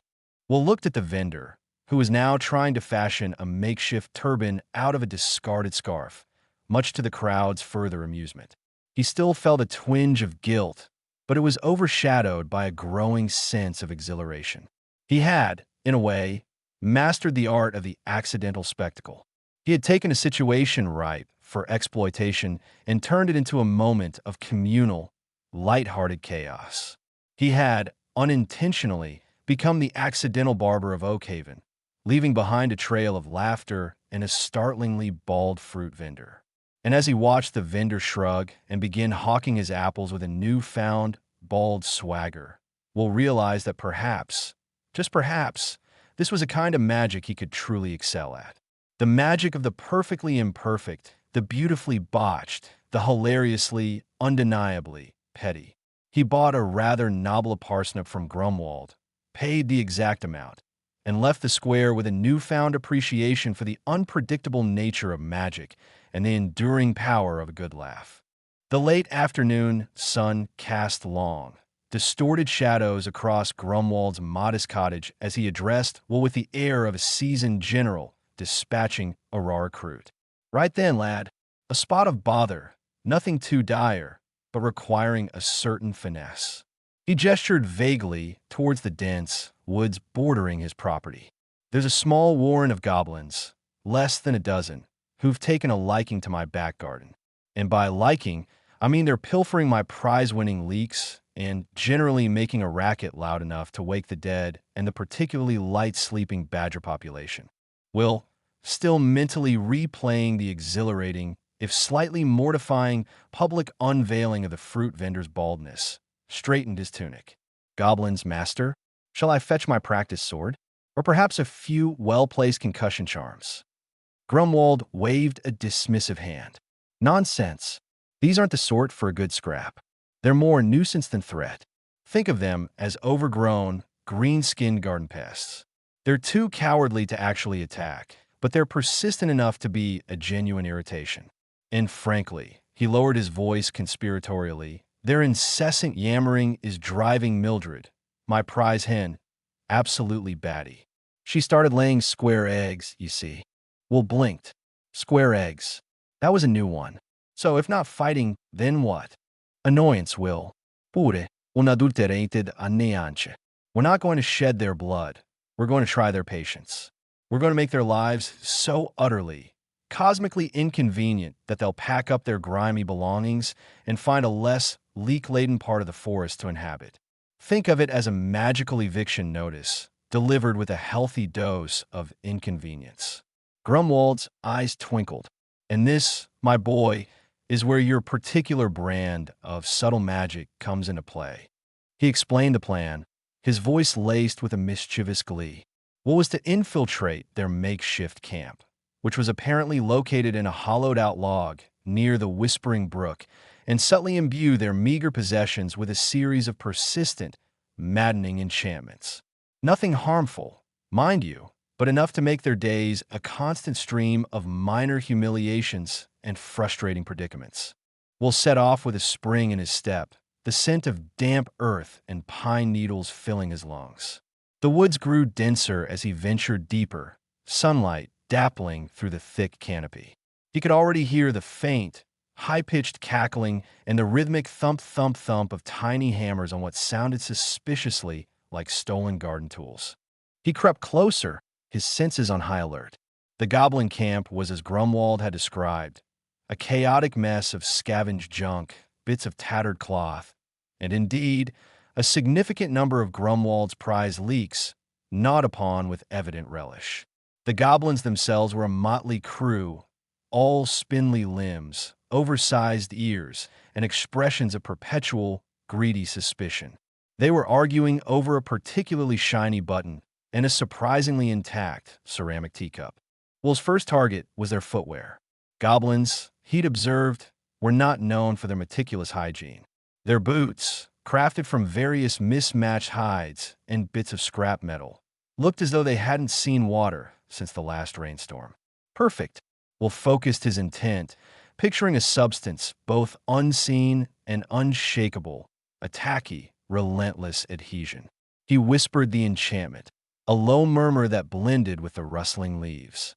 Stuck fast, forevermore, no matter the floor. He watched, hidden behind a thicket of ferns, as one particularly grubby goblin, a scrawny creature named Nash, stomped his foot in a fit of pique. His boot, instead of firmly planting itself, made a distinct splat sound and remained stubbornly attached to the damp earth for a fraction of a second longer than natural. Nash blinked, confused, then tried to lift his foot again. This time, the boot resisted with a noticeable tug. He grunted and pulled harder, his face contorting with effort. The boot finally came free with a sound like tearing leather, leaving a perfect, mud-laden imprint in its wake. Nash stared at his boot, then at the ground, a look of profound bewilderment on his small, green face. Will suppressed a grin. One down. Next, the stolen trinkets. The goblins seemed to have a penchant for anything that glittered, however dully. They'd managed to acquire a handful of shiny pebbles, a bent spoon, and a surprisingly intact silver thimble. Grumwald had mentioned that the worst part wasn't the theft itself, but the noise the goblins made when fiddling with their ill-gotten gains. They'd chitter and squeak and generally announce their every petty acquisition to the entire forest. Will's mission: make the trinkets themselves the source of the annoyance. He focused on the bent spoon, picturing a tiny, high-pitched sound that would emanate from its very metal. Not a loud noise, but a persistent, maddening peep. From shining metal, let a tiny sound escape, a constant, irritating, minuscule shape. He then moved his attention to the shiny pebbles. These, he decided, would emit a soft, almost inaudible hum, like a trapped fly buzzing inside a matchbox, a sound that would drive even the most stoic creature to distraction. Tiny stones that gleam and gleam, emit a hum, a maddening dream. The thimble, he imagined, would periodically let out a tiny, sharp ping, like a miniature bell struck at random. He watched as one goblin, a female named Scrit, fondled her collection. She picked up a shiny pebble. A faint, almost imperceptible hum began to fill the air around her. She frowned, tilting her head. Then she picked up the bent spoon. A tiny peep cut through the air. Scrit's eyes widened. She dropped the spoon as if it had burned her. The humming pebble continued its maddening drone. She then reached for the silver thimble, and a sharp ping echoed through the clearing. Scrit let out a yelp of frustration and threw the thimble into the air. It landed with a soft clatter, and the pinging continued, now emanating from the ground near her feet. The other goblins looked at her, then at their own pilfered treasures. One of them, a stout goblin named Snag, picked up a particularly shiny rock. It began to hum. He then picked up a piece of broken mirror. A tiny peep followed. Snag's brow furrowed, and he quickly put the mirror down. He glanced nervously at Scrit, who was now swatting at the air as if it were full of invisible insects. Will felt a pang of something akin to pity, quickly squashed by the memory of Grumwald's square eggs. This was necessary. Their leak-snatching days were numbered. The final touch, and perhaps the most potent, was the sneeze enchantment. Will envisioned a tickle, a phantom sensation that would manifest at the most inconvenient of times. Not a full-blown sneeze that could be controlled, but an irresistible, sudden urge, a reflex that would hijack their vocal cords and their carefully balanced activities. He focused on the goblins' twitching noses and their tendency to erupt in sudden bursts of noise, and whispered, a tickle unseen, a sneeze unforeseen, at the moment most awkward, forever keen. He watched with barely suppressed delight as Nash, having finally wrestled his boot free from the earth, was attempting to gnaw on a stolen leak. His nose twitched violently. He tried to suppress it, his eyes watering. Then it happened. Achoo! The sneeze was explosive, sending a spray of leek juice and goblin spittle across the clearing. Nash, mortified, dropped the leak. Immediately after, Scrit, who was trying to polish her thimble, which was still emitting its tiny ping, felt the tickle. Choo-choo-see-cho. Her sneeze was a series of rapid-fire bursts, each one accompanied by a faint squeak from the thimble. She ended up coughing and sputtering, her eyes watering from the sudden magical assault. Snag, who was attempting to thread a stolen necklace of shiny pebbles onto a piece of twine, felt his own urge coming. He tried to stifle it, his face turning a shade of puce green. Chew! His sneeze was less forceful but more prolonged, causing him to lose his grip on the twine. The pebbles scattered, and their faint humming intensified, creating a cacophony of tiny, irritating sounds. The goblins looked at each other, their faces a mixture of confusion, annoyance, and dawning horror. Their boots were sticky, their treasures were making noise, and they couldn't stop sneezing at the worst possible moments. The joy of petty larceny was rapidly being replaced by the sheer, unadulterated misery of a magically induced nuisance. One goblin, a particularly small one named Pip, was trying to eat a stolen mushroom. As he brought it to his mouth, his nose twitched. He sneezed violently, sending the mushroom flying into the face of another goblin. This goblin, enraged and also suffering from a sudden bout of itchy nose, sneezed back, splattering Pip. The situation devolved into a sneezing, splattering, boot-sticking, noise-making free-for-all. Will watched from his hiding spot as the goblins' initial arguments over trinkets transformed into increasingly desperate attempts to escape their own magically enhanced misery. They tried to walk, but their boots clung to the ground with an infuriating tenacity, requiring Herculean efforts to dislodge. They tried to quiet their noisy treasures, only to be met with more persistent squeaks, hums, and pings. And with every attempted action, another sneeze would erupt, sending them into paroxysms of involuntary nasal explosions.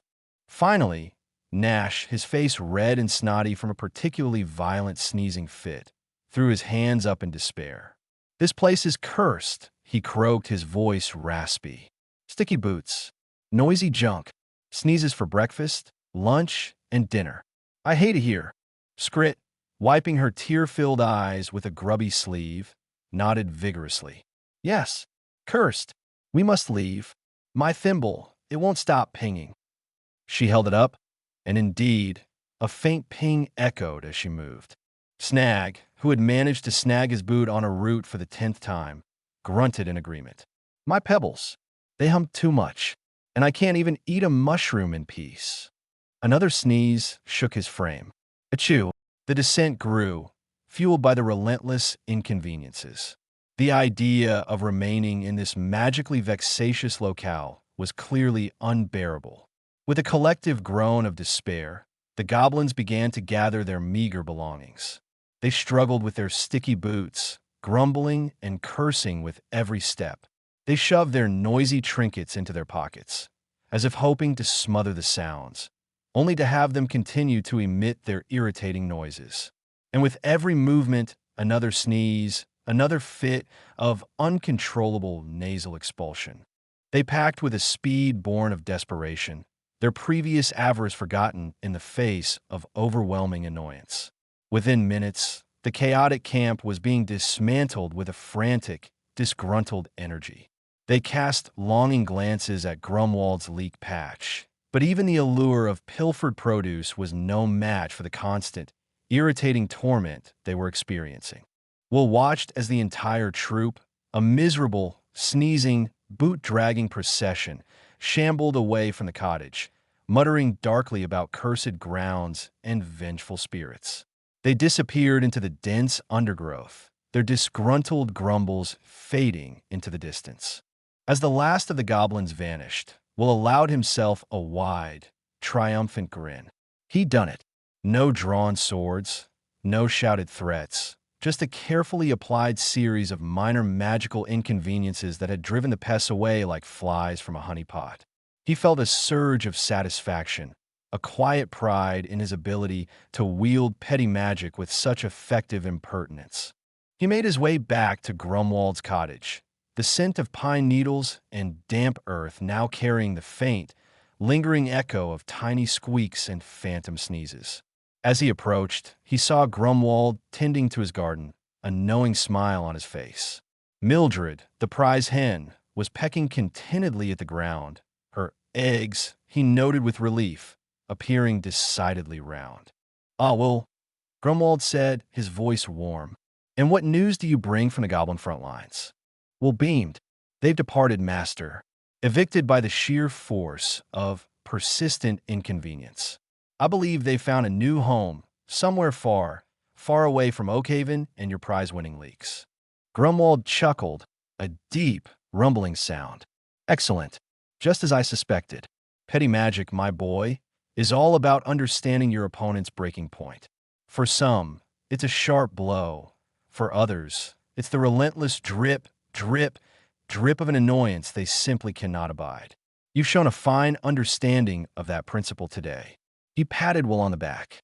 "And Mildred sends her gratitude. She's promised me a clutch of perfectly spherical eggs tomorrow, in honor of your success." Will felt a blush creep up his neck. He hadn't expected to be lauded for his work as a magical pest controller, but the praise, and the thought of Mildred's soon-to-be-round eggs, was strangely satisfying. He had proven that even the smallest, most seemingly insignificant spells, when applied with the right intent and a touch of mischievous flair, could achieve remarkable results.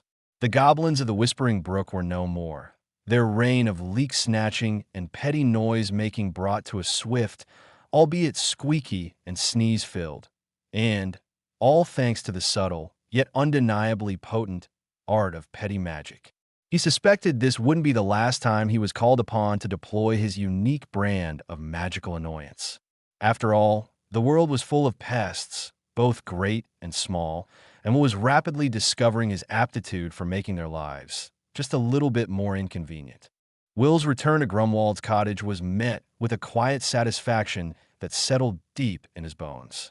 The crisp autumn air, no longer carrying the faint scent of goblin spittle and amplified squeaks, felt clean and refreshing. He watched Mildred, Grumwald's prize hen, strutting with an air of regal contentment, her eggs, no doubt, laid in perfect unassailable spheres. The victory over the leak-thieving ruffians, achieved not with brute force, but with a symphony of minor inconveniences, resonated within him. It was a peculiar brand of magic, certainly, one that wouldn't win him any accolades on a battlefield or impress a dragon with its raw power. Yet, as he replayed the scene in his mind, the flailing boots, the phantom sneezes, the cacophony of self-inflicted annoyance, a genuine sense of accomplishment bloomed. He found Grumwald polishing a surprisingly intact brass doorknob with a well-worn cloth. The old mage's smile was crinkled and knowing. Well, he began, his voice a low rumble. "It seems the goblin menace has been thoroughly inconvenienced out of existence." Mildred is already composing sonnets about the return of normalcy, though I suspect they'll be more hen-like squawks than poetic verse. Will grinned, the warmth of the praise a welcome sensation. They seemed quite eager to depart, master. I believe their fascination with your leaks has waned considerably. He paused, considering his words. It's strange, isn't it? No grand spells, no elemental fury, just little things. Annoyances. And yet, it worked. Grumwald set down the doorknob and turned his full attention to Will. And why shouldn't it, my boy? Don't ever underestimate the power of the persistent drip. The mightiest dam can be worn down by a steady stream, and the most hardened heart can be chipped away by 1,000 tiny pinpricks. You didn't conquer them, Will. You simply made their existence so utterly, undeniably unpleasant that the very idea of staying became anathema. He tapped Will's forehead lightly with a callous finger. You've begun to understand the true nature of petty magic. It's not about overwhelming power. It's about precise, targeted disruption. It's about knowing where to apply the pressure, however slight, to cause the greatest possible imbalance. The words settled into Will's mind, not as abstract concepts, but as tangible truths.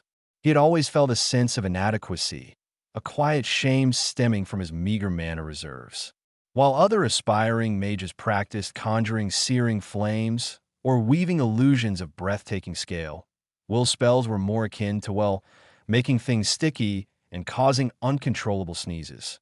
He had seen the pitying glances, the dismissive snorts from those who believed true magic lay in raw, unfettered power. But the goblin's hasty retreat, their desperate scramble to escape the petty torments he had orchestrated, was proof enough. Petty magic had its own potent arsenal. I suppose, Will mused aloud, it's about finding the cracks, the little weaknesses. Their boots were uncomfortable, so I made them stick. They liked making noise, so I made their treasures noisier than they were. And their noses, well, their noses proved to be a rather significant vulnerability. He chuckled at the memory. Precisely, Grumwald exclaimed, his eyes twinkling. You targeted their comfort, their ability to enjoy their ill-gotten gains, and their very physical well-being, albeit in a minor way. You didn't try to break their spirit with a single devastating blow. You simply wore it down, bit by bit, until it crumbled under the weight of accumulated irritation. He picked up the doorknob again, admiring its shine. Think of the possibilities, Will. Imagine a notoriously arrogant guard, his perfectly polished helmet suddenly developing an unbearable itch. Not a painful itch, mind you, just a maddening, persistent one that he can't scratch without looking utterly foolish. Or a pompous nobleman, mid-declaration of his own brilliance, his painstakingly coiffed wig suddenly beginning to unravel, strand by strand, right before the eyes of his captivated audience. We'll envision the scenes with a growing sense of glee. The guard, his face contorted in a silent, desperate struggle against the phantom itch, his every movement awkward and agitated. The nobleman, his carefully crafted facade crumbling as his hair cascaded around his ears like a melting snowdrift, his pronouncements dissolving into embarrassed splutters. These weren't acts of destruction. They were acts of calculated, exquisite humiliation, and they were well within his capabilities. It's rather satisfying, isn't it? Will admitted, a slow smile spreading across his face. To be able to cause such disruption without needing to summon a storm or a legion. Satisfying and, dare I say, incredibly useful, Grumwald stated firmly. The world is not always about grand gestures, Will. Sometimes it's about the subtle nudge that sends the boulder rolling down the hill, or the whispered word that turns an ally into a suspect. Your lack of raw power, which you once saw as a hindrance, is now your greatest asset. It forces you to be creative, to be precise, to think laterally. The truly powerful mages, those who rely solely on their immense mana, often become blunt instruments. They lack finesse, subtlety. They can blast down a door, but they can't pick the lock with a whispered charm. He gestured towards the woods, the very woods from which the goblins had recently fled. Think of the sentries guarding a wealthy merchant's caravan. They're armed, they're alert, they're likely bored out of their minds. A direct magical assault would be foolish and dangerous. But a well-placed charm that makes their chainmail rustle with the sound of 1,000 tiny scurrying mice, or a spell that causes their water skins to taste faintly of sour milk, no matter how fresh the water, these little discomforts can breed distraction, impatience, and ultimately, carelessness. And carelessness, my boy, is the oldest and most reliable ally of any trickster. Will felt a spark ignite within him. He had always admired the cunning of characters in the tales Grumwald told. The rogues, the tricksters, the ones who outsmarted their opponents rather than overpowering them. He had never considered that he, with his limited magical aptitude, could tread that path. He had been so focused on what he couldn't do, on the spells he couldn't cast, that he had failed to appreciate the unique power of what he could. So, it's not about being a lesser mage, Will said, the realization dawning with a sense of profound liberation. It's about being a different kind of mage, a mage of inconveniences, a mage of unexpected delays. Precisely. Grumwald clapped his hands together, a sharp, decisive sound. You are a budding trickster, Will, and your magic is your toolkit. It's the subtle art of making life just difficult enough that your target abandons their objective, or makes a critical mistake, or simply wishes they were anywhere else. It's the magic of the persistent fly, the squeaky hinge, the sock that always goes missing in the wash. It is, in its own way, an art form. He paused, a thoughtful expression on his face. And remember this, Will, the most potent magic is often the magic that goes unnoticed until it's too late. The goblins didn't see the magic at work, not directly. They experienced its effects. They blamed the cursed ground, the mischievous spirits, the general misfortune of their day. They never suspected a young lad with a limited mana pool had orchestrated their downfall with a few well-chosen whispers. Will thought of the guard's itching helmet, the nobleman's unraveling wig. He thought of how a well-timed distraction, a moment of embarrassing clumsiness, could shift the balance of a negotiation or reveal a hidden motive. He imagined himself at court, a silent observer, weaving subtle enchantments that caused a rival diplomat's inkwell to overflow, or a pompous lord share to emit a faint, unidentifiable smell at the most inopportune moment. The possibilities, while not world-shattering, were certainly amusing. In the realm of practical application, amusement could often lead to distraction, and distraction could lead to opportunity. I like it, Master, Will said, his voice filled with a newfound conviction. I like this path. It feels right. And it's certainly more interesting than trying to set things on fire. Grumwald chuckled. Indeed, fire is so permanent. Inconveniences are far more versatile. They can be applied, removed, and reapplied with a far greater degree of subtlety. Besides, he winked, setting things on fire tend to draw a lot more attention, and attention is rarely a friend to a wizard who prefers to work from the shadows, or from behind a particularly dense thicket of ferns, as the case may be. He gestured towards a small, unassuming wooden chest tucked away in a corner of the cottage. Now, since you've proven your aptitude for practical application, it's time to consider the theoretical underpinnings of your chosen specialty. We've dealt with goblins, a noble endeavor indeed, but there are other targets, shall we say, who might benefit from a little magical nudge in the right direction. Come, let us delve into the finer points of targeted irritation. For instance, have you ever considered the strategic advantage of a magically induced, persistent hiccup in a town crier? Will's eyes widened, a mischievous spark igniting within them. The thought of a town crier, mid-proclamation of some dire decree, being interrupted by a series of embarrassing, uncontrollable hiccups was almost too much to bear. He could already feel the hum of potential, the whisper of nascent enchantments, calling to him. His path was unconventional, certainly, but it was undeniably his. And as he followed Grumwald towards the chest, he knew, with a certainty that surprised even himself, that he was on the cusp of becoming something rather extraordinary, a master of the subtle art of inconvenience, a true trickster of petty magic. The world, he suspected, was about to become a little less predictable and a lot more interesting. Chapter 5. The Journey Outward.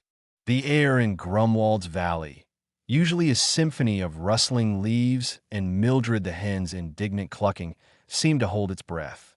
Will stood at the edge of the clearing, his small pack slung over his shoulder, a peculiar mix of excitement and trepidation bubbling in his chest. He had spent weeks, months even within the comforting, if slightly eccentric, confines of this little pocket of peace.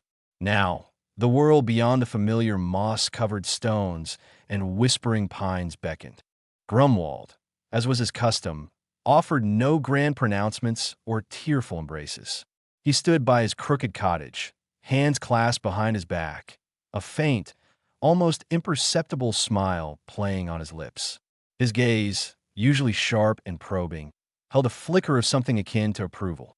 It was as if he were watching a particularly well-trained squirrel finally master the art of nut burying. "So," Grumwald rumbled, his voice like pebbles shifting in a stream, "off you trot, then? Off to find more goblins to inconvenience. Or perhaps a particularly stiff-necked duke in need of a spontaneous bout of uncontrollable itching." Will chuckled, a genuine, heartfelt sound. "I'm not sure, master. I suppose I'll follow where the path leads, and perhaps try to avoid getting too inconveniently inconvenienced myself." Grumwald grunted, a sound that could have meant anything from agreement to mild indigestion. "Sensible enough. Remember what I told you. Trouble finds everyone, Will. Your job is to ensure it's the interesting kind of trouble, the kind that results in a good story, or, at the very least, a well-deserved nap and a sunbeam afterwards. And for the love of all that is moderately inconvenient, try not to break anything important. Unless, of course, it's demonstrably asking for it." He gestured vaguely with a thumb towards the path leading out of the valley. "That way. Try not to get lost. Or, if you do, make sure the getting lost is spectacularly entertaining." A pang of gratitude, sharp and sweet, pierced Will. Grumwald, with his gruff exterior and his peculiar brand of wisdom, had taken him in. He had seen past Will's meager mana reserves and recognized the potential for a different kind of magic, a magic that whispered rather than roared. He had taught him the art of the subtle disruption, the power of the precisely placed pebble that can, with enough momentum, start an avalanche of mild discomfort. "Thank you, Master Grumwald," Will said, his voice a little thicker than usual. "For everything." Grumwald waved a dismissive hand. "Nonsense. You were a useful distraction from Mildred's incessant philosophical musings, and she does tend to get rather verbose when left to her own devices. Now off with you. The world awaits its next mild annoyance. Try not to disappoint." With a final, lingering look at the familiar cottage and the contented clucking of Mildred, who Will suspected was, indeed, contemplating the existential nature of eggs, Will turned and began to walk. His pack felt light, yet somehow substantial. Grumwald, ever the pragmatist, had ensured he was adequately, if eccentrically, equipped. Inside, nestled amongst a few changes of socks and a half-eaten apple, were a handful of items that hummed with a subtle, Will-esque magic. There was the map, a rolled-up parchment that, with a whispered incantation and a gentle tug, would neatly fold itself into a compact square, ready to be tucked away. It had a tendency to occasionally unfold itself again at inopportune moments, usually when Will was trying to impress someone with his organizational skills, but for the most part, it was a marvel of self-discipline. Beside it lay his cloak, a garment of deep forest green that was, frankly, a bit of a show-off. Grumwald had enchanted it to change color according to Will's mood. Currently, it was a rather anxious shade of murky brown, reflecting Will's internal flutterings. It had a habit of shifting to a bright, embarrassing pink when Will was particularly flustered, or a smug, peacock feather blue when he felt he'd successfully pulled off a minor magical feat. He suspected it was Grumwald's way of keeping him honest, or at least publicly mortified. And then there were the boots. Ah, the boots. They were sturdy, sensible things, made of tough leather and designed for long treks. Grumwald had, with a twinkle in his eye, added a touch of self-tying magic to them. This meant that, more often than not, when we'll kick them off after a long day, their laces would magically intertwine, creating a Gordian knot of leather and string that would defy all attempts at untangling until the next morning, or until we'll employed a particularly potent and often noisy charm of unknotting. He learned to brace himself for that moment of mild frustration each evening. He stepped out from under the protective canopy of the valley's trees and onto the well-worn path that snaked away into the wider world. The sunlight, unfiltered by the dense leaves, felt surprisingly warm on his face. The air smelled of damp earth, distant wood smoke, and the tantalizing, unknown promise of adventure. He took a deep breath, the air filling his lungs with a sense of possibility. He looked back one last time. The valley, nestled in its protective hollow, seemed to recede, a comforting secret he carried with him. He could almost hear Grumwald's gruff farewell echoing in the rustling leaves, his cryptic warning about the fun kind of trouble, a mantra for the journey ahead. The path ahead was a ribbon of brown, winding its way through rolling hills and eventually disappearing into a denser forest. He had no specific destination in mind, no grand quest to fulfill. His magic, after all, wasn't the sort that slew dragons or rescued princesses. It was the sort that ensured a knight's armor squeaked just a little too loudly during a solemn procession, or that a king's prize-winning rosebush inexplicably developed a sudden aversion to sunlight. He walked with a steady, unhurried pace, his self-tying boots occasionally giving a slight, almost imperceptible tug at his ankles, a friendly reminder of their peculiar sentience. The cloak shifted from murky brown to a hopeful, optimistic green as a small, fluffy cloud drifted lazily overhead. He imagined all the potential targets for his unique brand of magic: the overly zealous tax collector, the boastful merchant who always exaggerated his wares, the perpetually late courier whose pronouncements always arrived after the news had already spread by word of mouth. He could picture it now. The tax collector, his brow furrowed in concentration as he tried to tally figures, suddenly finding his quill pen inexplicably sticky, leaving a trail of ink blots across his meticulously prepared ledgers. The merchant, mid-sales pitch, finding his voice replaced by a series of high-pitched squeaks like a startled field mouse. The courier, his important missive clutched in his hand, finding his satchel inexplicably heavier as if filled with lead weights, slowing his already tardy progress to a crawl. These were not acts of malice, but acts of recalibration. A gentle nudge towards humility, a subtle lesson in the virtues of preparedness, or perhaps just a reminder that even the most important pronouncements could be undermined by a perfectly timed, magically induced case of the hiccups. He paused at a small stream, the water clear and cool. He knelt to drink, the map in his pack deciding this was the perfect moment to unfold itself with a soft snap, unfurling across the damp ground. He sighed, but there was no real frustration in it. He simply pushed it back into its pouch, a small, self-inflicted inconvenience to accompany his journey. As he straightened up, he noticed a small, weathered signpost half hidden by overgrown brambles. It had two faded arrows. One pointed vaguely in the direction he was heading, marked simply with a symbol that looked suspiciously like a grumpy badger. The other arrow pointed in the opposite direction, labeled with a crudely drawn, but unmistakable, image of a particularly plump-looking chicken. Will blinked. Grumwald's warning about staying out of trouble, unless it's the fun kind, echoed in his mind. He considered the badger.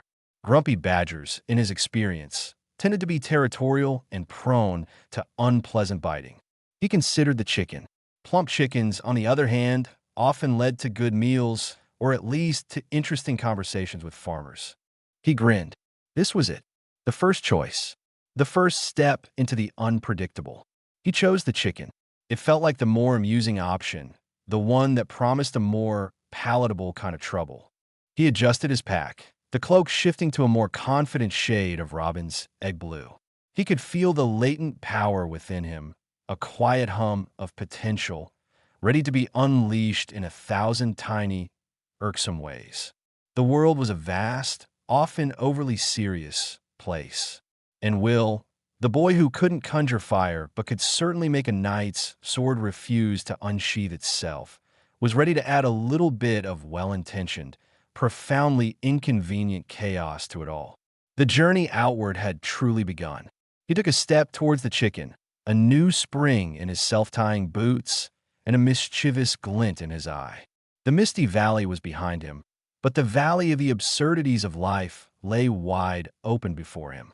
He was ready to embrace them, one perfectly timed sneeze, one inexplicably sticky doorknob, one hilariously unraveled wig at a time.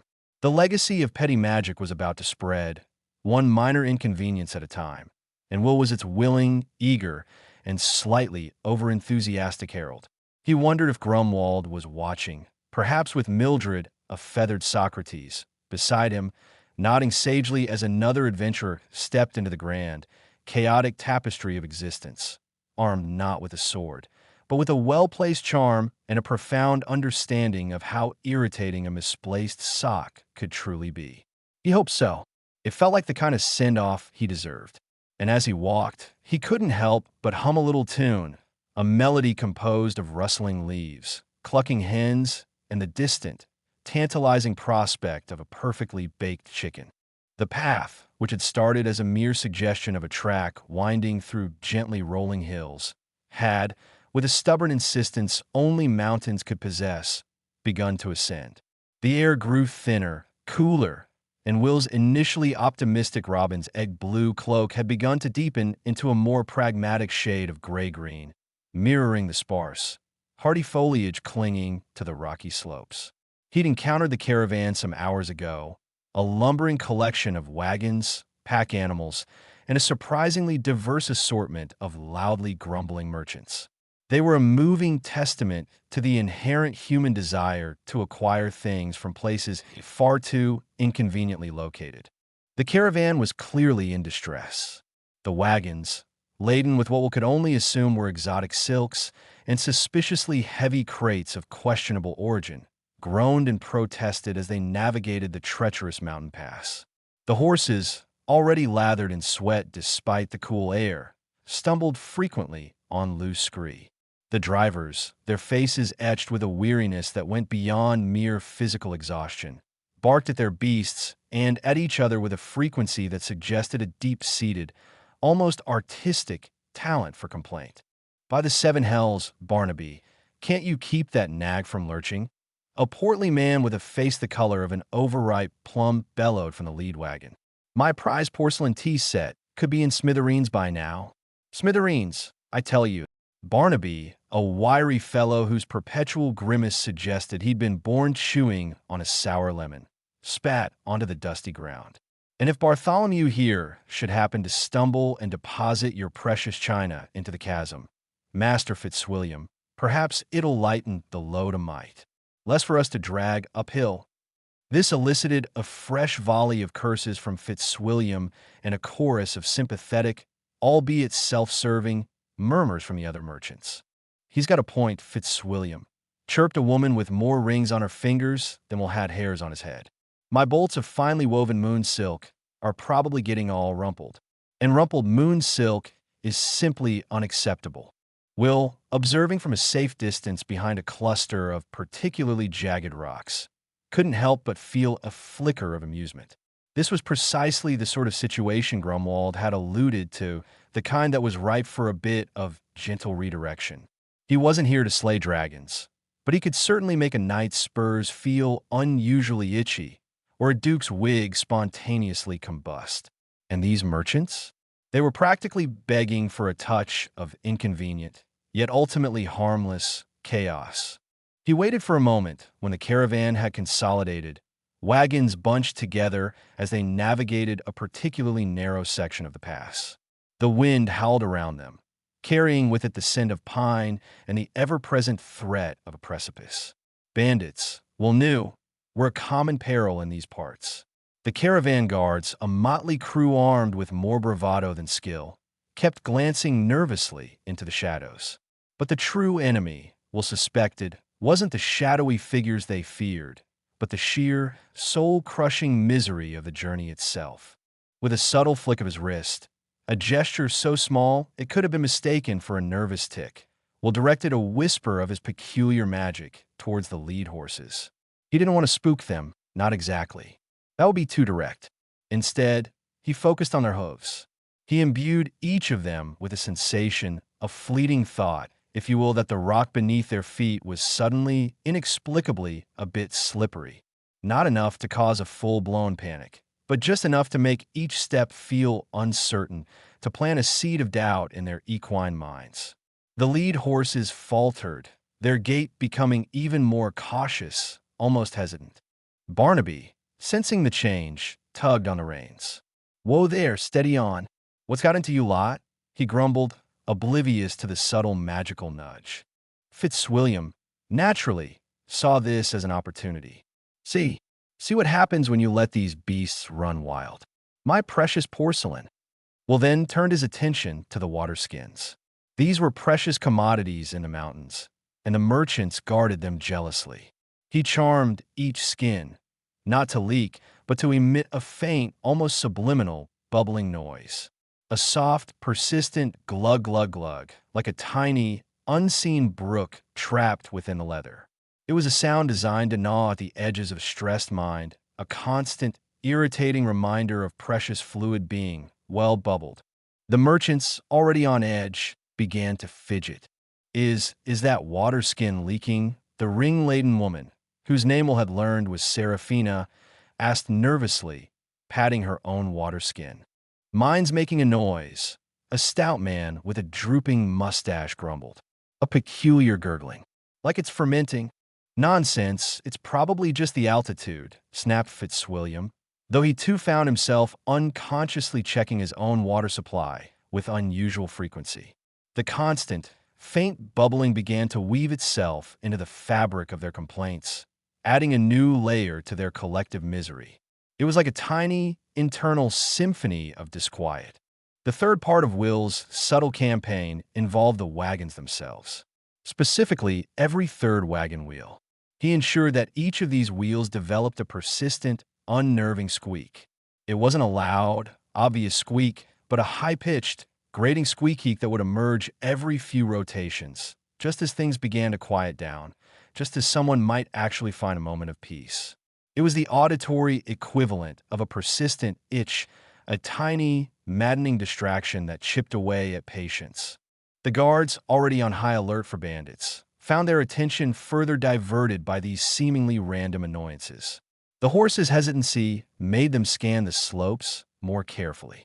The merchants' growing paranoia about their water supply had them clustered together, whispering nervously, their eyes darting around. And the infernal squeaking of the wagon wheels provided a constant, unsettling soundtrack to their anxieties. Will watched from his rocky perch as the caravan shuffled onward. The bandits, who had been observing from a rocky outcrop further up the pass, began to look confused. Their usual approach relied on creating fear and disarray.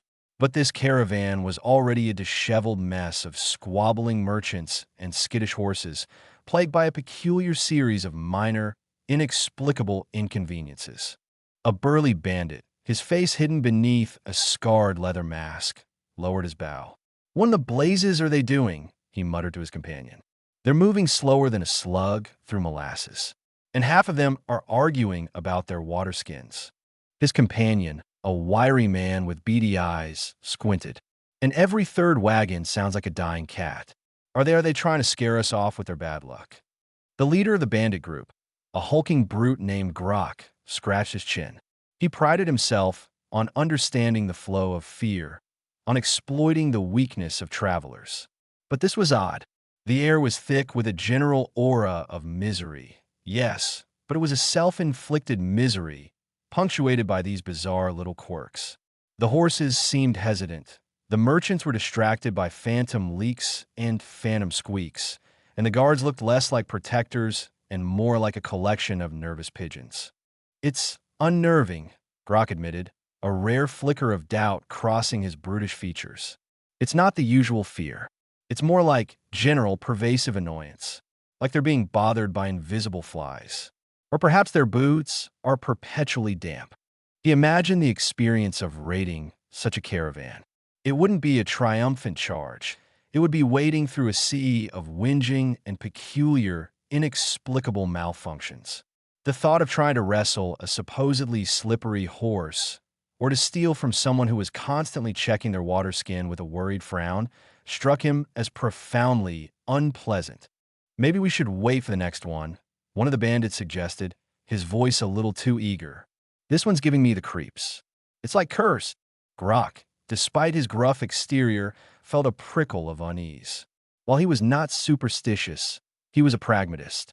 And this caravan, with its unnatural air of widespread, low-grade suffering, felt like more trouble than it was worth.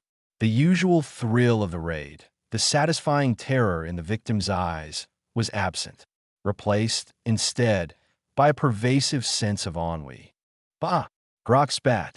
Fine. Let them have their squeaky, bubbling, slippery journey. We'll find easier pickings. These folk look like they're already being punished by the gods themselves. And so, with a collective sigh of relief that had nothing to do with the safety of their ill-gotten gains and everything to do with avoiding a potentially deeply irritating encounter, the bandits melted back into the shadows. Will, observing their retreat, allowed himself a small, self-satisfied smile. His cloak, which had shifted to a muted, camouflaging shade of mossy green, remained undisturbed. He hadn't needed to conjure a single fireball, hadn't unleashed a wave of destructive energy. He had simply nudged the world, ever so slightly, off its usual course.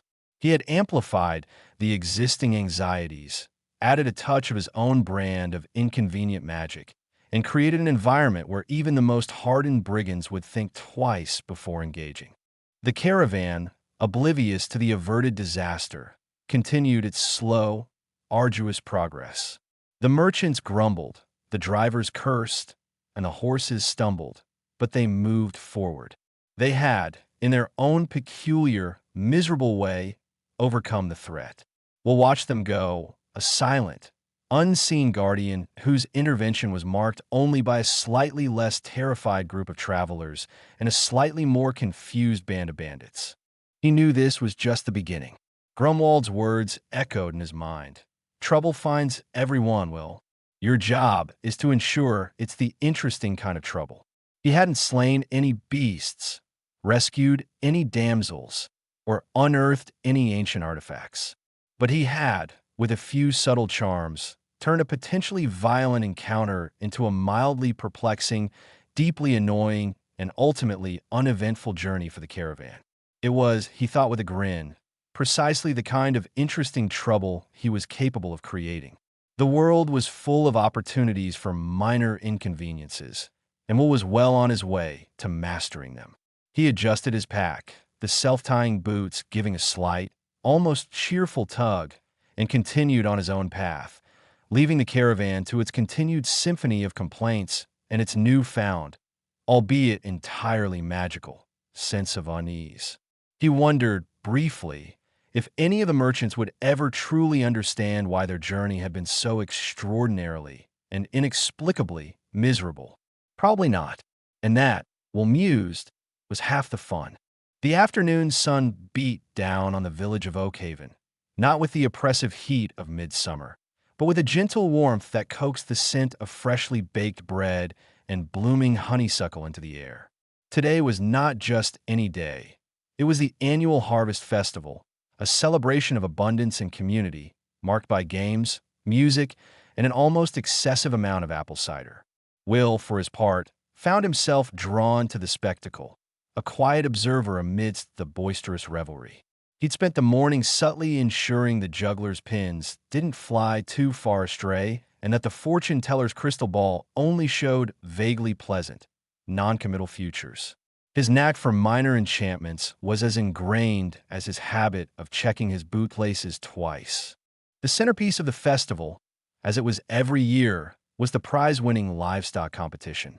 And this year, the undisputed champion, the Grand Marshal of the swine contingent, was Bartholomew. Bartholomew was not merely a pig. He was an event.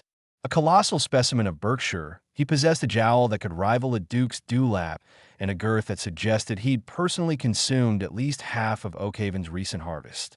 His sty, a reinforced oak enclosure designed to withstand a determined badger attack, was surrounded by a veritable throng of admirers, all eager to witness the magnificent beast. Bartholomew, for his part, seemed to regard the admiring gazes with a mixture of porcine indifference and regal disdain. He snuffled, he grunted, he rooted around in his straw, a picture of contented, colossal hoghood. Will leaned against a sturdy oak, a half-eaten honey cake in his hand, watching the proceedings with mild amusement.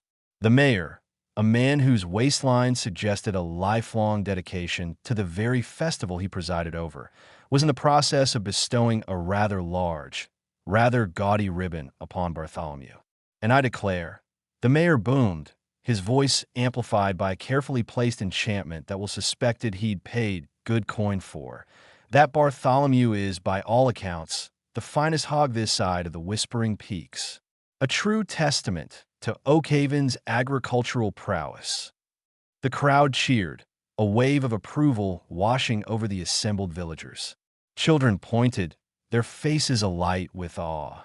A few enterprising individuals were already discreetly measuring Bartholomew with their eyes, no doubt calculating the potential roast dinner.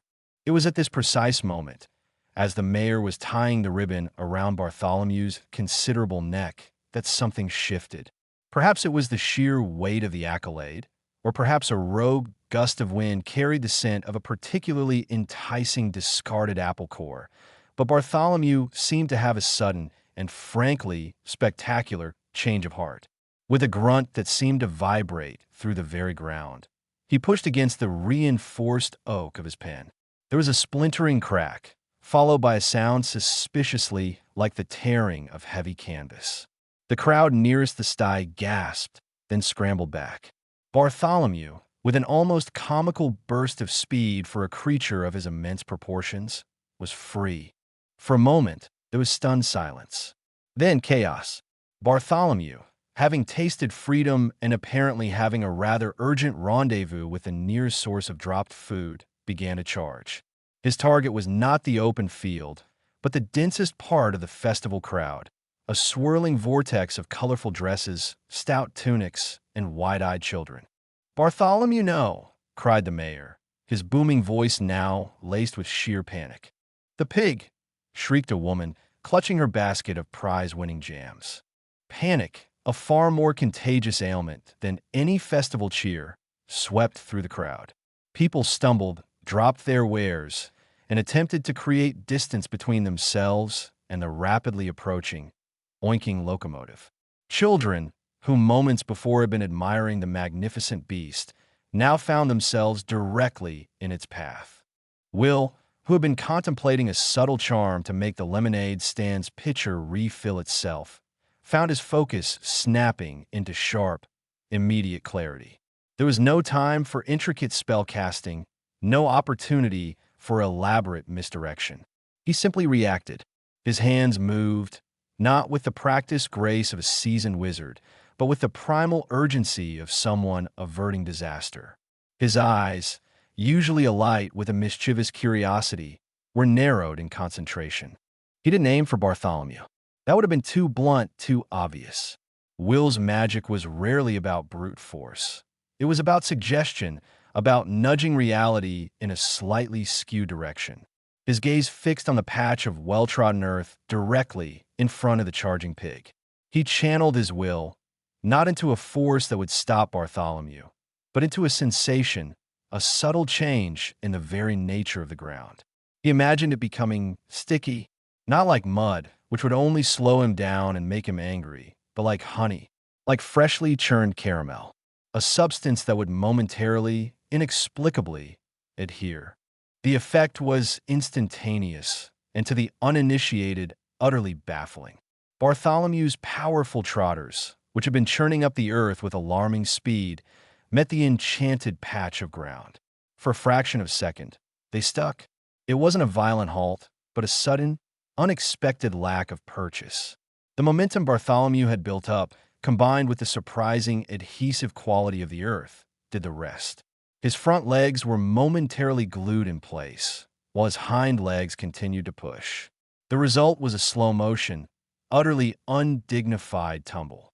The colossal pig, with a surprised OOF that sounded remarkably like a deflating bellows, rolled head over Trotters. He didn't crash into the crowd. Instead, he completed a series of surprisingly graceful, if unintentional, somersaults, landing with a soft thump in a conveniently located pile of fresh, soft hay that had been set aside for the less fortunate livestock. A collective gasp rippled through the crowd. For a terrifying moment, they had braced for impact for the horrifying crunch of flesh and bone. Instead, they witnessed the absurdity of a prize-winning pig performing an impromptu acrobatic routine. The stunned silence held for another beat, broken only by the gentle rustling of hay as Bartholomew shook his head, a few stray strands clinging to his ears. Then a single chuckle erupted from somewhere in the back. It was quickly followed by another, and then another, until the entire village square was filled with a wave of relieved laughter. The tension, so thick moments before, evaporated like mist in the morning sun. Children, no longer terrified, pointed and giggled at the sight of the disoriented pig. The mayor, his face still pale, let out a shuddering breath. He then looked at Will, who was attempting to melt into the background, a faint blush rising on his cheeks. The villagers, their fear replaced by gratitude and a healthy dose of awe, began to turn their attention to the quiet young man who had, somehow, averted disaster. "Remarkable!" exclaimed Barnaby, the portly merchant Will had encountered on the mountain pass, who happened to be in Oakhaven for supplies. He'd witnessed the whole thing. Simply remarkable. The pig had just tripped itself, right in front of us. He looked as surprised as we were, added Seraphina, her rings glinting as she applauded softly. The mayor, regaining some of his composure, approached Will. "Young man," he said, his voice filled with genuine admiration, "that was extraordinary. You seem to know what to do. A most fortunate intervention. Bartholomew, clearly, has very poor footing indeed." Will managed a weak smile, shifting his weight.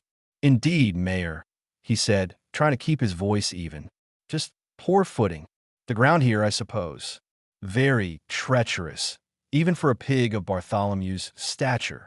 He gestured vaguely at the hay pile, which Bartholomew was now enthusiastically snuffling through, as if the whole incident had been a mere interlude between meals. The villagers, however, were not entirely convinced by the poor footing explanation. There had been a glint in Will's eye, a subtle gesture of his hand, a stillness in the air that had preceded Bartholomew's tumble. They looked at him with a new respect, a dawning understanding that this quiet, unassuming young man was perhaps more than he appeared. Whispers began to circulate. "Did you see him? He barely moved. It was like he willed the pig to fall." Will, feeling the weight of their suddenly intensified scrutiny, decided it was time for a strategic retreat. He bowed politely to the mayor. "If you'll excuse me, Mayor," he said, his gaze already drifting towards the edge of the crowd. "I believe I left a very important, slightly singed biscuit unattended." Before anyone could press him further, he slipped away, melting back into the flow of the festival. He could still hear the relieved murmurs and the laughter and the occasional snort from Bartholomew, who had evidently decided the hay was far more interesting than the adulation. He hadn't sought glory, and he certainly hadn't wanted to draw attention. But as he walked away, a small, self-satisfied smile played on his lips. He had, once again, turned a potentially messy situation into something both harmless and, in its own peculiar way, memorable. And for Will, that was always the most rewarding kind of magic. The kind that made people gasp, then laugh, and then perhaps, just perhaps, wonder. The kind that left Bartholomew the pig slightly confused, the villagers relieved, and Will himself one step further on his own enigmatic journey, leaving behind a legend of a pig with exceptionally bad luck and a young man with a knack for making the impossible seem, well, just a bit clumsy. The gentle arc of the sun had long since dipped below the gnarled silhouette of the Oakhaven's eastern woods, plunging the path ahead into a twilight gloom that promised an early and likely chilly night. Will, having bid a hasty and somewhat evasive farewell to the lingering festival-goers, found himself on the cusp of the Whispering Woods. The name itself was a mild deterrent, conjuring images of rustling leaves that carried secrets and the faint sigh of winds that had witnessed far too much. He adjusted the worn leather strap of his satchel, a familiar weight against his shoulder, and took a deep breath, the air already cooler and carrying the damp, earthy scent of deep forest. His intention was simple: make good time, find a reasonably dry patch of moss for a few hours of uncomfortable slumber, and continue his journey towards the distant peaks. He'd learned long ago that the woods, especially these older, more untamed ones, had a way of testing one's resolve. They weren't malicious, not in the way a bandit or a tax collector might be. Their challenges were more subtle, born of ancient rhythms and a deep, abiding indifference to the hurried plights of mortals. A fallen tree could become an insurmountable obstacle. A sudden fog could disorient the most seasoned traveler, and a misplaced step could lead one into a bog that would swallow them whole, with only the croaking of indifferent frogs as a eulogy. Will, however, possessed a certain advantage in such environments. His magic, while rarely flashy or world-altering, was perfectly suited to the nuanced and often peculiar demands of nature. As he ventured deeper, the canopy above thickened, swallowing the last vestiges of daylight. The path, once a discernible track, dwindled to a faint impression in the leaf litter, marked only by the occasional scuff of a deer's hoof or the phantom trail of a foraging badger. The silence here was different from the hushed reverence of a grand library or the quiet solitude of a mountaintop. This was a living silence, punctuated by the soft hoot of an owl, the scuttling of unseen creatures in the undergrowth, and the distant, almost imperceptible creak of ancient trees. He paused, listening, not for any specific sound, but for the general symphony of the woods. It was a skill honed over years of careful observation, of paying attention to the subtle shifts in the forest breath. He heard the chirping of crickets, the rhythmic thrumming of nocturnal insects, and the soft, almost musical drip of dew from leaves that hadn't yet fully surrendered their daytime moisture. Everything seemed normal, perhaps a little too normal. That was the other thing about the woods. They had a sense of humor, albeit a dry, often terrifying one. Just when you felt you'd grasped their rhythm, they'd throw in a discordant note, a sudden, jarring element that threw your senses into disarray. It was then that he heard it, a low, guttural rumble, like stones grinding together deep beneath the earth. It wasn't the sound of a passing cart or a distant rock slide. This was closer, much closer. Will's hand instinctively went to his satchel, not to draw a weapon, but to touch the smooth, cool surface of a few carefully chosen trinkets within. He didn't carry swords or daggers. His arsenal consisted of polished river stones, a length of braided hemp, and a small pouch of particularly potent-smelling herbs. The rumbling intensified, accompanied by a heavy, dragging sound, as if something immense were being pulled through the undergrowth. Branches snapped, and the ground vibrated faintly. Will stopped, his senses on high alert. He wasn't a warrior, but he was a survivor, and he understood the universal language of a predator announcing its presence. This was not a deer, nor a fox, nor even a wolf. This was something larger, something that made the very air feel thick with anticipation. He peered into the gloom, his eyes straining to pierce the deepening shadows. The path ahead, which had been merely indistinct, now seemed to be actively resisting his passage. A dense thicket of brambles, which had been sparse and easily navigable moments before, now seemed to have woven themselves into a near impenetrable wall. He could feel the presence now, a palpable aura of raw, unrefined power, laced with a primal scent that was vaguely metallic and deeply unpleasant. Then he saw it, emerging from the dense foliage, its silhouette stark against the faint, residual light filtering through the trees, was a creature of nightmare. It stood easily 7 feet tall, its form hunched and brutish. Its skin was a mottled, earthy brown, like ancient bark, and covered in patches of coarse, bristly fur that seemed to absorb what little light there was. Its head was disproportionately large, with a massive, almost prognathous jaw that bristled with jagged, yellowed teeth. Two small, beady eyes, set deep within sockets of bone, glinted with a dull, predatory intelligence. Long, thick arms ended in hands that were less like paws and more like clusters of gnarled roots, each tipped with obsidian-like claws that scraped against the damp earth. This was no ordinary forest dweller. This was a grungle, a beast of legend, known for its ferocity and its territorial nature. Tradition, the kind found in dusty tomes and whispered tavern tales, would dictate a certain course of action. Swords would be drawn, spells of fire or force would be unleashed, and a fierce battle would ensue. Will, however, had always found tradition to be a rather restrictive concept. It was like trying to fit a sprawling, chaotic forest into a neatly labeled herbarium. He didn't draw a weapon. Instead, he reached into his satchel and withdrew a small, smooth, gray stone. It felt cool and comforting in his palm. He didn't need to wield a flaming sword to make an impact. His magic was more subtle, more about suggestion, about nudging the world into a slightly more inconvenient direction for his opponents. The grungle let out another low growl, a sound that vibrated in Will's chest. It took a heavy, shuffling step forward, its claws tearing at the mossy ground. It clearly viewed Will, a lone, unarmed figure, as an easy meal. It probably assumed Will was either incredibly brave or incredibly foolish. Will preferred to think of himself as the latter, but with a touch of applied ingenuity. He focused his attention on the dense patch of ferns and undergrowth directly to the grungle's left. He didn't conjure a spectral wolf or an illusion of a larger beast. That was too much effort, too direct.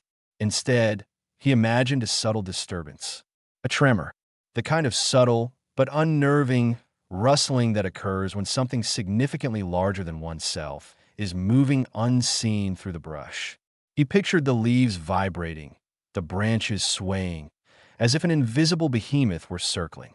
He channeled that intention into the small stone, then released it, a silent ripple of magic flowing from his fingertips into the surrounding foliage. Immediately, the ferns to the grungle's left began to rustle, not with the gentle whisper of the wind, but with a frantic, agitated movement, as if a herd of wild boar had just burst through the undergrowth.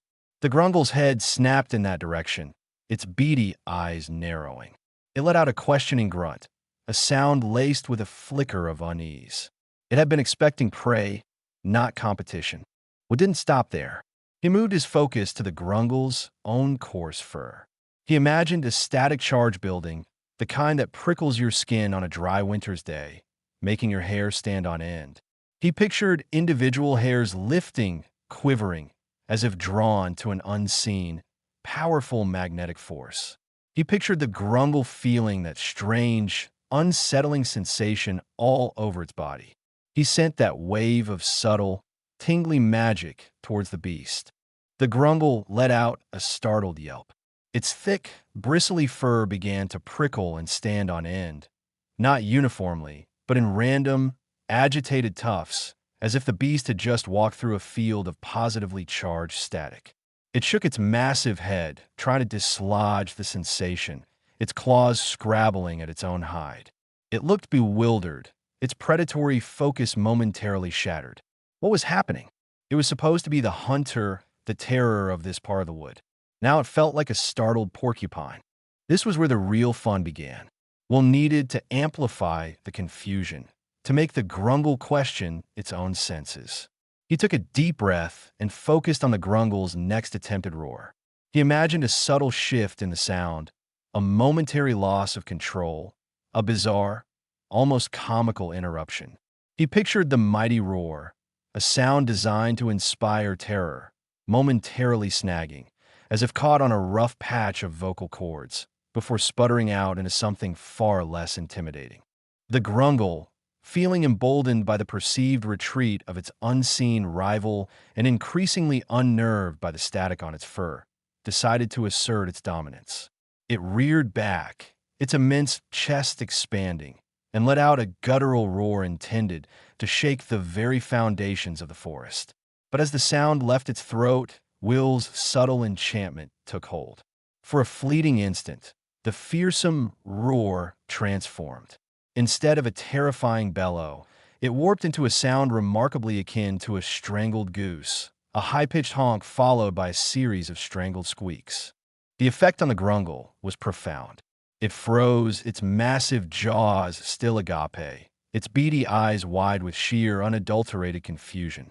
It blinked. It shook its head again, this time more vigorously. Had just made that noise. It didn't sound like its roar. It sounded ridiculous. And that wasn't the only oddity.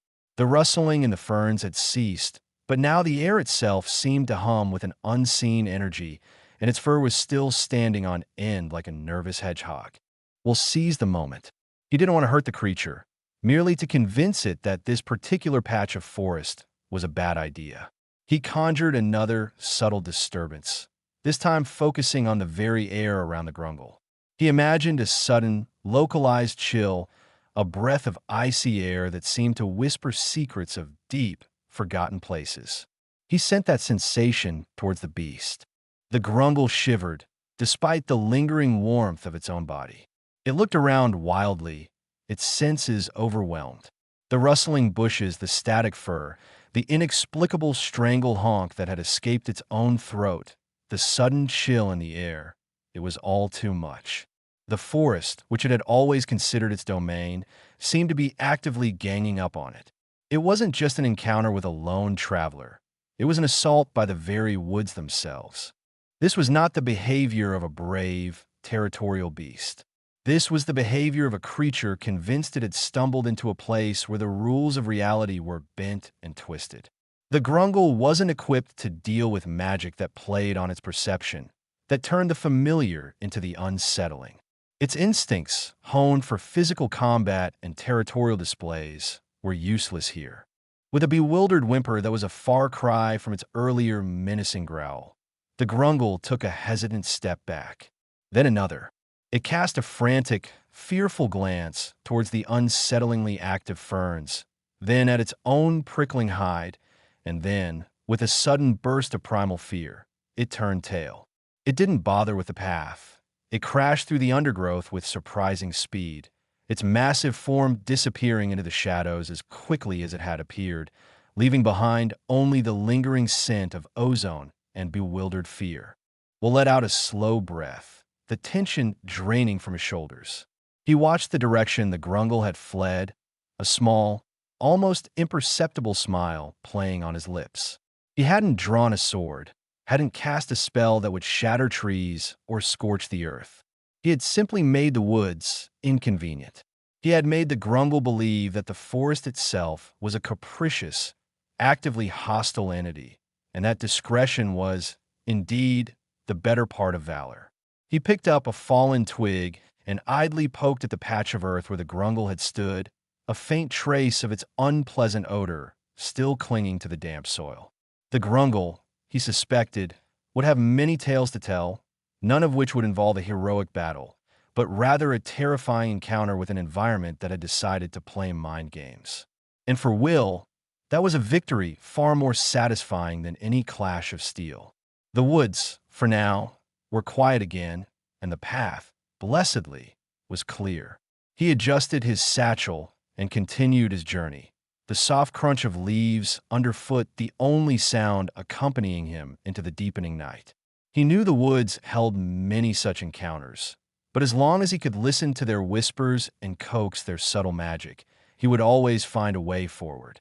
The silence that followed the grungle's panicked retreat was a thick, palpable thing, far more profound than the mere absence of noise.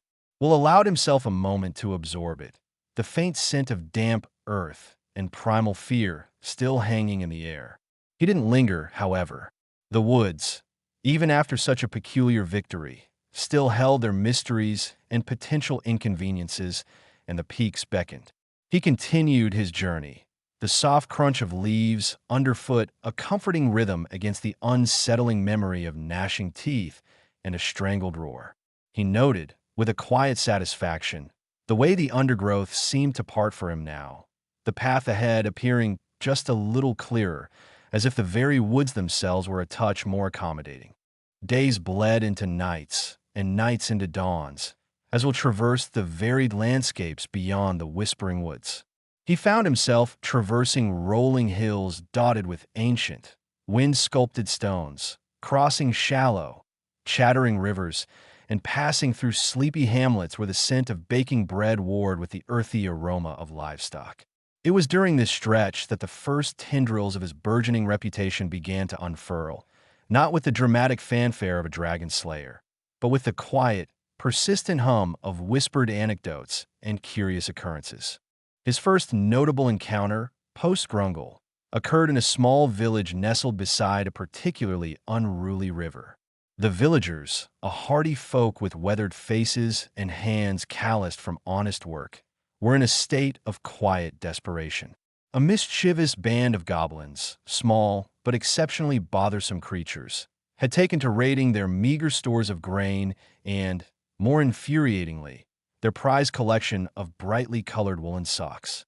The local militia, a collection of burly farmers armed with pitchforks and a healthy dose of courage, had attempted to dislodge the goblins from their den in the nearby caves, only to be met with a barrage of well-aimed dung bombs and a chorus of raucous laughter. Will, seeking only a place to rest his weary bones and perhaps procure some dried jerky, found himself drawn into the village's plight. He wasn't offered a hero's welcome, more of a wary nod from the elder, a stout woman named Alara, whose knitting needles seemed to possess a mind of their own, flying with a speed that suggested they were imbued with some minor enchantment. "Traveler," she'd said, her voice raspy like dry leaves, "you've arrived at a time of some inconvenience. Goblins, you see, a right nuisance." Will, ever the pragmatist, had simply asked, "And what are your usual methods of dealing with them?" Alara had sighed, a gust of wind through a creaky door. "We've tried shouting. We've tried throwing rocks. We've tried bribing them with particularly shiny pebbles. Nothing sticks. They seem to find our efforts quite amusing." She gestured vaguely towards the caves, a dark maw in the hillside. "Last time, they managed to tie all our boots together in a single knot. Took us half a day to untangle." Will, observing the dejected expressions of the villagers, felt a familiar tug of empathy. He saw not a battle to be won, but a situation to be subtly nudged. He spent the evening observing the cave entrance, noting the haphazard placement of rocks and the general disarray of the goblin encampment. He didn't see the need for brute force. Instead, he spent a quiet hour communing with the earth around the cave, a gentle hum of magic seeping into the soil. He didn't conjure traps or explosive devices. He simply encouraged a particular vein of particularly stubborn, clay-like mud to become exceptionally sticky. He also made a mental note to suggest a particularly pungent variety of wild onion to the villagers. The next morning, as the sun peeked over the horizon, the villagers, armed with a fresh batch of Alara's specially woven, extra sturdy socks, intended as a distraction, or perhaps a tactical offering, approached the caves. Their apprehension was palpable, a collective holding of breath. The goblins, as expected, emerged, their beady eyes gleaming with anticipation of more amusement. They were ready for rocks, for shouts, for anything predictable. What they weren't ready for was the sudden, inexplicable adhesion of their boots to the ground. Each step, each attempted leap of mischief, resulted in a comical squelch followed by a desperate tug that only seemed to embed them deeper. The mud, under Will's subtle influence, had developed a tenacity that rivaled a lovesick badger. The goblins stumbled, tripped, and flailed, their usual agile movements replaced by a series of awkward, mud-drenched tumbles. Then came the onions. Will, with a silent gesture, encouraged a patch of particularly potent wild onions, which he'd subtly cultivated near the cave entrance, to release their full, eye-watering aroma. The goblins, already disoriented and stuck, found their senses assaulted by the pungent, acrid fumes. Their small noses twitched violently, their eyes watered profusely, and their unified chorus of jeers dissolved into a cacophony of sneezes and desperate, gurgling coughs. The villagers, initially stunned into silence, quickly grasped the absurdity of the situation. They didn't need to fight. They simply watched, a mixture of bewildered amusement and relief washing over them, as the goblins, defeated not by force but by sheer, overwhelming inconvenience and an olfactory assault, began to disentangle themselves from the mud with frantic, undignified squirming. They abandoned their stolen socks and retreated back into their caves, not with their usual swagger, but with a disgruntled, mud-caked shame. Alara, her knitting needles temporarily stilled, approached Will, a look of profound surprise on her face. "By the elder trees," she murmured, shaking her head. "They just got stuck. And then the smell. Oh, the smell." She couldn't help but chuckle. "We never even got to use the socks." Will, with a small, polite smile, simply shrugged. "Sometimes," he said, his voice soft, "the best way to win a fight is to make it too unpleasant to continue." Word of this peculiar victory spread like spilled ale at a tavern. Merchants passing through the village spoke of Will's unconventional problem-solving, of how he had dealt with those goblins without shedding a drop of blood or a single sock. They attributed it to uncanny luck, a fortunate alignment of natural forces that just happened to disrupt the goblin's plans. Further down the road, he encountered a lone prospector, a grizzled man named Silas, who was lamenting the loss of his mining tools to a band of territorial kobolds. Silas had spent weeks painstakingly carving out a new shaft, only to have the creatures, small reptilian humanoids known for their cunning and love of shiny things, make off with his picks and shovels overnight. He was distraught, envisioning weeks of further labor and lost income.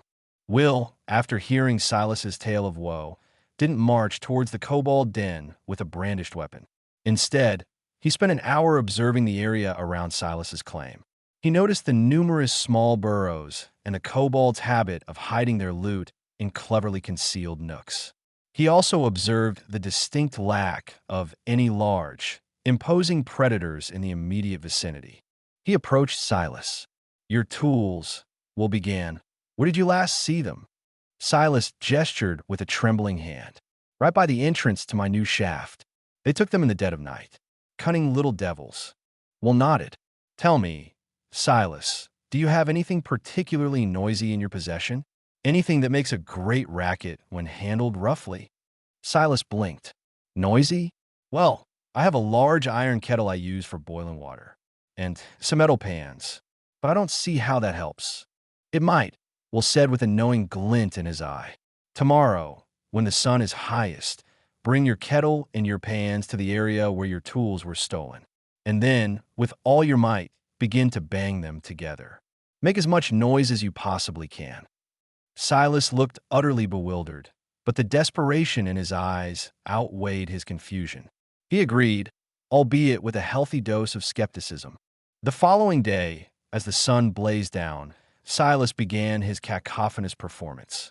He beat the iron kettle with a sturdy stick and bashed the metal pans together, creating a deafening clangor that echoed through the hills. The sound was, to put it mildly, atrocious. It was a symphony of metallic discord, a sonic assault that would make a seasoned warrior wince. The kobolds, accustomed to the quiet rustling of their own activities and the subtle sounds of the natural world, were utterly bewildered. They had expected a lone prospector, perhaps one they could easily intimidate. They had not anticipated this auditory onslaught. They huddled in their burrows, their sensitive ears ringing, their small minds struggling to comprehend the source of the terrible noise. Will, meanwhile, had been subtly working his own brand of magic. He wasn't encouraging them to flee from fear, but from confusion and a profound sense of unease.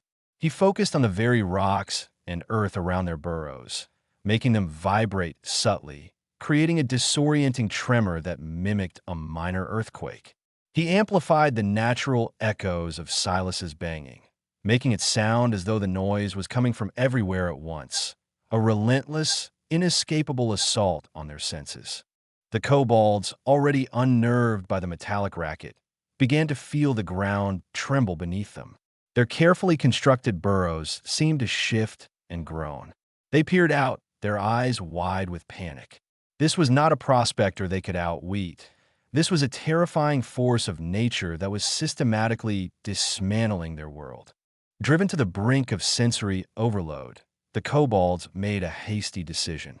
Their stolen tools, they decided, were not worth the suffering.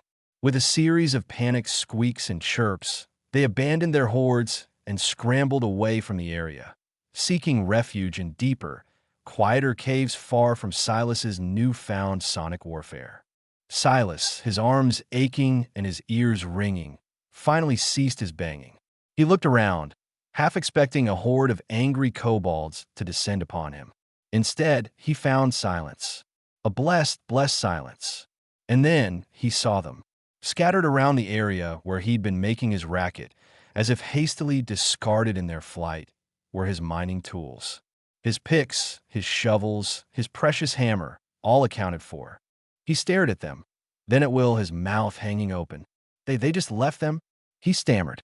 They ran away from the noise? Will simply smiled.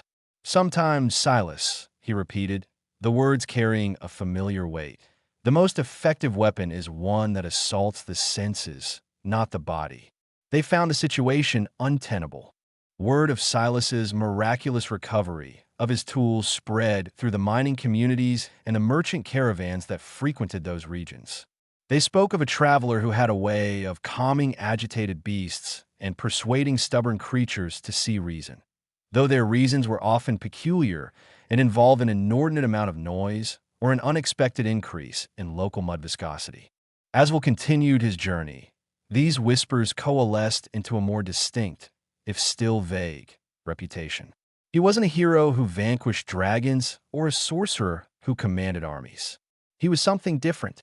Villagers began to refer to him as the Whisperer of Ways, a title that captured his ability to subtly influence situations rather than confront them head-on. Merchants found that wherever he passed through, their caravans were less likely to be waylaid by common bandits, who seemed to inexplicably find themselves distracted by sudden, overwhelming urges to count pebbles or reorganize their sock drawers. Monster hunters, those who dealt with the more overtly dangerous creatures, were baffled. Reports of Will's encounters often detailed beasts fleeing not from battle, but from a sudden, inexplicable bout of existential dread. A pack of goblins, for instance, might be found huddled in their lair, weeping softly over the apparent meaninglessness of their existence after Will's passage. A particularly aggressive manticore might be reported to have abandoned its hunting grounds, citing an overwhelming desire to contemplate the nature of poetry. It was in a bustling crossroads town, a hub of trade and gossip, that the nickname truly solidified. A group of traveling performers, known for their exaggerated tales and flamboyant costumes, were recounting their own recent encounter with a pair of territorial griffins. They described how a lone traveler, a man of quiet demeanor, had approached the nesting grounds, not with sword or spell, but with a series of seemingly nonsensical gestures and a peculiar whistling tune. The griffins, they claimed, had not attacked, but had instead become utterly confused, their formidable predatory instincts overridden by a sudden, overwhelming urge to perform interpretive dance. The performers, with dramatic flair, declared him to be a trickster adept, a master of illusions and psychological manipulation. The term, with its blend of mischief and subtle power, resonated. It perfectly encapsulated Will's growing legend, the man who didn't fight his battles, but rather convinced his opponents that the battle itself was a terrible, illogical, and deeply inconvenient idea. Will himself remained largely unaware of the full extent of his burgeoning fame. He heard the whispers, the curious anecdotes, but he dismissed them as the usual embellishments that followed any traveler of even moderate notoriety. He was focused on his journey, on the distant peaks that promised challenges of a different nature, and on the quiet satisfaction of knowing that he could navigate the world not through brute force, but through understanding its hidden currents and subtle absurdities. He hadn't sought power nor fame, but in his own unique, inconvenient way, he was carving out a niche in the world, a testament to the fact that not all heroes wielded swords, and not all victories were won on the battlefield. The title Trickster Adept might not have been one he'd chosen, but it was one he was undoubtedly earning, one peculiar encounter at a time. He was developing a reputation, not as a mighty warrior, but as someone who could make even the most ferocious of beasts question their life choices, and that, he suspected, was a far more sustainable form of renown.